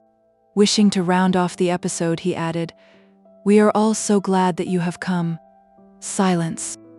Here we are, called Freddy. Oh, good! Exclaimed Mr. Beebe, mopping his brow. In there's the pond. I wish it was bigger, he added apologetically. They climbed down a slippery bank of pine needles. There lay the pond, set in its little alp of green, only a pond, but large enough to contain the human body, and pure enough to reflect the sky. On account of the rains, the waters had flooded the surrounding grass, which showed like a beautiful emerald path, tempting these feet towards the central pool. It's distinctly successful, as ponds go, said Mr. Beebe. "No apologies are necessary for the pond." George sat down where the ground was dry and drearily unlaced his boots. "Aren't those masses of willow herb splendid? I love willow herb in seed. What's the name of this aromatic plant?" No one knew or seemed to care. These abrupt changes of vegetation, this little spongeous tract of water plants, and on either side of it all the growths are tough or brittle, heather, bracken, hurts, pines, very charming, very charming. "Mr. Beebe, aren't you bathing?" called Freddy as he stripped himself. Mr. Beebe thought he was not. "Water's wonderful," cried Freddy, prancing in. "Water's water," murmured George. Wetting his hair first, a sure sign of apathy, he followed Freddy into the divine, as indifferent as if he were a statue and the pond a pail of soapsuds. It was necessary to use his muscles. It was necessary to keep clean. Mr. Beebe watched them, and watched the seeds of the willow herb dance chorically above their heads. A pooshu, a pooshu, a pooshu, went Freddy, swimming for 2 strokes in either direction, and then becoming involved in reeds or mud. "Is it worth it?" asked the other, Michelangelesque on the flooded margin. The bank broke away and he fell into the pool before he had weighed the question properly. "He poof, I've swallowed a pollywog, Mr. Beebe. Water's wonderful, water's simply ripping." "Water's not so bad," said George, reappearing from his plunge and sputtering at the sun. "Water's wonderful, Mr. Beebe, do. A pooshu coof." Mr. Beebe, who was hot, and who always acquiesced where possible, looked around him. He could detect no parishioners except the pine trees rising up steeply on all sides and gesturing to each other against the blue. How glorious it was! The world of motor cars and rural deans receded inimitably. Water, sky, evergreens, a wind, these things not even the seasons can touch, and surely they lie beyond the intrusion of man. "I may as well wash too," and soon his garments made a third little pile on the sward, and he too asserted the wonder of the water. It was ordinary water, nor was there very much of it, and as Freddy said, it reminded one of swimming in a salad. The 3 gentlemen rotated in the pool breast high, after the fashion of the nymphs in Götterdämmerung. But either because the rains had given a freshness, or because the sun was shedding a most glorious heat, or because 2 of the gentlemen were young in years and the 3rd young in spirit, for some reason or other a change came over them, and they forgot Italy and botany and fate. They began to play. Mr. Beebe and Freddy splashed each other. A little deferentially they splashed George. He was quiet. They feared they had offended him. Then all the forces of youth burst out. He smiled, flung himself at them, splashed them, ducked them, kicked them, muddied them, and drove them out of the pool. "Race you round it then," cried Freddy, and they raced in the sunshine, and George took a short cut and dirtied his shins, and had to bathe a second time. Then Mr. Beebe consented to run, a memorable sight. They ran to get dry, they bathed to get cool, they played at being Indians in the willow herbs and in the bracken, they bathed to get clean, and all the time 3 little bundles lay discreetly on the sward, proclaiming, "No, we are what matters. Without us shall no enterprise begin. To us shall all flesh turn in the end." A try," yelled Freddy, snatching up George's bundle and placing it beside an imaginary goalpost. "Soccer rules," George retorted, scattering Freddy's bundle with a kick. "Goal. Goal. Pass." "Take care my watch," cried Mr. Beebe. Clothes flew in all directions. "Take care my hat." "No, that's enough, Freddy. Dress now." "No, I say." But the 2 young men were delirious. Away they twinkled into the trees, Freddy with a clerical waistcoat under his arm, George with a wide-awake hat on his dripping hair. "That'll do," shouted Mr. Beebe, remembering that after all he was in his own parish. Then his voice changed as if every pine tree was a rural dean. "Hi, steady on, I see people coming, you fellows." Yells and widening circles over the dappled earth. "Hi, hi, ladies!" Neither George nor Freddy was truly refined. Still, they did not hear Mr. Beebe's last warning, or they would have avoided Mrs. Honeychurch, Cecil, and Lucy, who were walking down to call on old Mrs. Butterworth. Freddy dropped the waistcoat at their feet and dashed into some bracken. George whooped in their faces, turned and scudded away down the path to the pond, still clad in Mr. Beebe's hat. "Gracious alive," cried Mrs. Honeychurch. "Whoever were those unfortunate people? Oh dears, look away, and poor Mr. Beebe too. Whatever has happened?" "Come this way immediately," commanded Cecil, who always felt that he must lead women, though he knew not whither, and protect them, though he knew not against what. He led them now towards the bracken where Freddy sat concealed. "Oh, poor Mr. Beebe. Was that his waistcoat we left in the path? Cecil, Mr. Beebe's waistcoat?" "No business of ours," said Cecil, glancing at Lucy, who was all parasol and evidently minded. "I fancy Mr. Beebe jumped back into the pond." "This way, please, Mrs. Honeychurch, this way." They followed him up the bank, attempting the tense yet nonchalant expression that is suitable for ladies on such occasions. "Well, I can't help it," said a voice close ahead, and Freddy reared a freckled face and a pair of snowy shoulders out of the fronds. "I can't be trodden on, can I?" "Good gracious me, dear, so it's you. What miserable management. Why not have a comfortable bath at home with hot and cold laid on?" "Look here, mother, a fellow must wash, and a fellow's got to dry, and if another fellow—" "Dear, no doubt you're right as usual, but you are in no position to argue. Come, Lucy." They turned.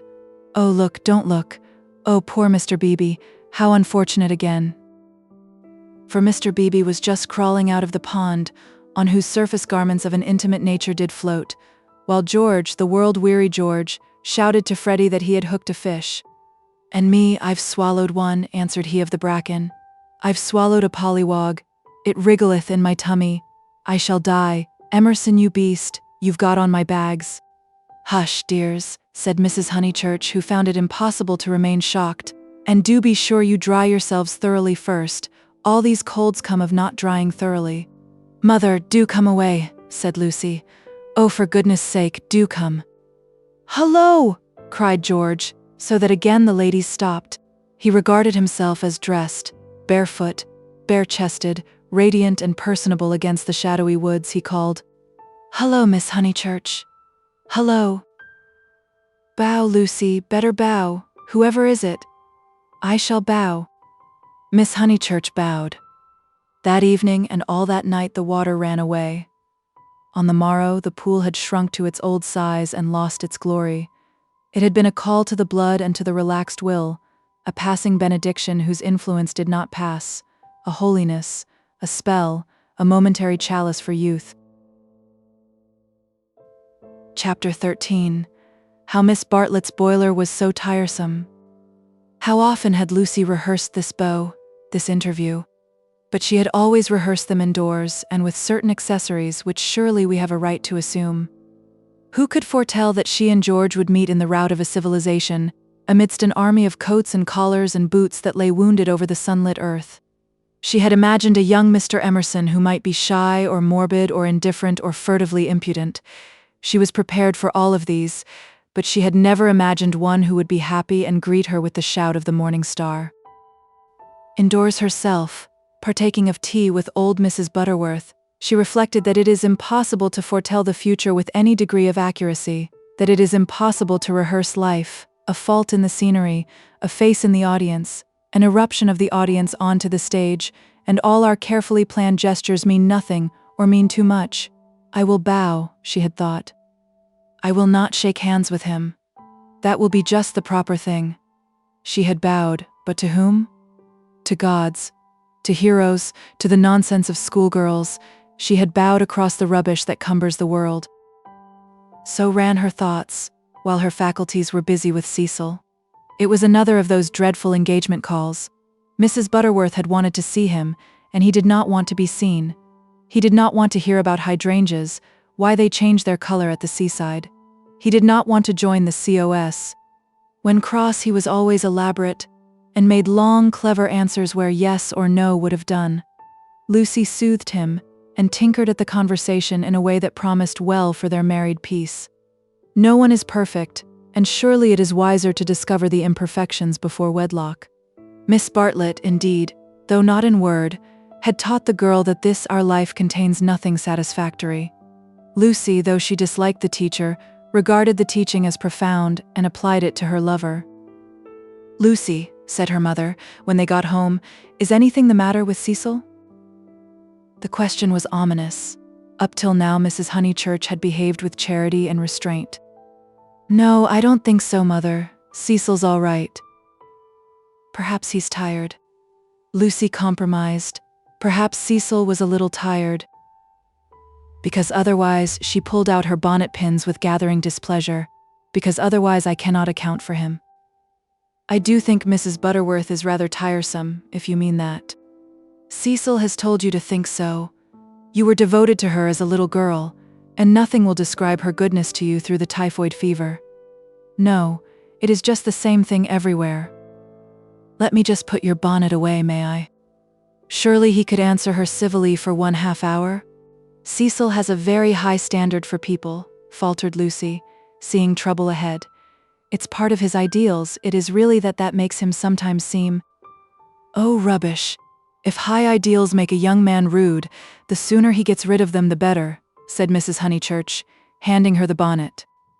"Now, Mother, I've seen you cross with Mrs. Butterworth yourself." "Not in that way. At times I could wring her neck, but not in that way. No, it is the same with Cecil all over. By the by, I never told you, I had a letter from Charlotte while I was away in London." This attempt to divert the conversation was too puerile, and Mrs. Honeychurch resented it. Since Cecil came back from London, nothing appears to please him. Whenever I speak, he winces. "I see him, Lucy. It is useless to contradict me. No doubt I am neither artistic, nor literary, nor intellectual, nor musical, but I cannot help the drawing-room furniture. Your father bought it, and we must put up with it. Will Cecil kindly remember?" I see what you mean, and certainly Cecil oughtn't to. But he does not mean to be uncivil, he once explained. It is the things that upset him. He is easily upset by ugly things. He is not uncivil to people." "Is it a thing or a person when Freddy sings?" "You can't expect a really musical person to enjoy comic songs as we do." "Then why didn't he leave the room? Why sit wriggling and sneering and spoiling everyone's pleasure?" "We mustn't be unjust to people," faltered Lucy. Something had enfeebled her, and the case for Cecil, which she had mastered so perfectly in London, would not come forth in an effective form. The two civilizations had clashed. Cecil hinted that they might, and she was dazzled and bewildered, as though the radiance that lies behind all civilization had blinded her eyes. Good taste and bad taste were only catchwords, garments of diverse cut, and music itself dissolved to a whisper through pine trees, where the song is not distinguishable from the comic song. She remained in much embarrassment, while Mrs. Honeychurch changed her frock for dinner, and every now and then she said a word and made things no better. There was no concealing the fact Cecil had meant to be supercilious, and he had succeeded. And Lucy, she knew not why, wished that the trouble could have come at any other time. "Go and dress, dear, you'll be late." "All right, Mother." "Don't say all right and stop. Go." She obeyed, but loitered disconsolately at the landing window. It faced north, so there was little view and no view of the sky. Now, as in the winter, the pine trees hung close to her eyes. One connected the landing window with depression. No definite problem menaced her, but she sighed to herself. "Oh dear, what shall I do? What shall I do?" It seemed to her that everyone else was behaving very badly, and she ought not to have mentioned Miss Bartlett's letter. She must be more careful. Her mother was rather inquisitive, and might have asked what it was about. Oh dear, what should she do? And then Freddy came bounding upstairs and joined the ranks of the ill-behaved. I say, those are topping people. "My dear baby, how tiresome you've been. You have no business to take them bathing in the sacred lake. It's much too public. It was all right for you, but most awkward for everyone else. Do be more careful. You forget the place is growing half suburban." I say, is anything on tomorrow week? Not that I know of. Then I want to ask the Emersons up to Sunday tennis. Oh, I wouldn't do that, Freddy. I wouldn't do that with all this muddle. What's wrong with the court? They won't mind a bump or two, and I've ordered new balls. I meant it's better not. I really mean it. He seized her by the elbows and humorously danced her up and down the passage. She pretended not to mind, but she could have screamed with temper. Cecil glanced at them as he proceeded to his toilet, and they impeded Mary with her brood of hot water cans.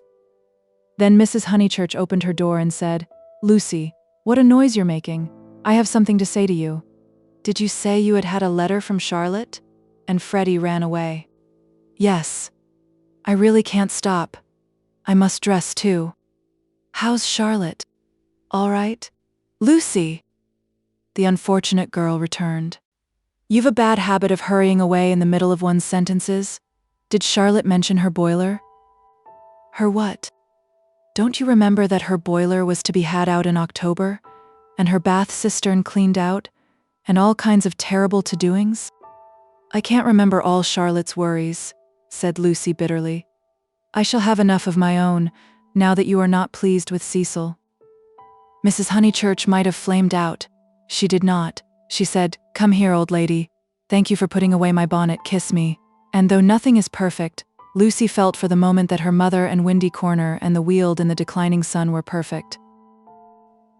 So the grittiness went out of life. It generally did at Windy Corner.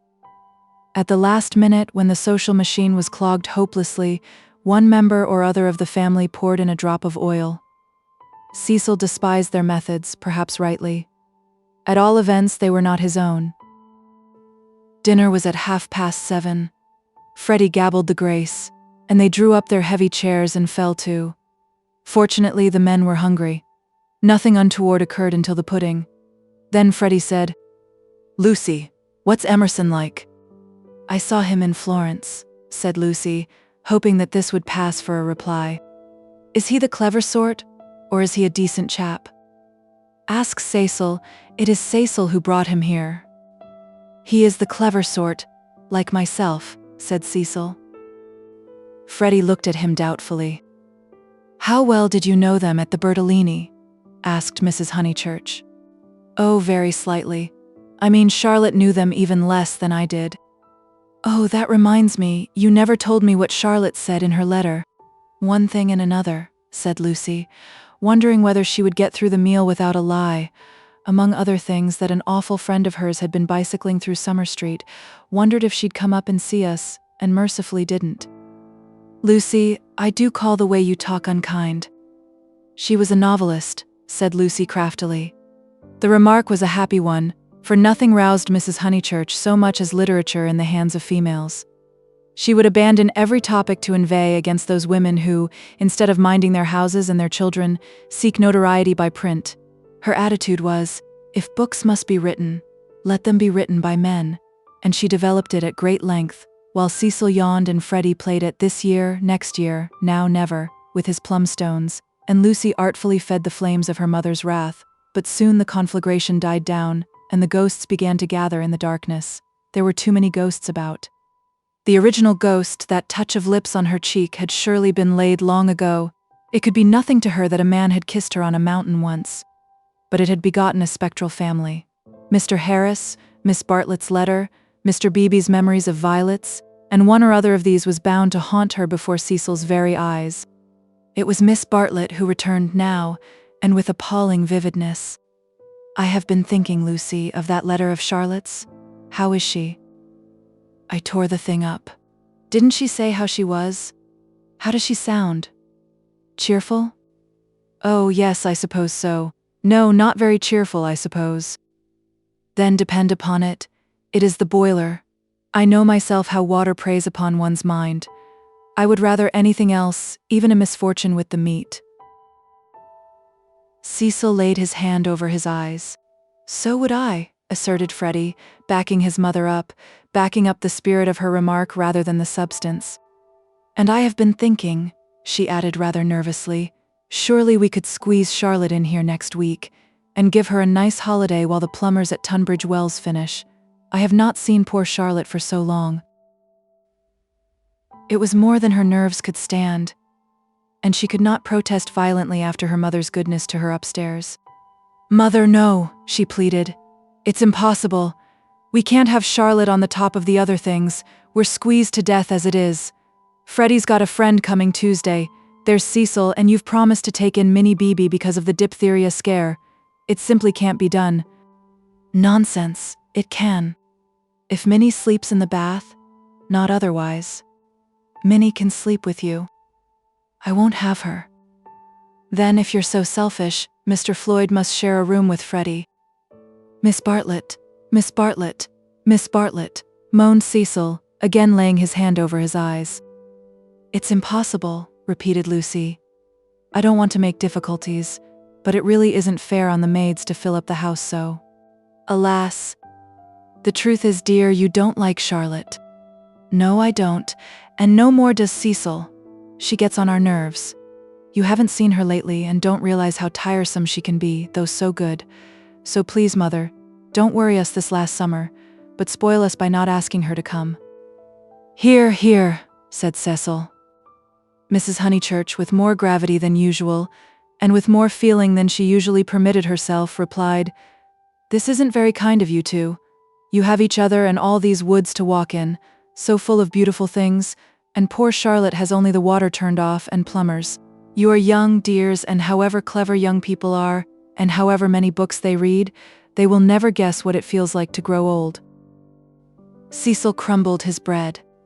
"I must say Cousin Charlotte was very kind to me that year I called on my bike," put in Freddy. "She thanked me for coming till I felt like such a fool, and fussed round no end to get an egg boiled for my tea just right." "I know, dear. She is kind to everyone, and yet Lucy makes this difficulty when we try to give her some little return." But Lucy hardened her heart. It was no good being kind to Miss Bartlett. She had tried herself too often and too recently. One might lay up treasure in heaven by the attempt, but one enriched neither Miss Bartlett nor anyone else upon earth. She was reduced to saying, "I can't help it, Mother. I don't like Charlotte. I admit it's horrid of me." "From your own account, you told her as much." "Well, she would leave Florence so stupidly," she flurried. "The ghosts were returning. They filled Italy. They were even usurping the places she had known as a child. The sacred lake would never be the same again, and on Sunday week something would even happen to Windy Corner. How would she fight against ghosts?" For a moment the visible world faded away, and memories and emotions alone seemed real. "I suppose Miss Bartlett must come, since she boils eggs so well," said Cecil, who was in rather a happier frame of mind, thanks to the admirable cooking. "I didn't mean the egg was well boiled," corrected Freddy, "because in point of fact she forgot to take it off, and as a matter of fact I don't care for eggs. I only meant how jolly kind she seemed." Cecil frowned again. "Oh, these Honeychurches, eggs, boilers, hydrangeas, maids, of such were their lives compact. May me and Lucy get down from our chairs?" he asked, with scarcely veiled insolence. "We don't want no dessert." Chapter 14. How Lucy faced the external situation bravely. Of course, Miss Bartlett accepted, and, equally of course, she felt sure that she would prove a nuisance, and begged to be given an inferior spare room, something with no view, anything. Her love to Lucy, and equally of course George Emerson could come to tennis on the Sunday week. Lucy faced the situation bravely, though, like most of us, she only faced the situation that encompassed her. She never gazed inwards.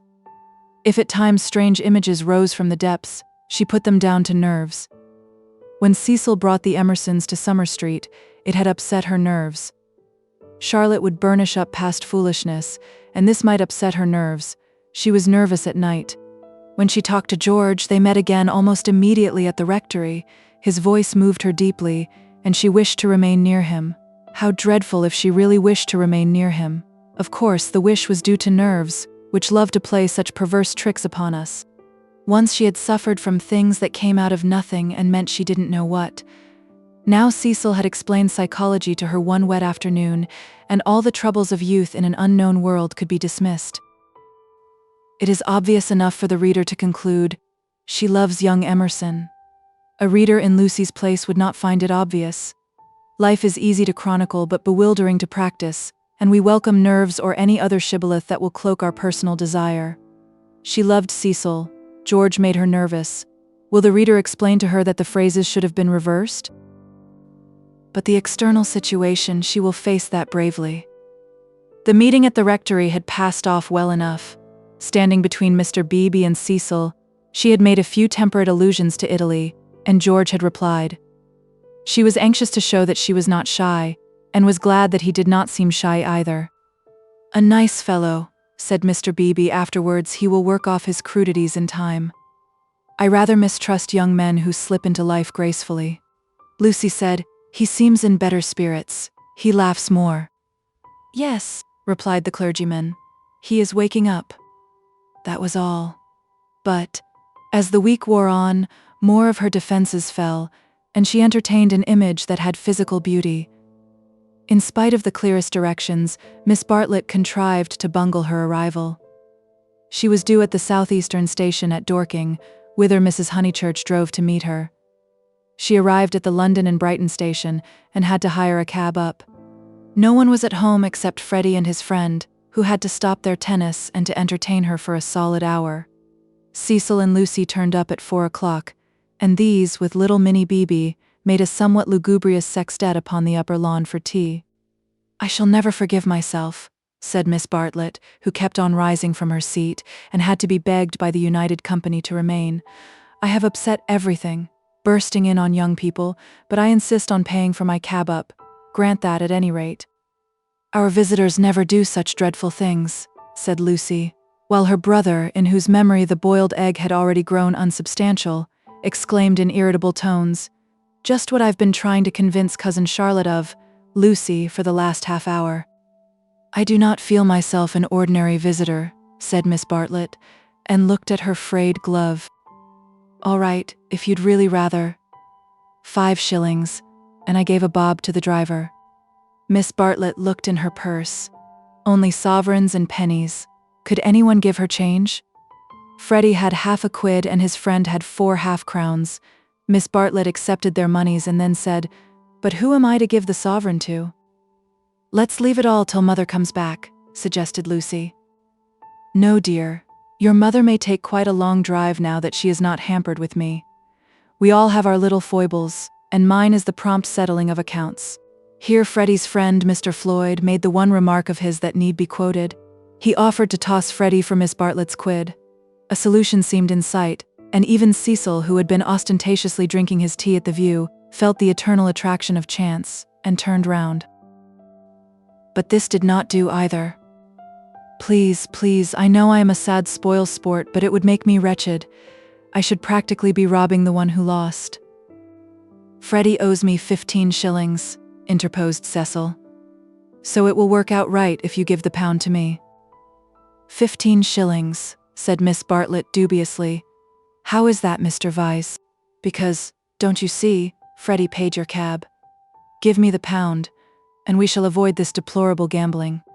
Miss Bartlett, who was poor at figures, became bewildered and rendered up the sovereign, amidst the suppressed gurgles of the other youths. For a moment Cecil was happy. He was playing at nonsense among his peers. Then he glanced at Lucy, in whose face petty anxieties had marred the smiles. In January he would rescue his Leonardo from this stupefying twaddle. "But I don't see that," exclaimed Minnie Beebe, who had narrowly watched the iniquitous transaction. "I don't see why Mr. Vyse is to have the quid." "Because of the 15 shillings and the 5, they said solemnly. 15 shillings and 5 shillings make £1, you see." "But I don't see." They tried to stifle her with cake. "No, thank you. I'm done. I don't see why, Freddy, don't poke me. Miss Honeychurch, your brother's hurting me. Ow. What about Mr. Floyd's 10 shillings? Ow. No, I don't see and I never shall see why Miss What's-Her-Name shouldn't pay that bob for the driver." "I had forgotten the driver," said Miss Bartlett, reddening. "Thank you, dear, for reminding me. A shilling, was it? Can anyone give me change for half a crown?" "I'll get it," said the young hostess, rising with decision. "Cecil, give me that sovereign. No, give me up that sovereign. I'll get Euphemia to change it, and we'll start the whole thing again from the beginning." "Lucy, Lucy, what a nuisance I am," protested Miss Bartlett, and followed her across the lawn. Lucy tripped ahead, simulating hilarity. When they were out of earshot, Miss Bartlett stopped her wails and said quite briskly, "Have you told him about him yet?" "No, I haven't," replied Lucy, and then could have bitten her tongue for understanding so quickly what her cousin meant. "Let me see, a sovereign's worth of silver." She escaped into the kitchen. Miss Bartlett's sudden transitions were too uncanny. It sometimes seemed as if she planned every word she spoke or caused to be spoken, as if all this worry about cabs and change had been a ruse to surprise the soul. "No, I haven't told Cecil or anyone," she remarked when she returned. "I promised you I shouldn't. Here is your money, all shillings, except 2 half-crowns. Would you count it? You can settle your debt nicely now." Miss Bartlett was in the drawing room, gazing at the photograph of St. John ascending, which had been framed. "How dreadful," she murmured. "How more than dreadful, if Mr. Vyse should come to hear of it from some other source." "Oh no, Charlotte," said the girl, entering the battle. "George Emerson is all right, and what other source is there?" Miss Bartlett considered. "For instance, the driver. I saw him looking through the bushes at you. Remember, he had a violet between his teeth." Lucy shuddered a little. "We shall get the silly affair on our nerves if we aren't careful. How could a Florentine cab driver ever get hold of Cecil? We must think of every possibility." "Oh, it's all right." "Or perhaps old Mr. Emerson knows. In fact, he is certain to know." "I don't care if he does. I was grateful to you for your letter, but even if the news does get round, I think I can trust Cecil to laugh at it." To contradict it? No, to laugh at it. But she knew in her heart that she could not trust him, for he desired her untouched. "Very well, dear, you know best. Perhaps gentlemen are different to what they were when I was young. Ladies are certainly different." "Now, Charlotte," she struck at her playfully. "You kind, anxious thing, what would you have me do? First you say don't tell, and then you say tell. Which is it to be? Quick." Miss Bartlett sighed. "I am no match for you in conversation, dearest. I blush when I think how I interfered at Florence, and you so well able to look after yourself, and so much cleverer in all ways than I am. You will never forgive me." "Shall we go out then? They will smash all the china if we don't." For the air rang with the shrieks of Minnie, who was being scalped with a teaspoon. "Dear, one moment. We may not have this chance for a chat again. Have you seen the young one yet?" "Yes, I have." "What happened?" "We met at the rectory." "What line is he taking up?" "No line. He talked about Italy like any other person.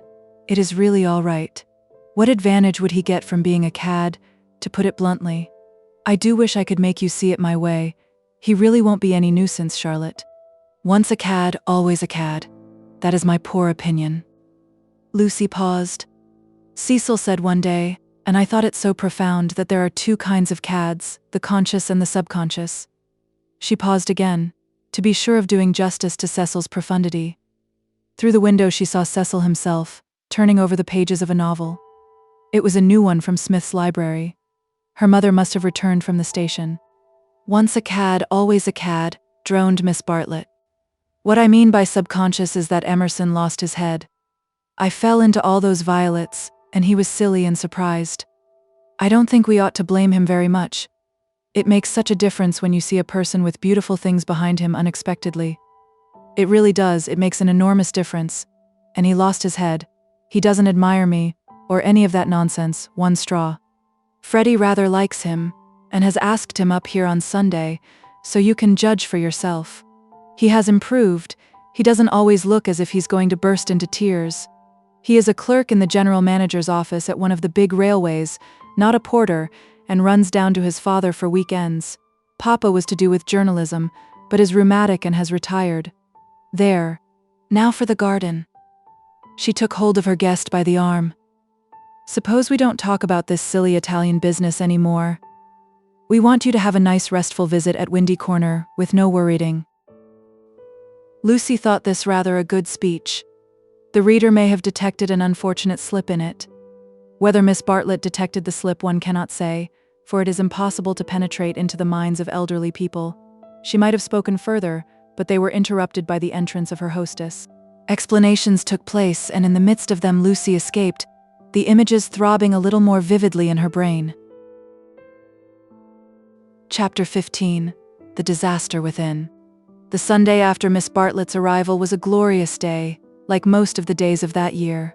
In the wheeled autumn approached, breaking up the green monotony of summer, touching the parks with the gray bloom of mist, the beech trees with russet, the oak trees with gold. Up on the heights, battalions of black pines witnessed the change, themselves unchangeable. Either country was spanned by a cloudless sky, and in either arose the tinkle of church bells. The garden of Windy Corners was deserted except for a red book, which lay sunning itself upon the gravel path. From the house came incoherent sounds, as of females preparing for worship. The men say they won't go. Well, I don't blame them, Minnie says. Need she go? Tell her, no nonsense, Anne, Mary. Hook me behind.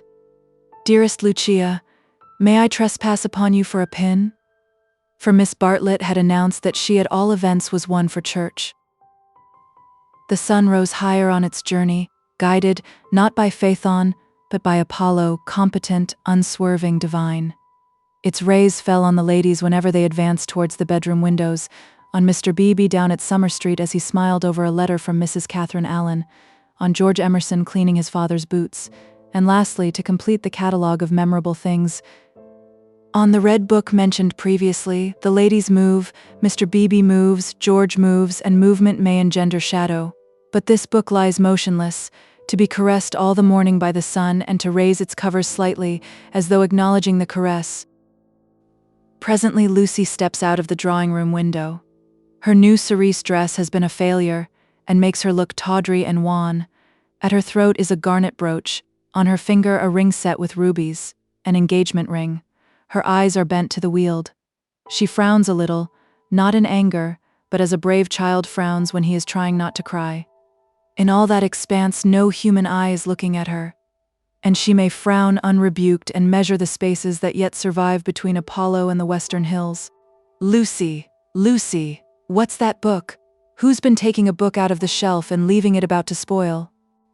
It's only the library book that Cecil's been reading. But pick it up, and don't stand idling there like a flamingo. Lucy picked up the book and glanced at the title listlessly, under a loggia. She no longer read novels herself, devoting all her spare time to solid literature in the hope of catching Cecil up. It was dreadful how little she knew, and even when she thought she knew a thing, like the Italian painters, she found she had forgotten it. Only this morning she had confused Francesco Francia with Piero della Francesca, and Cecil had said, "What? You aren't forgetting your Italy already?" And this too had lent anxiety to her eyes when she saluted the dear view and the dear garden in the foreground, and above them, scarcely conceivable elsewhere, the dear sun. "Lucy, have you a sixpence for Minnie and a shilling for yourself?" She hastened in to her mother, who was rapidly working herself into a Sunday fluster. "It's a special collection, I forget what for. I do beg no vulgar clinking in the plate with halfpennies. See that Minnie has a nice bright sixpence. Where is the child? Minnie, that book's all warped. Gracious, how plain you look. Put it under the atlas to press. Minnie. Oh, Mrs. Honeychurch, from the upper regions. Minnie, don't be late. Here comes the horse. It was always the horse. Never the carriage. Where's Charlotte? Run up and hurry her. Why is she so long? She had nothing to do. She never brings anything but blouses. Poor Charlotte, how I do detest blouses. Minnie." Paganism is infectious, more infectious than diphtheria or piety, and the rector's niece was taken to church protesting. As usual, she didn't see why. Why shouldn't she sit in the sun with the young men? The young men who had now appeared mocked her with ungenerous words. Mrs. Honeychurch defended orthodoxy, and in the midst of the confusion Miss Bartlett, dressed in the very height of the fashion, came strolling down the stairs. "Dear Marian, I am very sorry, but I have no small change, nothing but sovereigns and half-crowns. Could anyone give me?" "Yes, easily. Jump in. Gracious me, how smart you look. What a lovely frock. You put us all to shame. If I did not wear my best rags and tatters now, when should I wear them?" said Miss Bartlett reproachfully. She got into the Victoria and placed herself with her back to the horse. The necessary roar ensued, and then they drove off. "Goodbye. Be good," called out Cecil. Lucy bit her lip, for the tone was sneering. On the subject of church and so on, they had had rather an unsatisfactory conversation. He had said that people ought to overhaul themselves, and she did not want to overhaul herself. She did not know it was done. Honest orthodoxy Cecil respected, but he always assumed that honesty is the result of a spiritual crisis. He could not imagine it as a natural birthright that might grow heavenward like flowers. All that he said on this subject pained her, though he exuded tolerance from every pore. Somehow the Emersons were different. She saw the Emersons after church. There was a line of carriages down the road, and the Honeychurch vehicle happened to be opposite Sizzy Villa. To save time, they walked over the green to it and found father and son smoking in the garden. "Introduce me," said her mother. "Unless the young man considers that he knows me already." He probably did, but Lucy ignored the sacred lake and introduced them formally.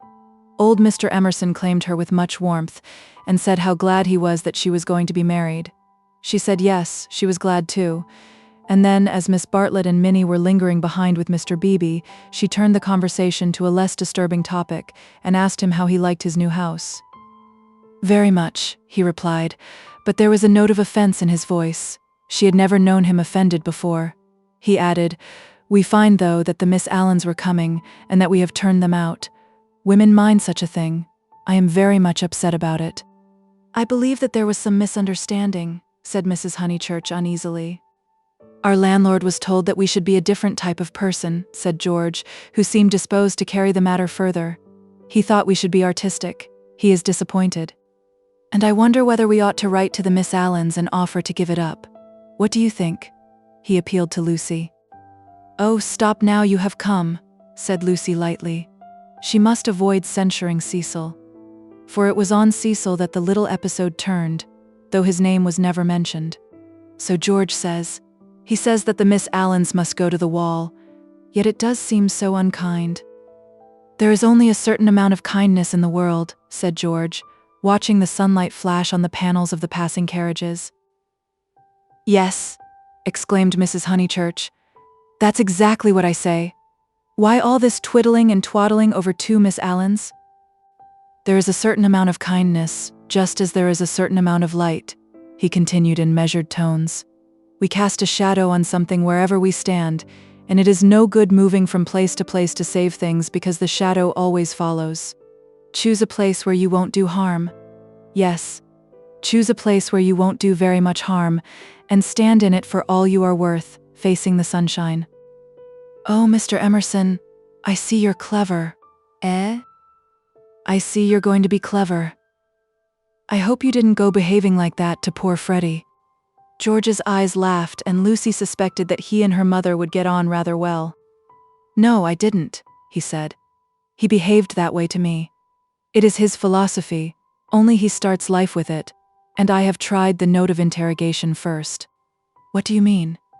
"No, never mind what you mean. Don't explain. He looks forward to seeing you this afternoon. Do you play tennis? Do you mind tennis on Sunday?" George mind tennis on Sunday. George, after his education, distinguish between Sunday. "Very well. George doesn't mind tennis on Sunday. No more do I. That's settled. Mr. Emerson, if you could come with your son, we should be so pleased." He thanked her, but the walk sounded rather far. He could only potter about in these days. She turned to George, "And then he wants to give up his house to the Miss Allens." "I know," said George, and put his arm round his father's neck. The kindness that Mr. Beebe and Lucy had always known to exist in him came out suddenly, like sunlight touching a vast landscape, a touch of the morning sun. She remembered that in all his perversities he had never spoken against affection. Miss Bartlett approached. "You know our cousin, Miss Bartlett," said Mrs. Honeychurch pleasantly. "You met her with my daughter in Florence." "Yes, indeed," said the old man, and made as if he would come out of the garden to meet the lady. Miss Bartlett promptly got into the Victoria. Thus entrenched, she emitted a formal bow. It was the pension Bertolini again, the dining table with the decanters of water and wine. It was the old battle of the room with the view. George did not respond to the bow. Like any boy, he blushed and was ashamed. He knew that the chaperone remembered. He said, I'll come up to tennis if I can manage it," and went into the house. Perhaps anything that he did would have pleased Lucy, but his awkwardness went straight to her heart.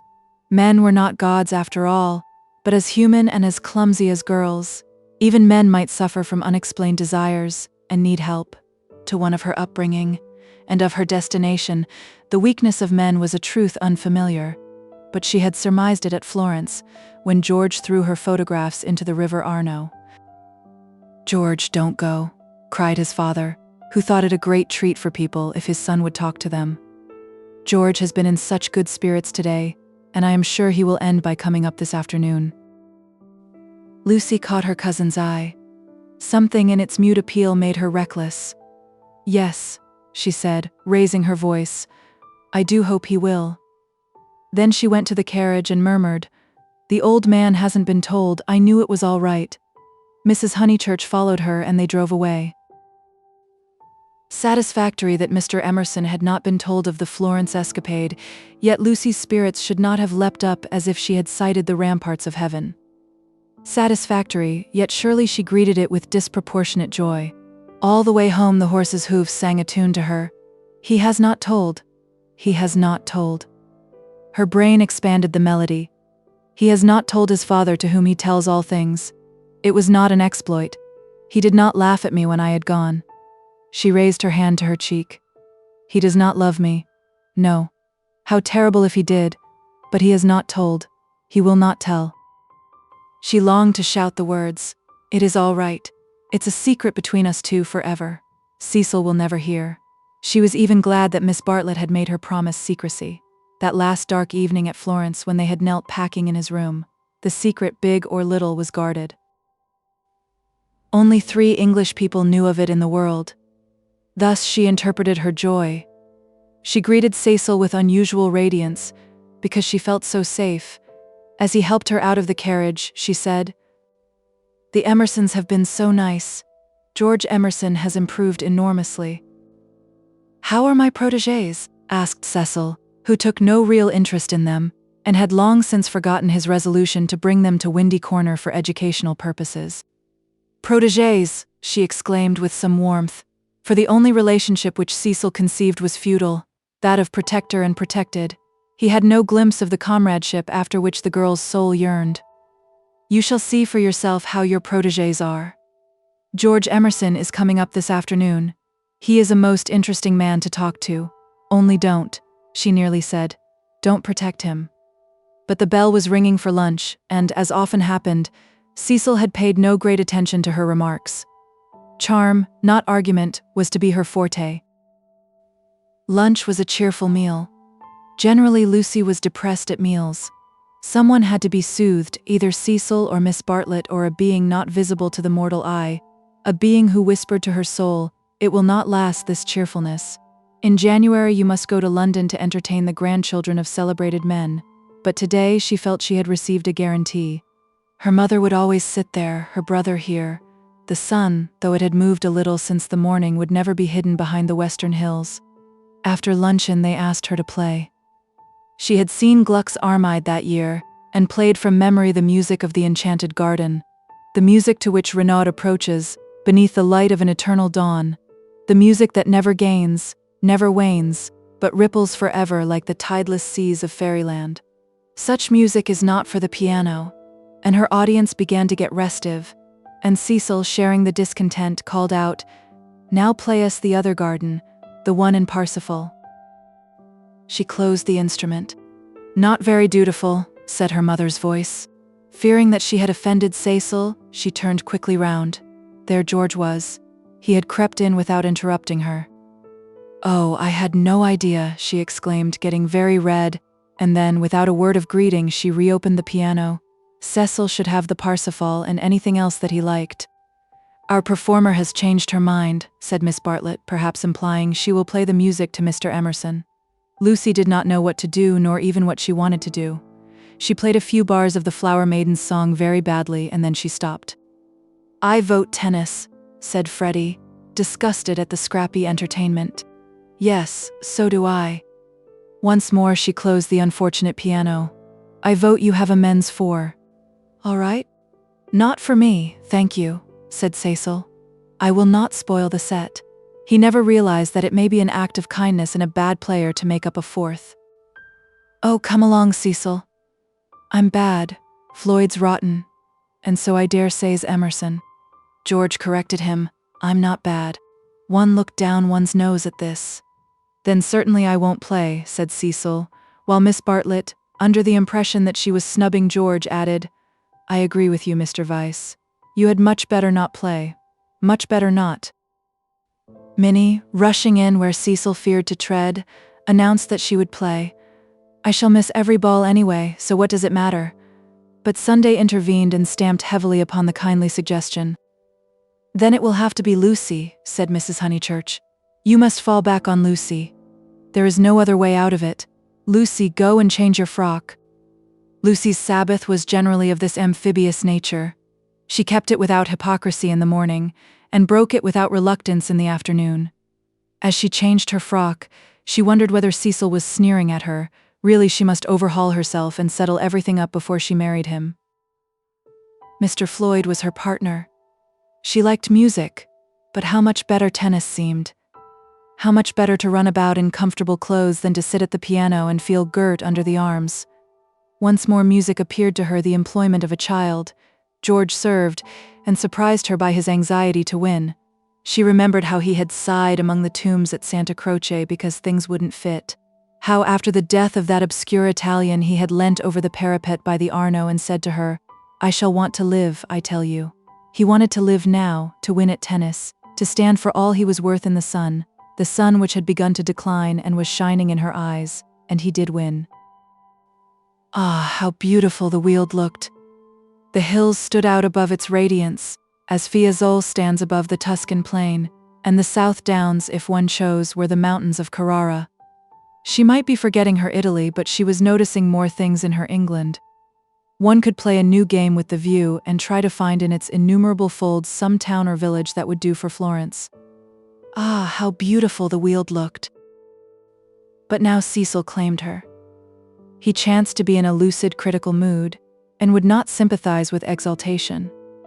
He had been rather a nuisance all through the tennis, for the novel that he was reading was so bad that he was obliged to read it aloud to others. He would stroll round the precincts of the court and call out, "I say, listen to this, Lucy." 3 split infinitives. "Dreadful," said Lucy, and missed her stroke. When they had finished their set, he still went on reading. There was some murder scene, and really everyone must listen to it. Freddy and Mr. Floyd were obliged to hunt for a lost ball in the laurels, but the other 2 acquiesced. "The scene is laid in Florence." "What fun, Cecil!" Read away. "Come, Mr. Emerson. Sit down after all your energy." She had forgiven George, as she put it, and she made a point of being pleasant to him. He jumped over the net and sat down at her feet, asking, "You, and are you tired?" "Of course I'm not." "Do you mind being beaten?" She was going to answer, "No," when it struck her that she did mind, so she answered, "Yes." She added merrily, "I don't see you're such a splendid player, though. The light was behind you and it was in my eyes." "I never said I was." "Why, you did."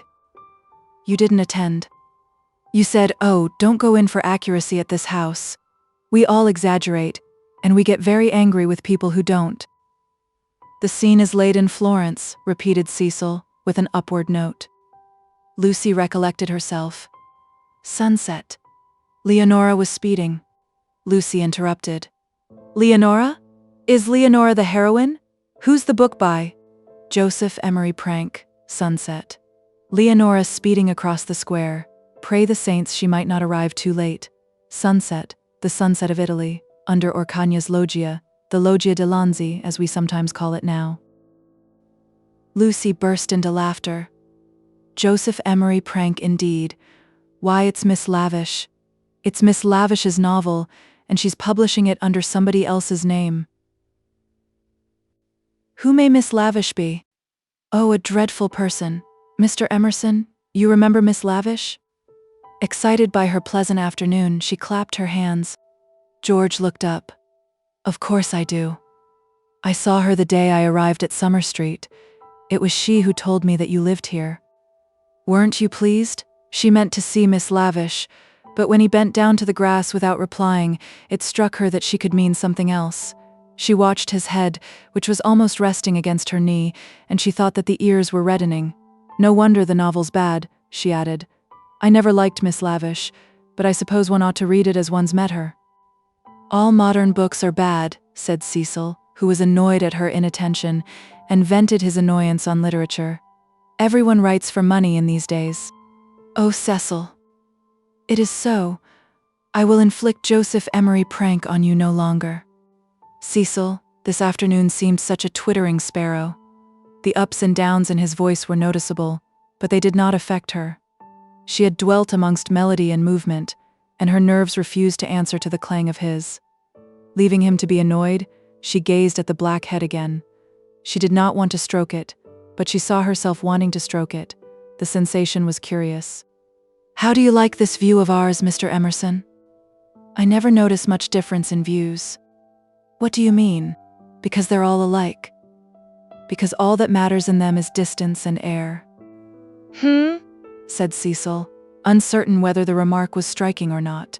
"My father," he looked up at her, and he was a little flushed, "says that there is only one perfect view, the view of the sky straight over our heads, and that all these views on earth are but bungled copies of it." "I expect your father has been reading Dante," said Cecil, fingering the novel, which alone permitted him to lead the conversation.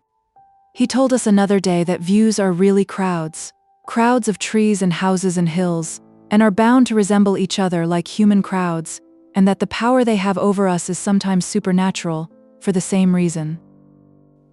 Lucy's lips parted. For a crowd is more than the people who make it up. Something gets added to it, no one knows how, just as something has got added to those hills. He pointed with his racket to the South Downs. "What a splendid idea," she murmured. "I shall enjoy hearing your father talk again. I'm so sorry he's not so well." "No, he isn't well. There's an absurd account of a view in this book," said Cecil. "Also that men fall into two classes, those who forget views and those who remember them, even in small rooms. Mr. Emerson, have you any brothers or sisters?" "None." "Why? You spoke of us." "My mother, I was meaning." Cecil closed the novel with a bang. "Oh, Cecil, how you made me jump. I will inflict Joseph Emery prank on you no longer. I can just remember us all three going into the country for the day and seeing as far as Hindhead. It is the first thing that I remember." Cecil got up. The man was ill-bred. He hadn't put on his coat after tennis. He didn't do. He would have strolled away if Lucy had not stopped him. "Cecil, do read the thing about the view. Not while Mr. Emerson is here to entertain us. No, read away. I think nothing's funnier than to hear silly things read out loud. If Mr. Emerson thinks us frivolous, he can go." This struck Cecil as subtle and pleased him. It put their visitor in the position of a prig. Somewhat mollified, he sat down again. "Mr. Emerson, go and find tennis balls." She opened the book. Cecil must have his reading and anything else that he liked, but her attention wandered to George's mother, who, according to Mr. Eager, had been murdered in the sight of God, and, according to her son, had seen as far as Hindhead. "Am I really to go?" asked George. "No, of course not really," she answered. "Chapter 2, said Cecil, yawning. "Find me Chapter 2 if it isn't bothering you." Chapter 2 was found, and she glanced at its opening sentences. She thought she had gone mad. "Here, hand me the book." She heard her voice saying, "It isn't worth reading, it's too silly to read. I never saw such rubbish, it oughtn't to be allowed to be printed." He took the book from her. Leonora, he read, sat pensive and alone. Before her lay the rich champaign of Tuscany, dotted over with many a smiling village. The season was spring. Miss Lavish knew, somehow, and had printed the past in draggled prose for Cecil to read and for George to hear. A golden haze, he read. He read, afar off the towers of Florence, while the bank on which she sat was carpeted with violets. All unobserved Antonio stole up behind her. Lest Cecil should see her face, she turned to George and saw his face. He read, There came from his lips no wordy protestation such as formal lovers use. No eloquence was his, nor did he suffer from the lack of it. He simply enfolded her in his manly arms. "This isn't the passage I wanted," he informed them. "There is another much funnier, further on." He turned over the leaves. "Should we go in to tea?" said Lucy, whose voice remained steady. She led the way up the garden, Cecil following her, George last. She thought a disaster was averted. But when they entered the shrubbery it came. The book, as if it had not worked mischief enough, had been forgotten, and Cecil must go back for it, and George, who loved passionately, must blunder against her in the narrow path. "No," she gasped, and for the second time was kissed by him. As if no more was possible, he slipped back. Cecil rejoined her. They reached the upper lawn alone. Chapter 16. Lying to George. But Lucy had developed since the spring. That is to say, she was now better able to stifle the emotions of which the conventions and the world disapprove. Though the danger was greater, she was not shaken by deep sobs. She said to Cecil, "I am not coming in to tea. Tell Mother I must write some letters," and went up to her room. Then she prepared for action. Love felt and returned, love which our bodies exact and our hearts have transfigured, love which is the most real thing that we shall ever meet, reappeared now as the world's enemy, and she must stifle it. She sent for Miss Bartlett. The contest lay not between love and duty. Perhaps there never is such a contest. It lay between the real and the pretended, and Lucy's first aim was to defeat herself. As her brain clouded over, as the memory of the views grew dim and the words of the book died away, she returned to her old shibboleth of nerves. She conquered her breakdown. Tampering with the truth, she forgot that the truth had ever been. Remembering that she was engaged to Cecil, she compelled herself to confused remembrances of George. He was nothing to her. He never had been anything. He had behaved abominably. She had never encouraged him. The armor of falsehood is subtly wrought out of darkness, and hides a man not only from others, but from his own soul. In a few moments Lucy was equipped for battle. "Something too awful has happened," she began, as soon as her cousin arrived. "Do you know anything about Miss Lavish's novel?" Miss Bartlett looked surprised and said that she had not read the book, nor known that it was published. Eleanor was a reticent woman at heart. "There is a scene in it. The hero and heroine make love. Do you know about that, dear? Do you know about it, please?" she repeated. "They are on a hillside, and Florence is in the distance. My good Lucia, I am all at sea. I know nothing about it whatever. There are violets. I cannot believe it is a coincidence. Charlotte. Charlotte, how could you have told her?" "I have thought before speaking. It must be you." "Told her what?" she asked, with growing agitation. "About that dreadful afternoon in February." Miss Bartlett was genuinely moved. "Oh, Lucy, dearest girl, she hasn't put that in her book?" Lucy nodded. "Not so that one could recognize it." "Yes." "Then never, never, never more shall Eleanor Lavish be a friend of mine." "So you did tell?" "I did just happen when I had tea with her at Rome in the course of conversation." "But Charlotte, what about the promise you gave me when we were packing? Why did you tell Miss Lavish when you wouldn't even let me tell Mother?" "I will never forgive Eleanor.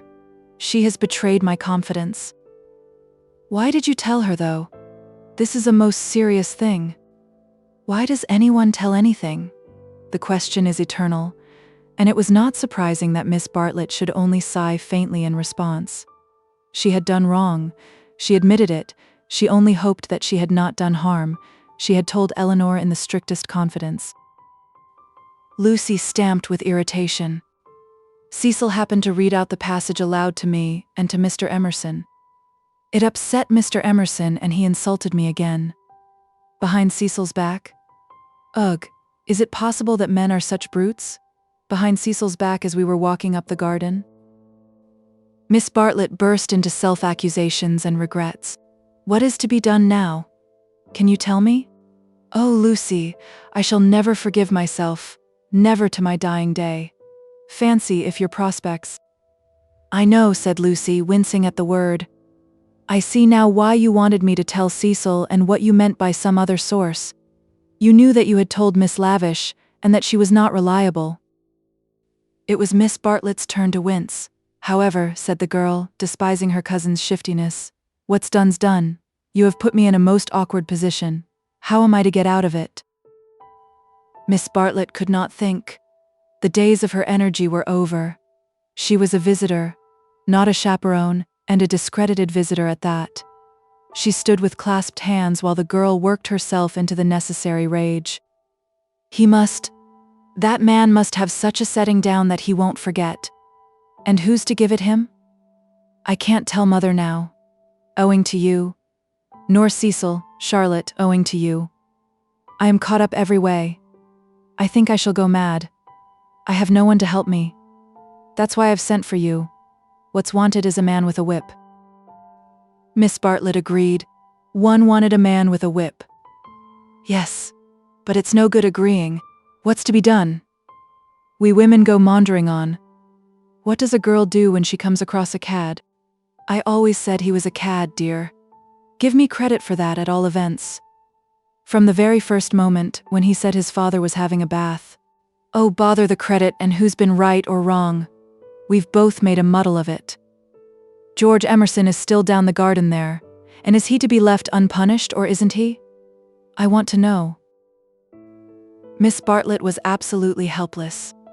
Her own exposure had unnerved her, and thoughts were colliding painfully in her brain. She moved feebly to the window and tried to detect the cad's white flannels among the laurels. "You were ready enough at the Bertolini when you rushed me off to Rome. Can't you speak again to him now? Willingly would I move heaven and earth."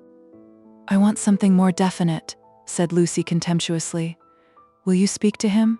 It is the least you can do, surely, considering it all happened because you broke your word. Never again shall Eleanor Lavish be a friend of mine." Really, Charlotte was outdoing herself. "Yes or no, please. Yes or no. It is the kind of thing that only a gentleman can settle." George Emerson was coming up the garden with a tennis ball in his hand. "Very well," said Lucy, with an angry gesture. "No one will help me. I will speak to him myself." And immediately she realized that this was what her cousin had intended all along. "Hello, Emerson," called Freddy from below. "Found the lost ball? Good man. Want any tea?" And there was an eruption from the house onto the terrace. "Oh, Lucy, but that is brave of you. I admire you." They had gathered round George, who beckoned, she felt, over the rubbish, the sloppy thoughts, the furtive yearnings that were beginning to cumber her soul. Her anger faded at the sight of him. Ah, the Emersons were fine people in their way. She had to subdue a rush in her blood before saying, "Freddy has taken him into the dining room. The others are going down the garden. Come, let us get this over quickly. Come, I want you in the room, of course. Lucy, do you mind doing it? How can you ask such a ridiculous question? Poor Lucy." She stretched out her hand. "I seem to bring nothing but misfortune wherever I go." Lucy nodded. She remembered their last evening at Florence, the packing, the candle, the shadow of Miss Bartlett's toque on the door. She was not to be trapped by pathos a second time. Eluding her cousin's caress, she led the way downstairs. "Try the jam," Freddy was saying. "The jam's jolly good." George, looking big and disheveled, was pacing up and down the dining room. As she entered, he stopped and said, "No, nothing to eat." "You go down to the others," said Lucy. "Charlotte and I will give Mr. Emerson all he wants. Where's Mother?" "She started on her Sunday writing. She's in the drawing room." "That's all right. You go away." He went off singing. Lucy sat down at the table. Miss Bartlett, who was thoroughly frightened, took up a book and pretended to read. She would not be drawn into an elaborate speech. She just said, "I can't have it, Mr. Emerson. I cannot even talk to you. Go out of this house, and never come into it again as long as I live here." Flushing as she spoke and pointing to the door. "I hate a row. Go, please." "What?" "No discussion." "But I can't." She shook her head. "Go, please. I do not want to call in Mr. Vyse." "You don't mean," he said, absolutely ignoring Miss Bartlett. "You don't mean that you are going to marry that man?" The line was unexpected. She shrugged her shoulders as if his vulgarity wearied her. "You are merely ridiculous," she said quietly. Then his words rose gravely over hers. "You cannot live with Vyse. He's only for an acquaintance. He is for society and cultivated talk. He should know no one intimately, least of all a woman." It was a new light on Cecil's character. "Have you ever talked to Vyse without feeling tired?" "I can scarcely discuss." "No, but have you ever?" "He is the sort who are all right so long as they keep to things, books, pictures, but kill when they come to people. That's why I'll speak out through all this muddle even now. It's shocking enough to lose you in any case, but generally a man must deny himself joy, and I would have held back if your Cecil had been a different person. I would never have let myself go. But I saw him first in the National Gallery when he winced because my father mispronounced the names of great painters. Then he brings us here and we find it is to play some silly trick on a kind neighbor. That is the man all over playing tricks on people, on the most sacred form of life that he can find. Next, I meet you together, and find him protecting and teaching you and your mother to be shocked, when it was for you to settle whether you were shocked or no. Cecil all over again. He daren't let a woman decide. He's the type who's kept Europe back for 1,000 years. Every moment of his life he's forming you, telling you what's charming or amusing or ladylike, telling you what a man thinks womanly, and you of all women, listen to his voice instead of to your own. So it was at the rectory, when I met you both again. So it has been the whole of this afternoon. Therefore, not therefore I kissed you, because the book made me do that, and I wish to goodness I had more self-control. I'm not ashamed. I don't apologize. But it has frightened you, and you may not have noticed that I love you, or would you have told me to go and dealt with a tremendous thing so lightly? But therefore I settled to fight him." Lucy thought of a very good remark. "You say Mr. Vyse wants me to listen to him, Mr. Emerson. Pardon me for suggesting that you have caught the habit." And he took the shoddy reproof and touched it into immortality. He said, "Yes, I have," and sank down as if suddenly weary. "I'm the same kind of brute at bottom. This desire to govern a woman, it lies very deep, and men and women must fight it together before they shall enter the garden. But I do love you surely in a better way than he does," he thought. "Yes, really in a better way. I want you to have your own thoughts even when I hold you in my arms." He stretched them towards her. "Lucy, be quick. There's no time for us to talk now. Come to me as you came in the spring, and afterwards I will be gentle and explain. I have cared for you since that man died. I cannot live without you. No good, I thought. She is marrying someone else. But I meet you again when all the world is glorious water and sun. As you came through the wood, I saw that nothing else mattered. I called. I wanted to live and have my chance of joy." "And Mr. Vyse?" said Lucy, who kept commendably calm. "Does he not matter? That I love Cecil and shall be his wife shortly? A detail of no importance, I suppose?" But he stretched his arms over the table towards her. "May I ask what you intend to gain by this exhibition?" he said. "It is our last chance. I shall do all that I can." And as if he had done all else, he turned to Miss Bartlett, who sat like some portent against the skies of the evening. "You wouldn't stop us this second time if you understood," he said. "I have been into the dark, and I am going back into it, unless you will try to understand." Her long, narrow head drove backwards and forwards, as though demolishing some invisible obstacle. She did not answer. "It is being young," he said quietly, picking up his racket from the floor and preparing to go. "It is being certain that Lucy cares for me really. It is that love and youth matter intellectually." In silence, the two women watched him. His last remark, they knew, was nonsense, but was he going after it or not? Would not he, the cad, the charlatan, attempt a more dramatic finish? No, he was apparently content. He left them, carefully closing the front door, and when they looked through the hall window, they saw him go up the drive and begin to climb the slopes of withered fern behind the house. Their tongues were loosed, and they burst into stealthy rejoicings. "Oh, Lucia, come back here! Oh, what an awful man!" Lucy had no reaction, at least, not yet. "Well, he amuses me," she said. Either I'm mad or else he is, and I'm inclined to think it's the latter. One more fuss through with you, Charlotte. Many thanks. I think, though, that this is the last. My admirer will hardly trouble me again. And Miss Bartlett, too, essayed the roguish. Well, it isn't everyone who could boast such a conquest, dearest, is it? Oh, one oughtn't to laugh, really. It might have been very serious. But you were so sensible and brave, so unlike the girls of my day. Let's go down to them. But once in the open air, she paused.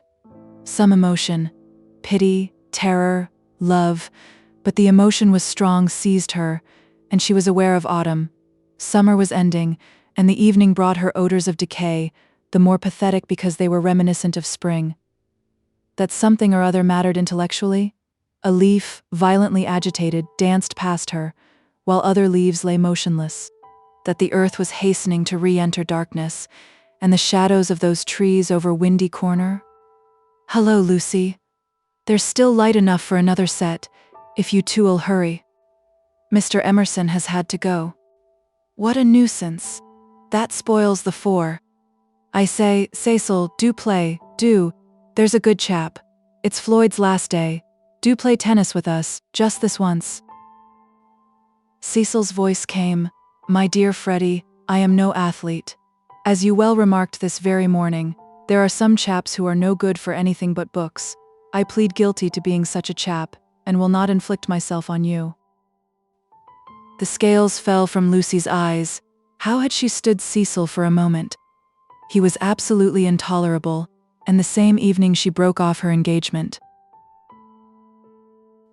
Chapter 17, Lying to Cecil. He was bewildered. He had nothing to say. He was not even angry, but stood with a glass of whiskey between his hands, trying to think what had led her to such a conclusion. She had chosen the moment before bed, when, in accordance with their bourgeois habit, she always dispensed drinks to the men. Freddy and Mr. Floyd were sure to retire with their glasses, while Cecil invariably lingered, sipping at his while she locked up the sideboard. I am very sorry about it, she said. I have carefully thought things over. We are too different.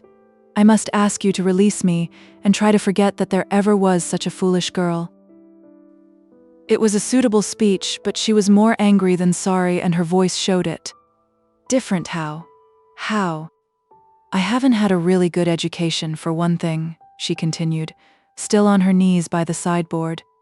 My Italian trip came too late, and I am forgetting all that I learnt there. I shall never be able to talk to your friends, or behave as a wife of yours should. I don't understand you. You aren't like yourself. You're tired, Lucy. Tired, she retorted, kindling at once. That is exactly like you. You always think women don't mean what they say. Well, you sound tired, as if something has worried you. What if I do? It doesn't prevent me from realizing the truth. I can't marry you, and you will thank me for saying so someday. You had that bad headache yesterday, all right? For she had exclaimed indignantly, I see it's much more than headaches. But give me a moment's time. He closed his eyes. You must excuse me if I say stupid things, but my brain has gone to pieces. Part of it lives 3 minutes back, when I was sure that you loved me, and the other part I find it difficult. I am likely to say the wrong thing. It struck her that he was not behaving so badly, and her irritation increased. She again desired a struggle, not a discussion. To bring on the crisis, she said. There are days when one sees clearly, and this is one of them. Things must come to a breaking point sometime, and it happens to be today. If you want to know, quite a little thing decided me to speak to you when you wouldn't play tennis with Freddy. I never do play tennis, said Cecil, painfully bewildered. I never could play. I don't understand a word you say. You can play well enough to make up a 4. I thought it abominably selfish of you. No, I can't. Well, never mind the tennis. Why couldn't you? Couldn't you have warned me if you felt anything wrong? You talked of our wedding at lunch, at least you let me talk. I knew you wouldn't understand, said Lucy quite crossly. I might have known there would have been these dreadful explanations. Of course, it isn't the tennis that was only the last straw to all I have been feeling for weeks. Surely it was better not to speak until I felt certain. She developed this position. Often before I have wondered if I was fitted for your wife, for instance, in London, and are you fitted to be my husband? I don't think so. You don't like Freddy, nor my mother. There was always a lot against our engagement, Cecil, but all our relations seemed pleased and we met so often, and it was no good mentioning it until all things came to a point. They have today. I see clearly. I must speak. That's all. I cannot think you were right, said Cecil gently. I cannot tell why, but though all that you say sounds true, I feel that you are not treating me fairly. It's all too horrible. What's the good of a scene? No good. But surely I have a right to hear a little more. He put down his glass and opened the window. From where she knelt, jangling her keys, she could see a slit of darkness, and peering into it, as if it would tell him that little more, his long, thoughtful face. Don't open the window, and you'd better draw the curtain too. Freddy or anyone might be outside. He obeyed.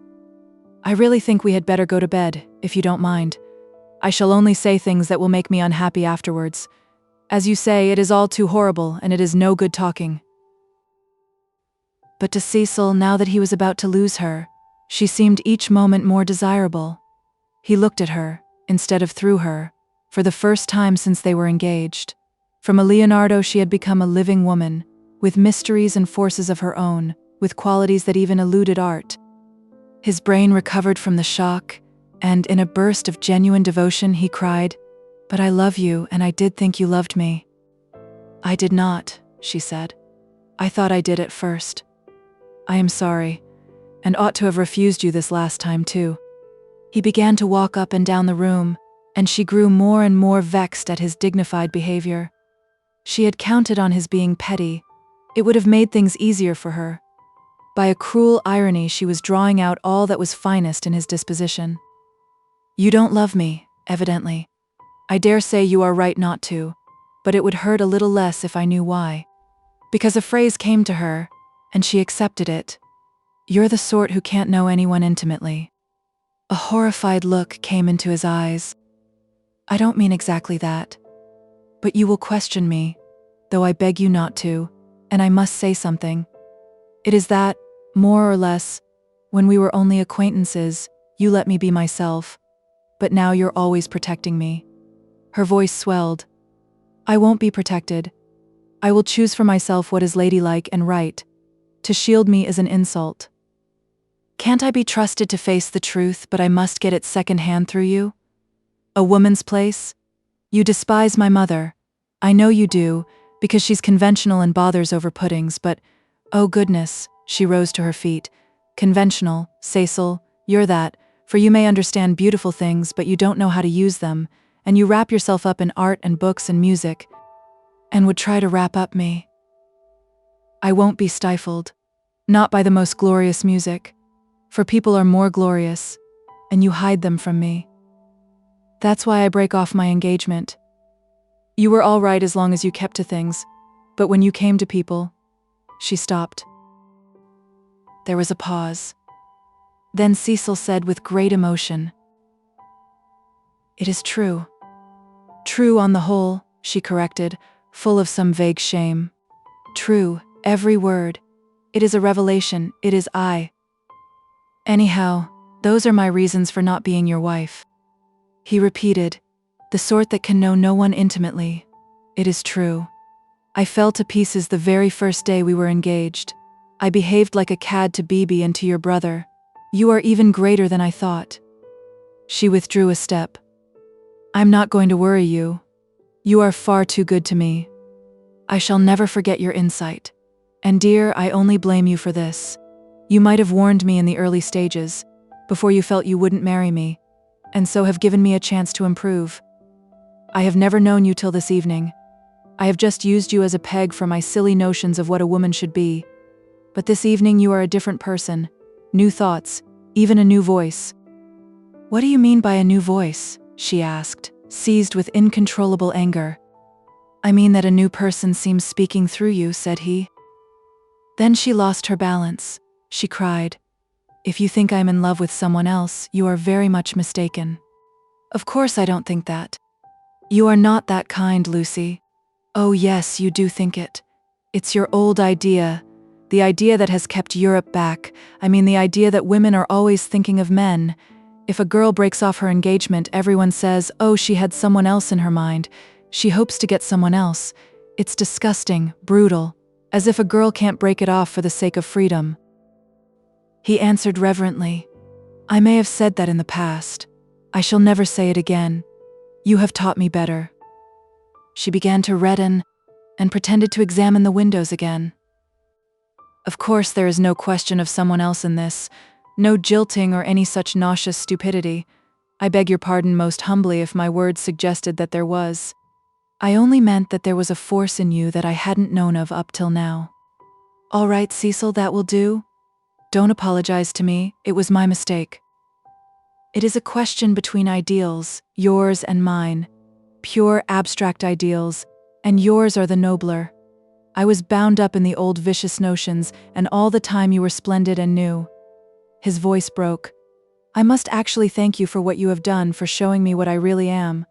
Solemnly, I thank you for showing me a true woman. Will you shake hands?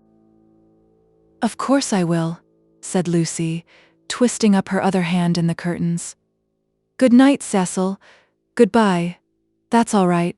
I'm sorry about it. Thank you very much for your gentleness. Let me light your candle, shall I? They went into the hall. Thank you. Good night again. God bless you, Lucy. Goodbye, Cecil. She watched him steal upstairs while the shadows from 3 banisters passed over her face like the beat of wings. On the landing he paused strong in his renunciation and gave her a look of memorable beauty. For all his culture, Cecil was an ascetic at heart, and nothing in his love became him like the leaving of it. She could never marry. In the tumult of her soul that stood firm, Cecil believed in her. She must someday believe in herself.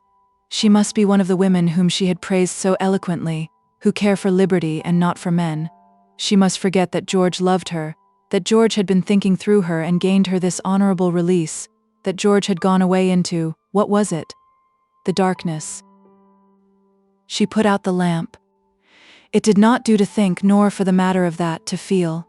She gave up trying to understand herself, and joined the vast armies of the benighted, who follow neither the heart nor the brain, and march to their destiny by catchwords. The armies are full of pleasant and pious folk, but they have yielded to the only enemy that matters, the enemy within. They have sinned against passion and truth, and vain will be their strife after virtue. As the years pass, they are censured. Their pleasantry and their piety show cracks. Their wit becomes cynicism. Their unselfishness hypocrisy. They feel and produce discomfort wherever they go. They have sinned against Eros and against Pallas Athene, and not by any heavenly intervention, but by the ordinary course of nature. Those allied deities will be avenged. Lucy entered this army when she pretended to George that she did not love him, and pretended to Cecil that she loved no one. The night received her, as it had received Miss Bartlett 30 years before. Chapter 18. Lying to Mr. Beebe, Mrs. Honeychurch, Freddy, and the servants. Windy Corner lay not on the summit of the ridge, but a few hundred feet down the southern slope, at the springing of one of the great buttresses that supported the hill. On either side of it was a shallow ravine, filled with ferns and pine trees, and down the ravine on the left ran the highway into the Weald. Whenever Mr. Beebe crossed the ridge and caught sight of these noble dispositions of the earth, and poised in the middle of them, Windy Corner, he laughed. The situation was so glorious, the house so commonplace, not to say impertinent. The late Mr. Honeychurch had affected the cube because it gave him the most accommodation for his money, and the only addition made by his widow had been a small turret, shaped like a rhinoceros's horn, where she could sit in wet weather and watch the carts going up and down the road. So impertinent, and yet the house did, for it was the home of people who loved their surroundings honestly. Other houses in the neighborhood had been built by expensive architects. Over others their inmates had fidgeted sedulously, yet all these suggested the accidental, the temporary, while Windy Corner seemed as inevitable as an ugliness of nature's own creation. One might laugh at the house, but one never shuddered. Mr. Beebe was bicycling over this Monday afternoon with a piece of gossip. He had heard from the Miss Allens. These admirable ladies, since they could not go to Sicily, had changed their plans. They were going to Greece instead. "Since Florence did my poor sister so much good," wrote Miss Catherine, "we do not see why we should not try Athens this winter. Of course, Athens is a plunge, and the doctor has ordered her special digestive bread. But, after all, we can take that with us, and it is only getting first into a steamer and then into a train. But is there an English church?" And the letter went on to say, "I do not expect we shall go any further than Athens, but if you knew of a really comfortable pension at Constantinople, we should be so grateful." Lucy would enjoy this letter, and the smile with which Mr. Beebe greeted Windy Corner was partly for her. She would see the fun of it, and some of its beauty, for she must see some beauty. Though she was hopeless about pictures, and though she dressed so unevenly, oh, that cerise frock yesterday at church, she must see some beauty in life, or she could not play the piano as she did. He had a theory that musicians are incredibly complex, and know far less than other artists what they want and what they are, that they puzzle themselves as well as their friends, that their psychology is a modern development and has not yet been understood. This theory, had he known it, had possibly just been illustrated by facts. Ignorant of the events of yesterday, he was only riding over to get some tea, to see his niece, and to observe whether Miss Honeychurch saw anything beautiful in the desire of two old ladies to visit Athens. A carriage was drawn up outside Windy Corner, and just as he caught sight of the house, it started, bowled up the drive, and stopped abruptly when it reached the main road. Therefore it must be the horse, who always expected people to walk up the hill in case they tired him. The door opened obediently, and two men emerged, whom Mr. Beebe recognized as Cecil and Freddy. They were an odd couple to go driving, but he saw a trunk beside the coachman's legs. Cecil, who wore a bowler, must be going away, while Freddy, a cap, was seeing him to the station. They walked rapidly, taking the shortcuts, and reached the summit while the carriage was still pursuing the windings of the road. They shook hands with the clergyman, but did not speak. "So you're off for a minute, Mr. Vyse?" he asked. Cecil said, "Yes," while Freddy edged away. "I was coming to show you this delightful letter from those friends of Miss Honeychurch," he quoted from it. "Isn't it wonderful? Isn't it romance? Most certainly they will go to Constantinople. They are taken in a snare that cannot fail. They will end by going round the world." Cecil listened civilly, and said he was sure that Lucy would be amused and interested. "Isn't romance capricious? I never notice it in you young people. You do nothing but play lawn tennis, and say that romance is dead, while the Miss Allens are struggling with all the weapons of propriety against the terrible thing. A really comfortable pension at Constantinople. So they call it out of decency, but in their hearts they want a pension with magic windows opening on the foam of perilous seas in fairyland forlorn. No ordinary view will content the Miss Allens. They want the pension Keats." "I'm awfully sorry to interrupt, Mr. Beebe," said Freddy. "But have you any matches?" "I have," said Cecil, and it did not escape Mr. Beebe's notice that he spoke to the boy more kindly. "You have never met these Miss Allens, have you, Mr. Vyse?" "Never." "Then you don't see the wonder of this Greek visit?" "I haven't been to Greece myself, and don't mean to go, and I can't imagine any of my friends going. It is altogether too big for our little lot. Don't you think so? Italy is just about as much as we can manage. Italy is heroic, but Greece is godlike or devilish, I'm not sure which, and in either case absolutely out of our suburban focus." "All right, Freddy. I am not being clever. Upon my word I am not. I took the idea from another fellow, and give me those matches when you've done with them." He lit a cigarette, and went on talking to the two young men. "I was saying, if our poor little Cockney lives must have a background, let it be Italian, big enough in all conscience. The ceiling of the Sistine Chapel for me. There the contrast is just as much as I can realize. But not the Parthenon, not the frieze of Phidias at any price, and here comes the Victoria." "You're quite right," said Cecil. "Greece is not for our little lot," and he got in. Freddy followed, nodding to the clergyman, whom he trusted not to be pulling one's leg, really. And before they had gone a dozen yards he jumped out, and came running back for Vyse's matchbox, which had not been returned. As he took it, he said, "I'm so glad you only talked about books. Cecil's hard hit. Lucy won't marry him. If you'd gone on about her as you did about them, he might have broken down. But when? Late last night. I must go. Perhaps they won't want me down there. No, go on. Goodbye. Thank goodness, exclaimed Mr. Beebe to himself, and struck the saddle of his bicycle approvingly. It was the one foolish thing she ever did. Oh, what a glorious riddance. And after a little thought, he negotiated the slope into Windy Corner, light of heart. The house was again as it ought to be, cut off forever from Cecil's pretentious world. He would find Miss Minnie down in the garden. In the drawing room, Lucy was tinkling at a Mozart sonata. He hesitated a moment, but went down the garden as requested. There he found a mournful company. It was a blustering day, and the wind had taken and broken the dahlias. Mrs. Honeychurch, who looked cross, was tying them up, while Miss Bartlett, unsuitably dressed, impeded her with offers of assistance. At a little distance stood Minnie and the garden child, a minute importation, each holding either end of a long piece of base. "Oh, how do you do, Mr. Beebe? Gracious, what a mess everything is. Look at my scarlet pompons and the wind blowing your skirts about, and the ground so hard that not a prop will stick in, and then the carriage having to go out, when I had counted on having Powell, who, give everyone their due, does tie up dahlias properly."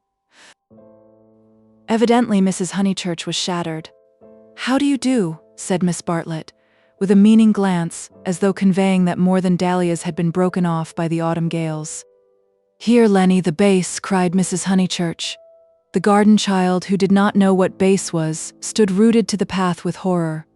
Minnie slipped to her uncle and whispered that everyone was very disagreeable today, and that it was not her fault if dahlia strings would tear long ways instead of across. "Come for a walk with me," he told her. "You have worried them as much as they can stand. Mrs. Honeychurch, I only called in aimlessly. I shall take her up to tea at the Beehive Tavern, if I may." "Oh, must you?" "Yes, do. Not the scissors, thank you, Charlotte. When both my hands are full already, I'm perfectly certain that the orange cactus will go before I can get to it." Mr. Beebe, who was an adept at relieving situations, invited Miss Bartlett to accompany them to this mild festivity. "Yes, Charlotte, I don't want you do go. There's nothing to stop about for, either in the house or out of it."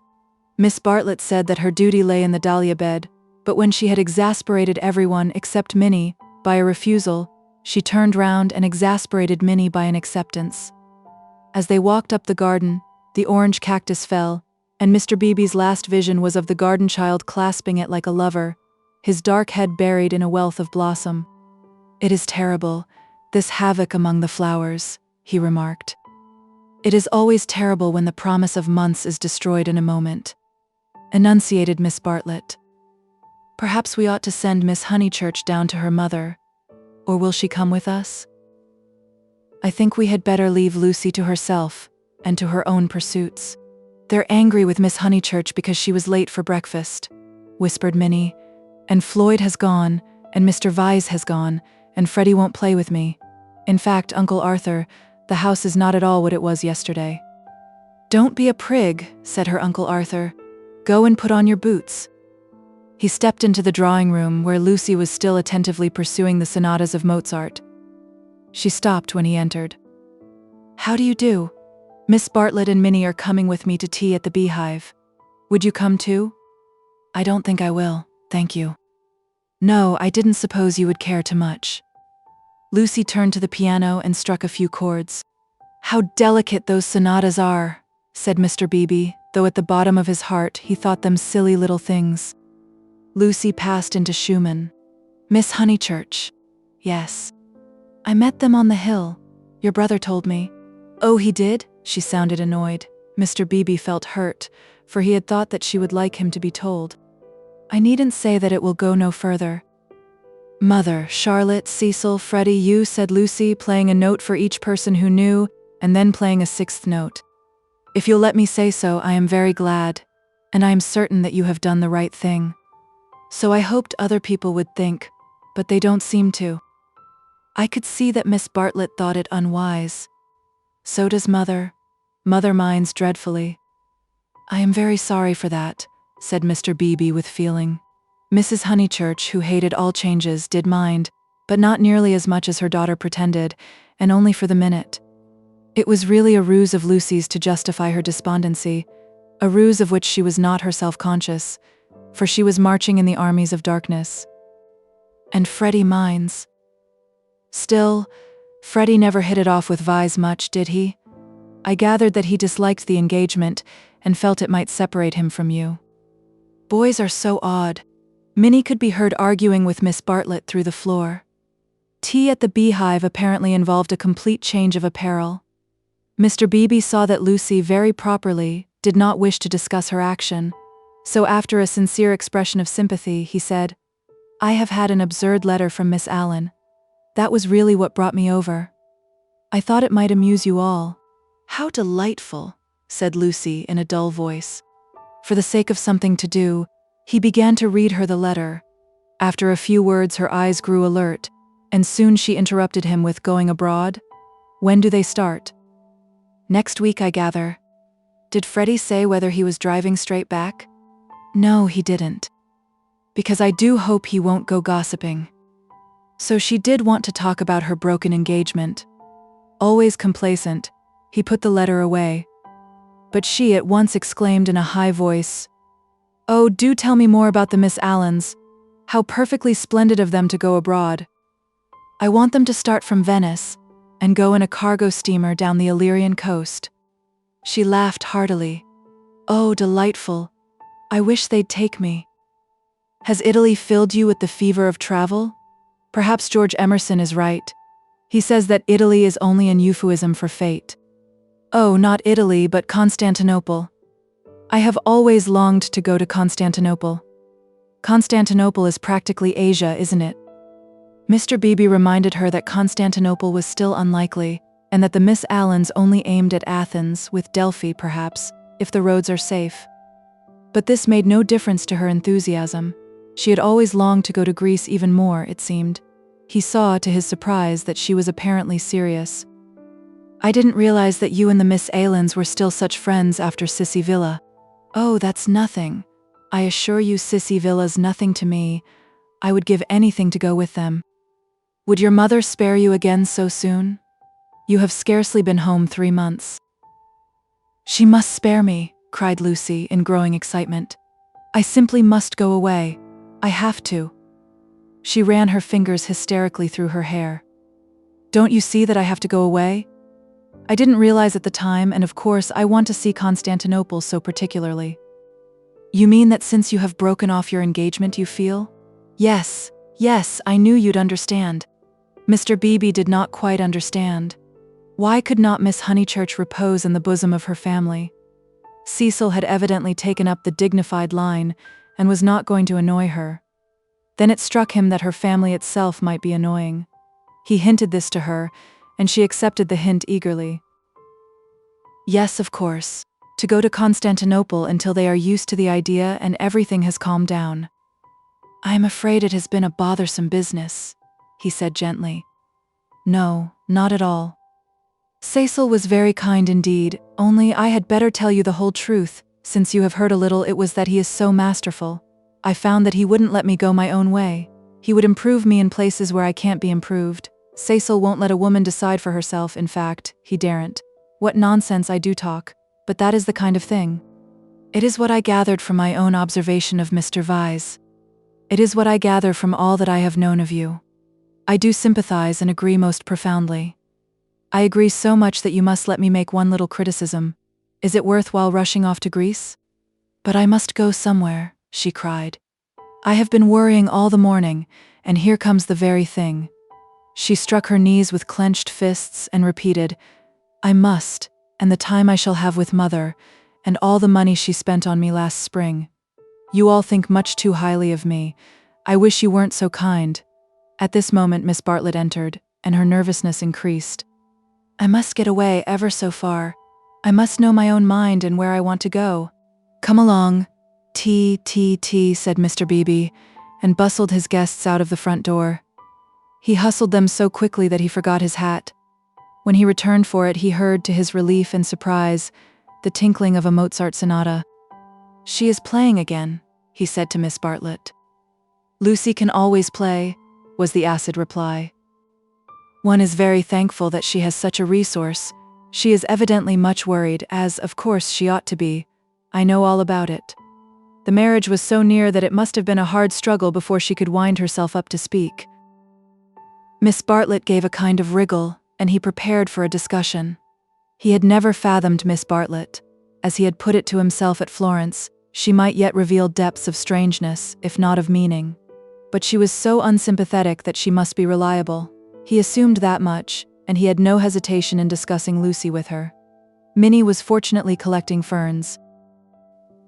She opened the discussion with, "We had much better let the matter drop. I wonder. It is of the highest importance that there should be no gossip in Summer Street. It would be death to gossip about Mr. Vyse's dismissal at the present moment." Mr. Beebe raised his eyebrows. Death is a strong word, surely too strong. There was no question of tragedy, he said. Of course, Miss Honeychurch will make the fact public in her own way, and when she chooses. Freddy only told me because he knew she would not mind.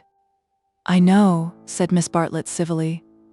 Yet Freddy ought not to have told even you. One cannot be too careful. Quite so.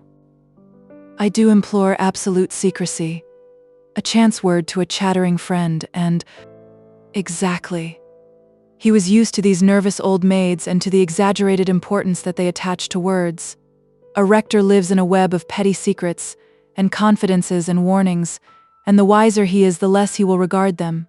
He will change the subject, as did Mr. Beebe, saying cheerfully, "Have you heard from any Bertolini people lately? I believe you keep up with Miss Lavish." It is odd how we of that pension, who seemed such a fortuitous collection, have been working into one another's lives. 2, 3, 4, 6 of us, no, 8, I had forgotten the Emersons, have kept more or less in touch. We must really give the Signora a testimonial.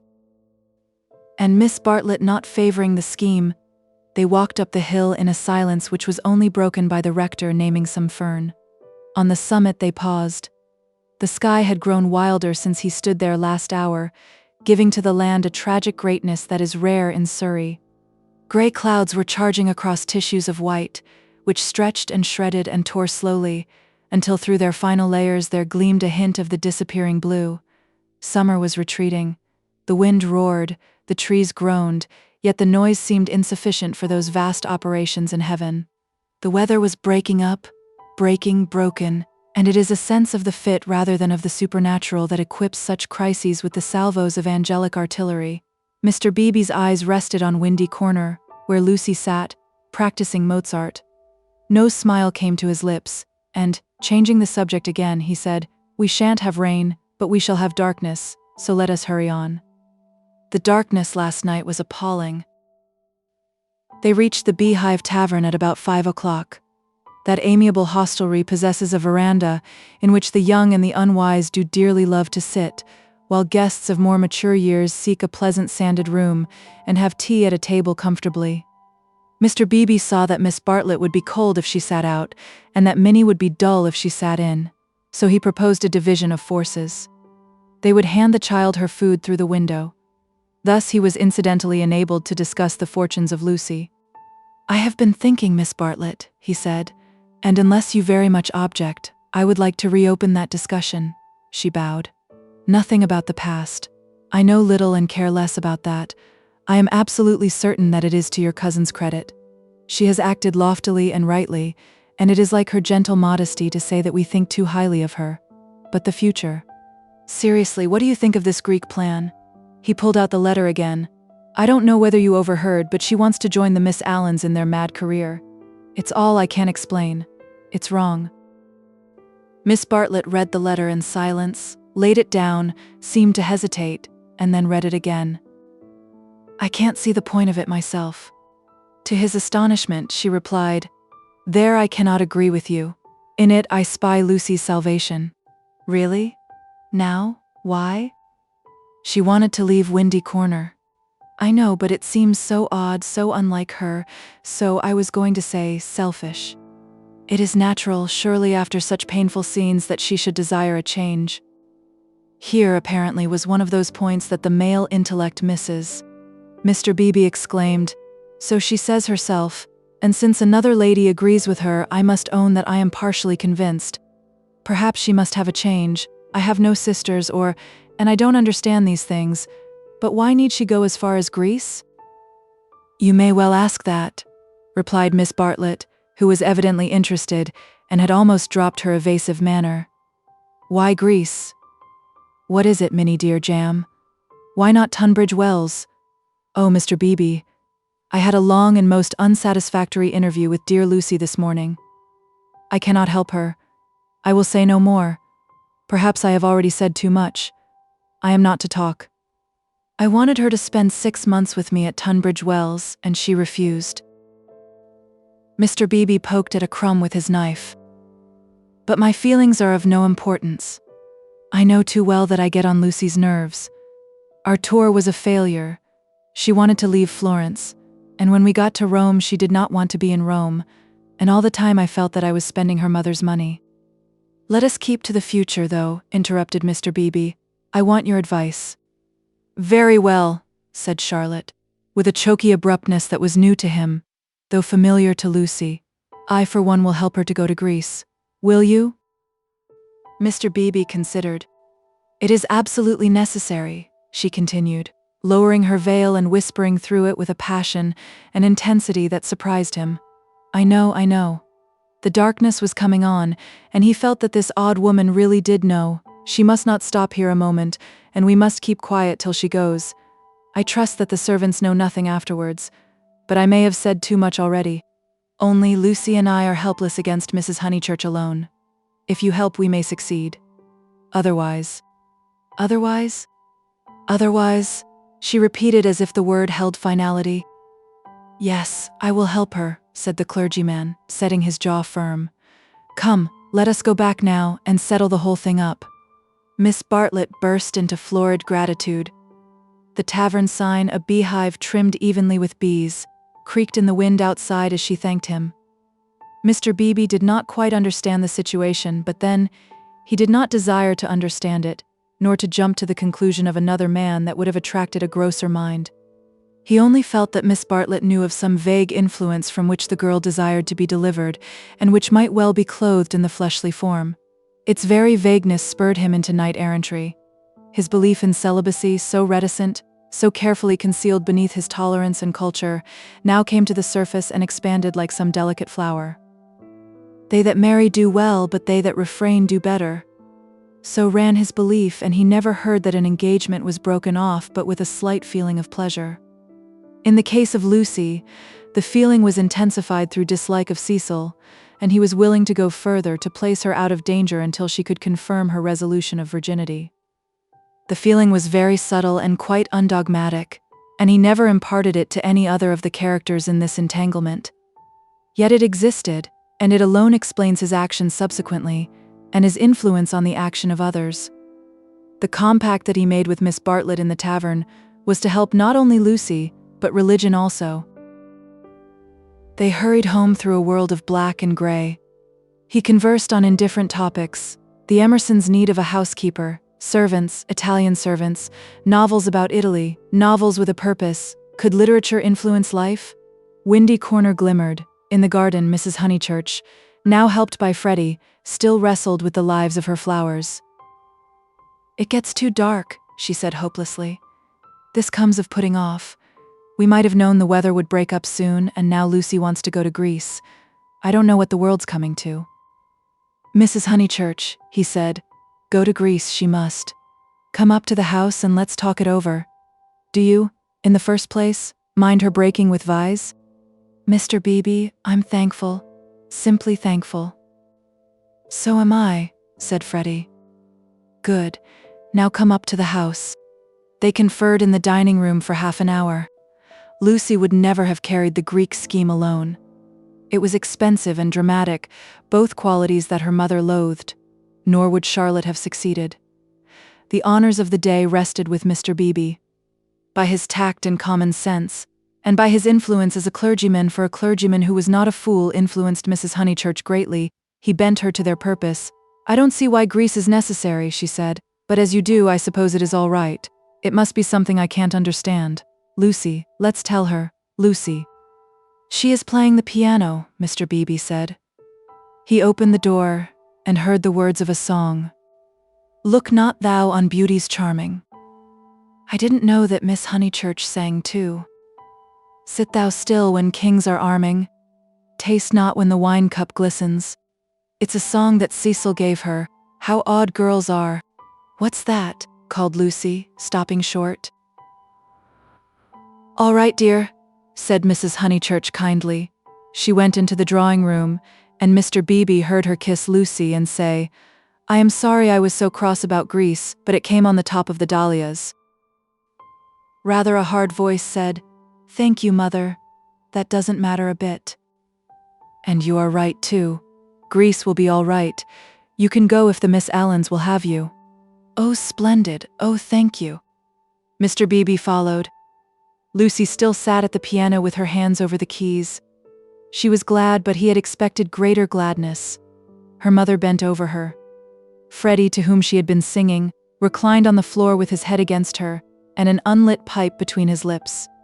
Oddly enough, the group was beautiful.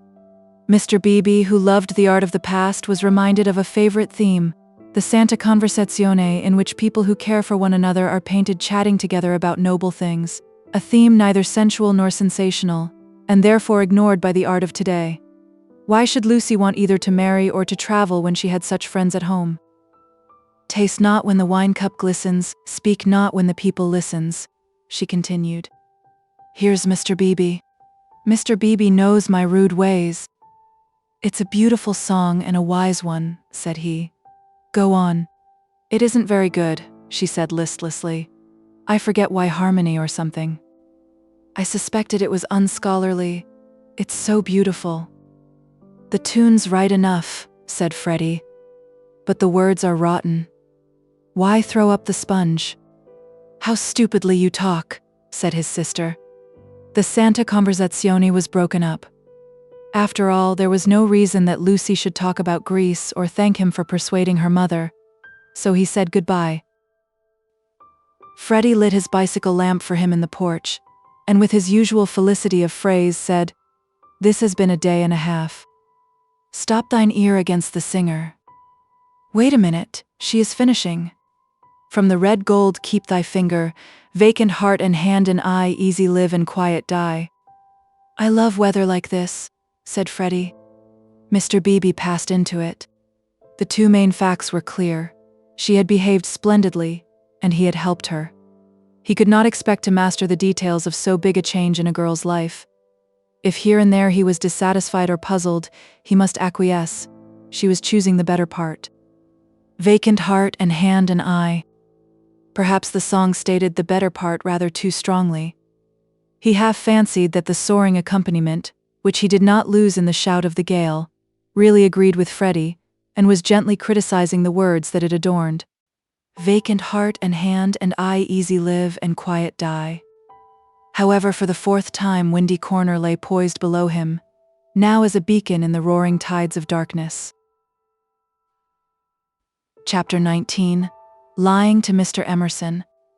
The Miss Allens were found in their beloved Temperance Hotel near Bloomsbury, a clean, airless establishment much patronized by provincial England. They always perched there before crossing the great seas, and for a week or two would fidget gently over clothes, guidebooks, Mackintosh squares, digestive bread, and other continental necessaries. That there are shops abroad, even in Athens, never occurred to them, for they regarded travel as a species of warfare, only to be undertaken by those who have been fully armed at the Haymarket stores. Miss Honeychurch, they trusted, would take care to equip herself duly. Quinine could now be obtained in tabloids. Paper soap was a great help towards freshening up one's face in the train. Lucy promised, a little depressed. But of course you know all about these things, and you have Mr. Vyse to help you. A gentleman is such a standby. Mrs. Honeychurch, who had come up to town with her daughter, began to drum nervously upon her card case. We think it so good of Mr. Vyse to spare you, Miss Catherine continued. It is not every young man who would be so unselfish, but perhaps he will come out and join you later on. Or does his work keep him in London, said Miss Teresa, the more acute and less kindly of the two sisters. However, we shall see him when he sees you off. I do so long to see him." "No one will see Lucy off," interposed Mrs. Honeychurch. "She doesn't like it." "No, I hate seeings off," said Lucy. "Really? How funny. I should have thought that in this case." "Oh, Mrs. Honeychurch, you aren't going? It is such a pleasure to have met you." They escaped, and Lucy said with relief, "That's all right. We just got through that time." But her mother was annoyed. "I should be told, dear, that I am unsympathetic. But I cannot see why you didn't tell your friends about Cecil and be done with it. There, all the time we had to sit fencing and almost telling lies and be seen through, too, I dare say, which is most unpleasant." Lucy had plenty to say in reply. She described the Miss Allens' character. They were such gossips, and if one told them, the news would be everywhere in no time. But why shouldn't it be everywhere in no time? "Because I settled with Cecil not to announce it until I left England. I shall tell them then. It's much pleasanter. How wet it is. Let's turn in here." Here was the British Museum. Mrs. Honeychurch refused. If they must take shelter, let it be in a shop. Lucy felt contemptuous, for she was on the tack of caring for Greek sculpture, and had already borrowed a mythical dictionary from Mr. Beebe to get up the names of the goddesses and gods. "Oh, well, let it be shop then. Let's go to Moody's. I'll buy a guidebook." "You know, Lucy, you and Charlotte and Mr. Beebe all tell me I'm so stupid, so I suppose I am, but I shall never understand this hole-and-corner work. You've got rid of Cecil, well and good, and I'm thankful he's gone, though I did feel angry for the minute. But why not announce it? Why this hushing up and tiptoeing? It's only for a few days." "But why at all?" Lucy was silent. She was drifting away from her mother. "It was quite easy to say, because George Emerson has been bothering me, and if he hears I've given up, Cecil may begin again, quite easy, and it had the incidental advantage of being true, but she could not say it. She disliked confidences, for they might lead to self-knowledge and to that king of terrors, light. Ever since that last evening at Florence, she had deemed it unwise to reveal her soul." Mrs. Honeychurch, too, was silent. She was thinking, "My daughter won't answer me. She would rather be with those inquisitive old maids than with Freddy and me. Any rag, tag, and bobtail apparently does if she can leave her home."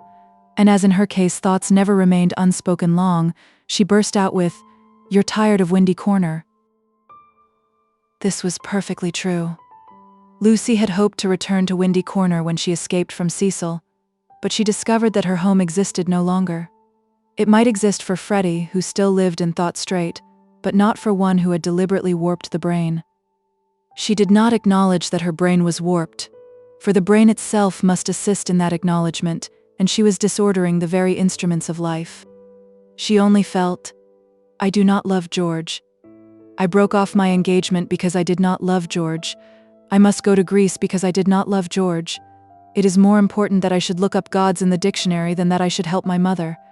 Everyone else is behaving very badly." She only felt irritable and petulant, and anxious to do what she was not expected to do. And in this spirit she proceeded with the conversation. "Oh, Mother, what rubbish you talk. Of course I'm not tired of Windy Corner." "Then why not say so at once, instead of considering half an hour?" She laughed faintly. Half a minute would be nearer. "Perhaps you would like to stay away from your home altogether?" "Hush, Mother. People will hear you." For they had entered Moody's. She bought Baedeker and then continued, "Of course I want to live at home. But as we are talking about it, I may as well say that I shall want to be away in the future more than I have been. You see, I come into my money next year." Tears came into her mother's eyes. Driven by nameless bewilderment, by what is in older people termed eccentricity, Lucy determined to make this point clear. "I've seen the world so little. I felt so out of things in Italy. I have seen so little of life. One ought to come up to London more, not a cheap ticket like today, but to stop. I might even share a flat for a little with some other girl." "And mess with typewriters and latchkeys," exploded Mrs. Honeychurch. "And agitate and scream, and be carried off kicking by the police. And call it a mission when no one wants you, and call it duty when it means that you can't stand your own home. And call it work when thousands of men are starving with the competition as it is. And then to prepare yourself, find 2 doddering old ladies, and go abroad with them." "I want more independence," said Lucy lamely. She knew that she wanted something, and independence is a useful cry. We can always say that we have not got it. She tried to remember her emotions in Florence. Those had been sincere and passionate, and had suggested beauty rather than short skirts and latchkeys. But independence was certainly her cue. "Very well. Take your independence and be gone. Rush up and down and round the world, and come back as thin as a lath with the bad food. Despise the house that your father built and the garden that he planted, and our dear view, and then share a flat with another girl." Lucy screwed up her mouth and said, "Perhaps I spoke hastily." "Oh goodness," her mother flashed. "How you do remind me of Charlotte Bartlett." Charlotte, flashed Lucy in her turn, pierced at last by a vivid pain. More every moment. "I don't know what you mean, Mother. Charlotte and I are not the very least alike." "Well, I see the likeness, the same eternal worrying, the same taking back of words. You and Charlotte trying to divide 2 apples among 3 people last night might be sisters." "What rubbish. And if you dislike Charlotte so, it's rather a pity you asked her to stop. I warned you about her. I begged you, implored you not to, but of course it was not listened to." "There you go." "I beg your pardon?" "Charlotte again, my dear, that's all. Her very words." Lucy clenched her teeth. "My point is that you oughtn't to have asked Charlotte to stop. I wish you would keep to the point." And the conversation died off into a wrangle. She and her mother shopped in silence, spoke little in the train, little again in the carriage, which met them at Dorking Station. It had poured all day, and as they ascended through the deep Surrey lanes, showers of water fell from the overhanging beech trees and rattled on the hood. Lucy complained that the hood was stuffy. Leaning forward, she looked out into the steaming dusk and watched the carriage lamp pass like a searchlight over mud and leaves and reveal nothing beautiful. "The crush when Charlotte gets in will be abominable," she remarked. For they were to pick up Miss Bartlett at Summer Street, where she had been dropped as the carriage went down, to pay a call on Mr. Beebe's old mother. "We shall have to sit 3 aside, because the trees drop and yet it isn't raining. Oh, for a little air." Then she listened to the horse's hoofs. "He has not told, he has not told." That melody was blurred by the soft road. "Can't we have the hood down?" she demanded, and her mother, with sudden tenderness, said, "Very well, old lady, stop the horse." And the horse was stopped, and Lucy and Powell wrestled with the hood and squirted water down Mrs. Honeychurch's neck. But now that the hood was down, she did see something that she would have missed. There were no lights in the windows of Sizzie Villa, and round the garden gate she fancied she saw a padlock. "Is that house to let again, Powell?" she called. "Yes, miss," he replied. "Have they gone?" "It is too far out of town for the young gentleman, and his father's rheumatism has come on, so he can't stop on alone. So they are trying to let furnished," was the answer. "They have gone then?" "Yes, miss, they have gone." Lucy sank back. The carriage stopped at the rectory. She got out to call for Miss Bartlett. So the Emersons had gone, and all this bother about Greece had been unnecessary. Waste, that word seemed to sum up the whole of life. Wasted plans, wasted money, wasted love, and she had wounded her mother. Was it possible that she had muddled things away? Quite possible. Other people had. When the maid opened the door, she was unable to speak and stared stupidly into the hall. Miss Bartlett at once came forward and after a long preamble asked a great favor. Might she go to church? Mr. Beebe and his mother had already gone, but she had refused to start until she obtained her hostess's full sanction, for it would mean keeping the horse waiting a good 10 minutes more. "Certainly," said the hostess wearily. "I forgot it was Friday. Let's all go. Powell can go round to the stables." "Lucy, dearest?" "No church for me, thank you." A sigh, and they departed. The church was invisible, but up in the darkness to the left there was a hint of color. This was a stained window, through which some feeble light was shining, and when the door opened, Lucy heard Mr. Beebe's voice running through the litany to a minute congregation. Even their church, built upon the slope of the hill so artfully, with its beautiful raised transept and its spire of silvery shingle, even their church had lost its charm. and the thing one never talked about, religion, was fading like all the other things. She followed the maid into the rectory.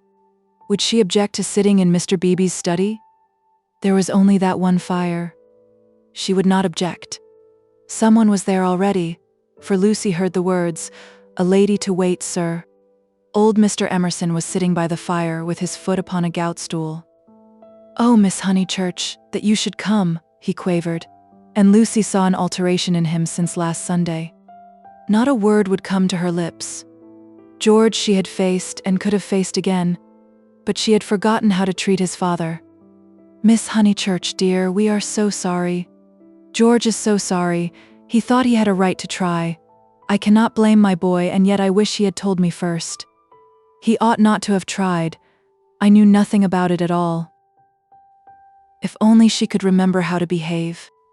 He held up his hand. "But you must not scold him." Lucy turned her back and began to look at Mr. Beebe's books. "I taught him," he quavered, "to trust in love. I said, when love comes, that is reality. I said, passion does not blind. No, passion is sanity, and the woman you love, she is the only person you will ever really understand." He sighed. "True, everlastingly true, though my day is over, and though there is the result. Poor boy, he is so sorry. He said he knew it was madness when you brought your cousin in, that whatever you felt you did not mean, yet his voice gathered strength. He spoke out to make certain. Miss Honeychurch, do you remember Italy?"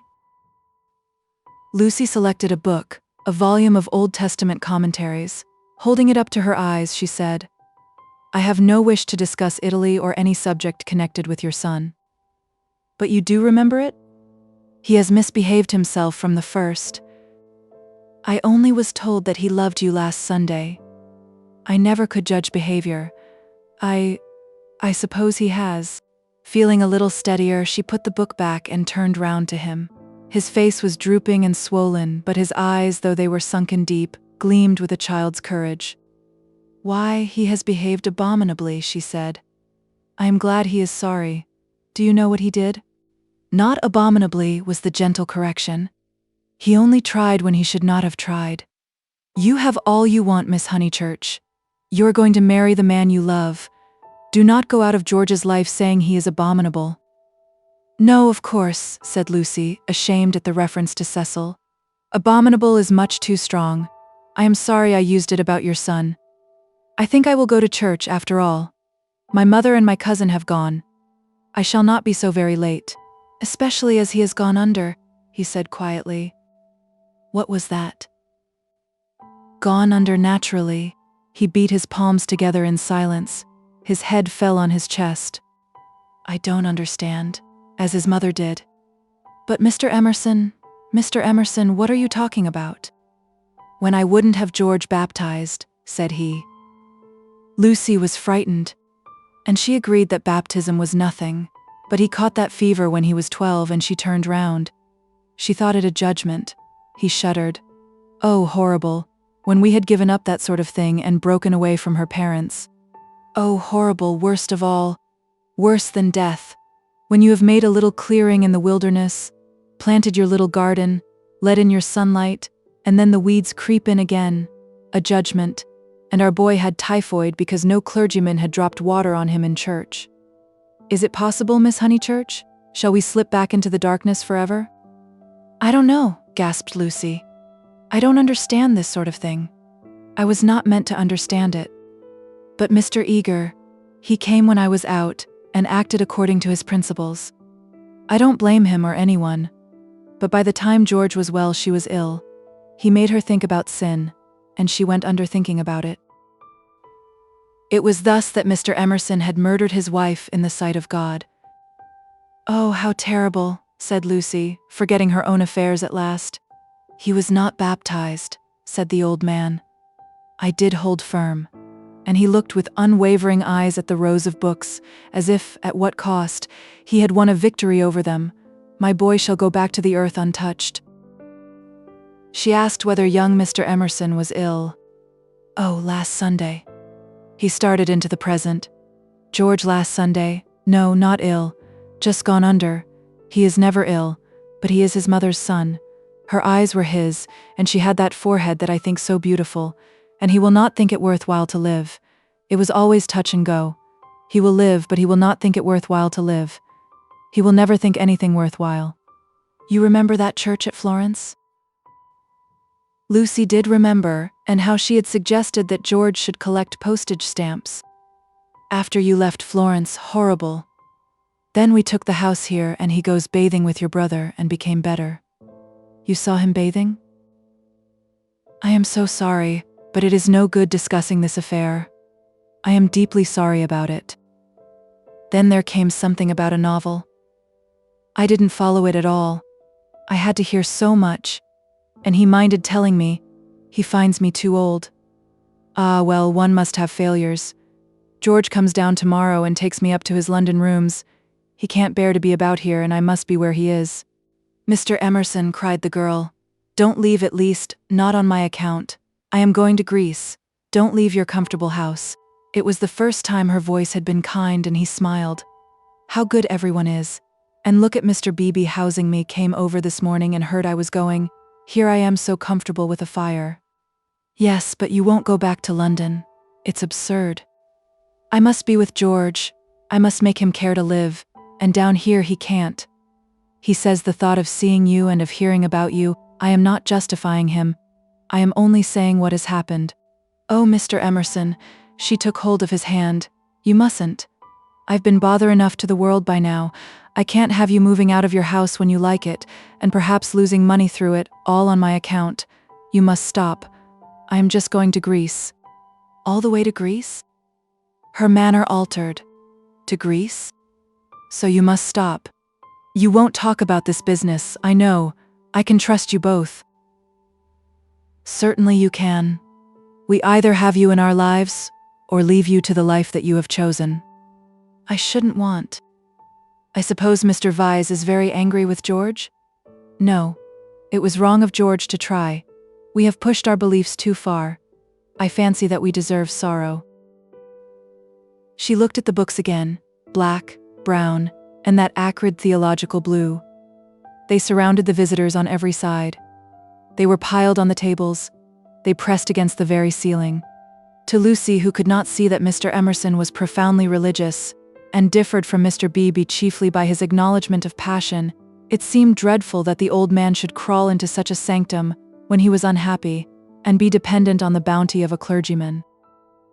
More certain than ever that she was tired, he offered her his chair. No, please sit still. I think I will sit in the carriage. Miss Honeychurch, you do sound tired. Not a bit, said Lucy, with trembling lips. But you are, and there's a look of George about you. And what were you saying about going abroad? She was silent. Greece. And she saw that he was thinking the word over, Greece. But you were to be married this year, I thought.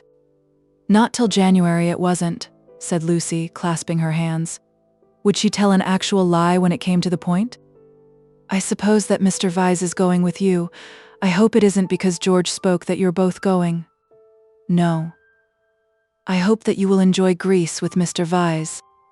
Thank you. At that moment Mr. Beebe came back from church. His cassock was covered with rain. That's all right, he said kindly. I counted on you two keeping each other company. It's pouring again. The entire congregation, which consists of your cousin, your mother, and my mother, stands waiting in the church till the carriage fetches it. Did Powell go round? I think so. I'll see. No, of course I'll see. How are the Miss Allens? Very well, thank you. Did you tell Mr. Emerson about Greece? I did. Don't you think it very plucky of her, Mr. Emerson, to undertake the two Miss Allens? Now, Miss Honeychurch, go back, keep warm. I think 3 is such a courageous number to go traveling. And he hurried off to the stables. He is not going, she said hoarsely. I made a slip. Mr. Vyse does stop behind in England. Somehow it was impossible to cheat this old man. To George, to Cecil, she would have lied again. But he seemed so near the end of things, so dignified in his approach to the gulf, of which he gave one account, and the books that surrounded him another, so mild to the rough paths that he had traversed, that the true chivalry, not the worn-out chivalry of sex, but the true chivalry that all the young may show to all the old, awoke in her, and at whatever risk she told him that Cecil was not her companion to Greece. And she spoke so seriously that the risk became a certainty, and he, lifting his eyes, said, "You are leaving him? You are leaving the man you love?" I had to. Why, Miss Honeychurch? Why?" Terror came over her, and she lied again. She made the long, convincing speech that she had made to Mr. Beebe, and intended to make to the world when she announced that her engagement was no more. He heard her in silence, and then said, "My dear, I am worried about you. It seems to me dreamily she was not alarmed that you are in a muddle." She shook her head. "Take an old man's word. There's nothing worse than a muddle in all the world. It is easy to face death and fate, and the things that sound so dreadful. It is on my muddles that I look back with horror, on the things that I might have avoided. We can help one another but little. I used to think I could teach young people the whole of life, but I know better now, and all my teaching of George has come down to this: beware of muddle. Do you remember in that church, when you pretended to be annoyed with me and weren't? Do you remember before when you refused the room with the view? Those were muddles, little, but ominous, and I am fearing that you are in one now." She was silent. "Don't trust me, Miss Honeychurch. Though life is very glorious, it is difficult." She was still silent. "Life," wrote a friend of mine, "is a public performance on the violin, in which you must learn the instrument as you go along." I think he puts it well. Man has to pick up the use of his functions as he goes along, especially the function of love. Then he burst out excitedly, "That's it, that's what I mean. You love George." And after his long preamble, the 3 words burst against Lucy like waves from the open sea. "But you do?" he went on, not waiting for contradiction. "You love the boy body and soul plainly, directly, as he loves you, and no other word expresses it. You won't marry the other man for his sake." "How dare you?" gasped Lucy with the roaring of waters in her ears. "Oh, how like a man! I mean, to suppose that a woman is always thinking about a man." "But you are." She summoned physical disgust. "You're shocked, but I mean to shock you. It's the only hope at times. I can reach you no other way. You must marry, or your life will be wasted. You have gone too far to retreat. I have no time for the tenderness, and the comradeship, and the poetry, and the things that really matter, and for which you marry. I know that, with George, you will find them, and that you love him. Then be his wife. He is already part of you, though you fly to Greece and never see him again, or forget his very name. George will work in your thoughts till you die. It isn't possible to love and to part. You will wish that it was. You can transmute love, ignore it, muddle it, but you can never pull it out of you. I know by experience that the poets are right. Love is eternal." Lucy began to cry with anger, and though her anger passed away soon, her tears remained. "I only wish poets would say this too. Love is of the body, not the body but of the body. Ah, the misery that would be saved if we confess that. Ah, for a little directness to liberate the soul. Your soul, dear Lucy. I hate the word now because of all the cant with which superstition has wrapped it round, but we have souls. I cannot say how they came nor whither they go, but we have them, and I see you ruining yours. I cannot bear it. It is again the darkness creeping in. It is hell." Then he checked himself. "What nonsense I have talked, how abstract and remote, and I have made you cry. Dear girl, forgive my prosiness, marry my boy. When I think what life is, and how seldom love is answered by love, marry him. It is one of the moments for which the world was made." She could not understand him. The words were indeed remote. Yet as he spoke, the darkness was withdrawn, veil after veil, and she saw to the bottom of her soul. Then, "Lucy, you frightened me," she moaned. "Cecil, Mr. Beebe, the tickets bought, everything." She fell sobbing into the chair. "I'm caught in the tangle. I must suffer and grow old away from him.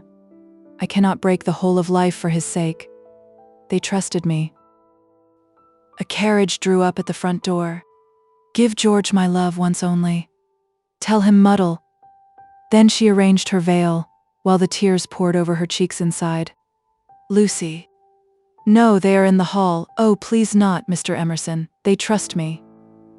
"But why should they, when you have deceived them?" Mr. Beebe opened the door, saying, "Here's my mother." "You're not worthy of their trust." "What's that?" said Mr. Beebe sharply. "I was saying, why should you trust her when she deceived you?" "1 minute, mother." He came in and shut the door. "I don't follow you, Mr. Emerson. To whom do you refer? Trust whom?"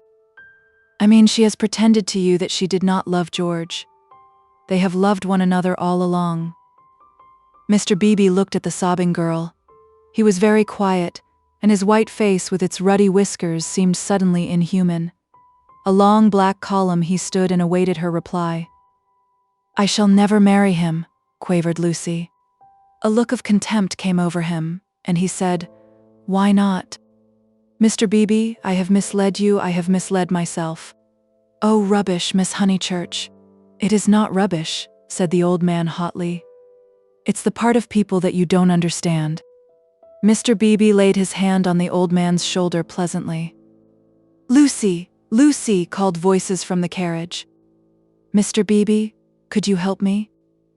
He looked amazed at the request and said in a low, stern voice, "I am more grieved than I can possibly express. It is lamentable, lamentable, incredible." "What's wrong with the boy? Fired up the other again?" "Nothing, Mr. Emerson, except that he no longer interests me. Marry George, Miss Honeychurch, he will do admirably." He walked out and left them. They heard him guiding his mother upstairs. "Lucy," the voices called. She turned to Mr. Emerson in despair, but his face revived her. It was the face of a saint who understood. "Now it is all dark. Now beauty and passion seem never to have existed. I know, but remember the mountains over Florence and the view. Ah, dear, if I were George and gave you one kiss, it would make you brave. You have to go cold into a battle that needs warmth, out into the muddle that you have made yourself. And your mother and all your friends will despise you. Oh, my darling, and rightly, if it is ever right to despise. George still dark, all the tussle and the misery without a word from him. Am I justified?" Into his own eyes tears came. "Yes, for we fight for more than love or pleasure. There is truth. Truth counts. Truth does count." "You kiss me," said the girl. "You kiss me. I will try." He gave her a sense of deities reconciled, a feeling that in gaining the man she loved she would gain something for the whole world. Throughout the squalor of her homeward drive she spoke at once, his salutation remained. He had robbed the body of its taint, the world's taunts of their sting. He had shown her the holiness of direct desire. She never exactly understood, she would say in after years, how he managed to strengthen her. It was as if he had made her see the whole of everything at once. Chapter 20. The End of the Middle Ages. The Miss Allens did go to Greece, but they went by themselves. They alone of this little company will double Malaya and plough the waters of the Saronic Gulf. They alone will visit Athens and Delphi, and either shrine of intellectual song that upon the Acropolis encircled by blue seas, that under Parnassus where the eagles build and the bronze charioteer drives undismayed towards infinity. Trembling, anxious, cumbered with much digestive bread, they did proceed to Constantinople. They did go round the world. The rest of us must be contented with a fair but a less arduous goal. Italiam petimus, we return to the pension Bertolini. George said it was his old room. "No, it isn't," said Lucy, "because it is the room I had, and I had your father's room. I forget why. Charlotte made me, for some reason." He knelt on the tiled floor and laid his face in her lap. "George, you baby, get up." "Why shouldn't I be a baby?" murmured George. Unable to answer this question, she put down his sock, which she was trying to mend, and gazed out through the window. It was evening and again the spring. "Oh, bother Charlotte," she said thoughtfully. "What can such people be made of? Same stuff as parsons are made of. Nonsense." "Quite right. It is nonsense. Now you get up off the cold floor, or you'll be starting rheumatism next, and you stop laughing and being so silly." "Why shouldn't I laugh?" he asked, pinning her with his elbows and advancing his face to hers. "What's there to cry at? Kiss me here." He indicated the spot where a kiss would be welcome. He was a boy after all. When it came to the point, it was she who remembered the past, she into whose soul the iron had entered, she who knew whose room this had been last year. It endeared him to her strangely that he should be sometimes wrong. "Any letters?" he asked. "Just a line from Freddy. Now kiss me here, then here." Then, threatened again with rheumatism, he strolled to the window, opened it, as the English will, and leant out. There was the parapet, there the river, there to the left the beginnings of the hills. The cab driver, who at once saluted him with the hiss of a serpent, might be that very Phaethon who had set this happiness in motion 12 months ago. A passion of gratitude, all feelings grow to passions in the South, came over the husband, and he blessed the people and the things who had taken so much trouble about a young fool. He had helped himself, it is true, but how stupidly. All the fighting that mattered had been done by others, by Italy, by his father, by his wife. "Lucy, you come and look at the cypresses, and the church, whatever its name is, still shows." "San Miniato." "I'll just finish your sock." "Signorino, domani faremo uno giro," called the cabman, with engaging certainty. George told him that he was mistaken. They had no money to throw away on driving. And the people who had not meant to help, the Miss Lavishes, the Cecils, the Miss Bartletts. Ever prone to magnify fate, George counted up the forces that had swept him into this contentment. Anything good in Freddy's letter? Not yet. His own content was absolute, but hers held bitterness. The Honeychurches had not forgiven them. They were disgusted at her past hypocrisy. She had alienated Windy Corner, perhaps forever. What does he say? Silly boy. He thinks he's being dignified. He knew we should go off in the spring. He has known it for 6 months that if Mother wouldn't give her consent, we should take the thing into our own hands. They had fair warning, and now he calls it an elopement. Ridiculous boy. Signorino, domani faremo uno giro. But it will all come right in the end. He has to build us both up from the beginning again. I wish, though, that Cecil had not turned so cynical about women. He has, for the second time, quite altered. Why will men have theories about women? I haven't any about men. I wish, too, that Mr. Beebe. You may well wish that. He will never forgive us. He will never be interested in us again. I wish that he did not influence them so much at Windy Corner. I wish he hadn't. But if we act the truth, the people who really love us are sure to come back to us in the long run. Perhaps. Then he said more gently, "Well, I acted the truth, the only thing I did do, and you came back to me, so possibly you know." He turned back into the room. Nonsense with that sock. He carried her to the window so that she too saw all the view. They sank upon their knees, invisible from the road, they hoped, and began to whisper one another's names. Ah. It was worthwhile.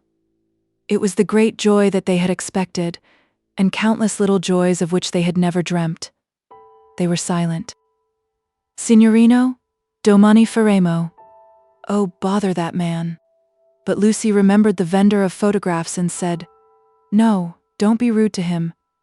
Then, with a catching of her breath, she murmured, "Mr. Eager and Charlotte, dreadful frozen Charlotte, how cruel she would be to a man like that.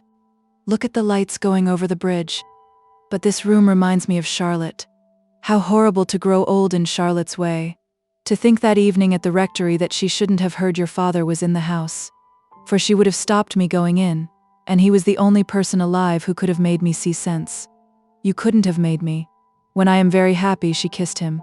I remember on how little it all hangs. If Charlotte had only known, she would have stopped me going in, and I should have gone to silly Greece and become different forever." "But she did know," said George. "She did see my father, surely, he said so." "Oh no, she didn't see him. She was upstairs with old Mrs. Beebe, don't you remember, and then went straight to the church. She said so." George was obstinate again. "My father," said he, "saw her, and I prefer his word. He was dozing by the study fire, and he opened his eyes, and there was Miss Bartlett, a few minutes before you came in. She was turning to go as he woke up. He didn't speak to her." Then they spoke of other things, the desultory talk of those who have been fighting to reach one another, and whose reward is to rest quietly in each other's arms. It was long ere they returned to Miss Bartlett, but when they did, her behavior seemed more interesting. George, who disliked any darkness, said, "It's clear that she knew. Then why did she risk the meeting? She knew he was there, and yet she went to church." They tried to piece the thing together. As they talked, an incredible solution came into Lucy's mind. She rejected it and said, how like Charlotte to undo her work by a feeble muddle at the last moment. But something in the dying evening, in the roar of the river, in their very embrace, warned them that her words fell short of life, and George whispered, "Or did she mean it?" "Mean what?" "Signorino, domani faremo uno giro?" Lucy bent forward and said with gentleness, "Lascia, prego, lascia, siamo sposati." "Scusi tanto, signora," he replied in tones as gentle, and whipped up his horse. "Buona sera, e grazie. Niente." The cabman drove away singing. "Mean what, George?" he whispered. "Is it this? Is this possible? I'll put a marvel to you. That your cousin has always hoped. That from the very first moment we met, she hoped, far down in her mind, that we should be like this, of course, very far down. That she fought us on the surface, and yet she hoped. I can't explain her any other way. Can you? Look how she kept me alive in you all the summer. How she gave you no peace. How month after month she became more eccentric and unreliable. The sight of us haunted her, or she couldn't have described us as she did to her friend. There are details it burnt. I read the book afterwards. She is not frozen, Lucy. She is not withered up all through. She tore us apart twice, but in the rectory that evening she was given one more chance to make us happy. We can never make friends with her or thank her, but I do believe that, far down in her heart, far below all speech and behavior, she is glad." "It is impossible," murmured Lucy, and then, remembering the experiences of her own heart, she said, "No, it is just possible." Youth enwrapped them, the song of faith on announced passion requited, love attained. But they were conscious of a love more mysterious than this. The song died away. They heard the river, bearing down the snows of winter into the Mediterranean. The end.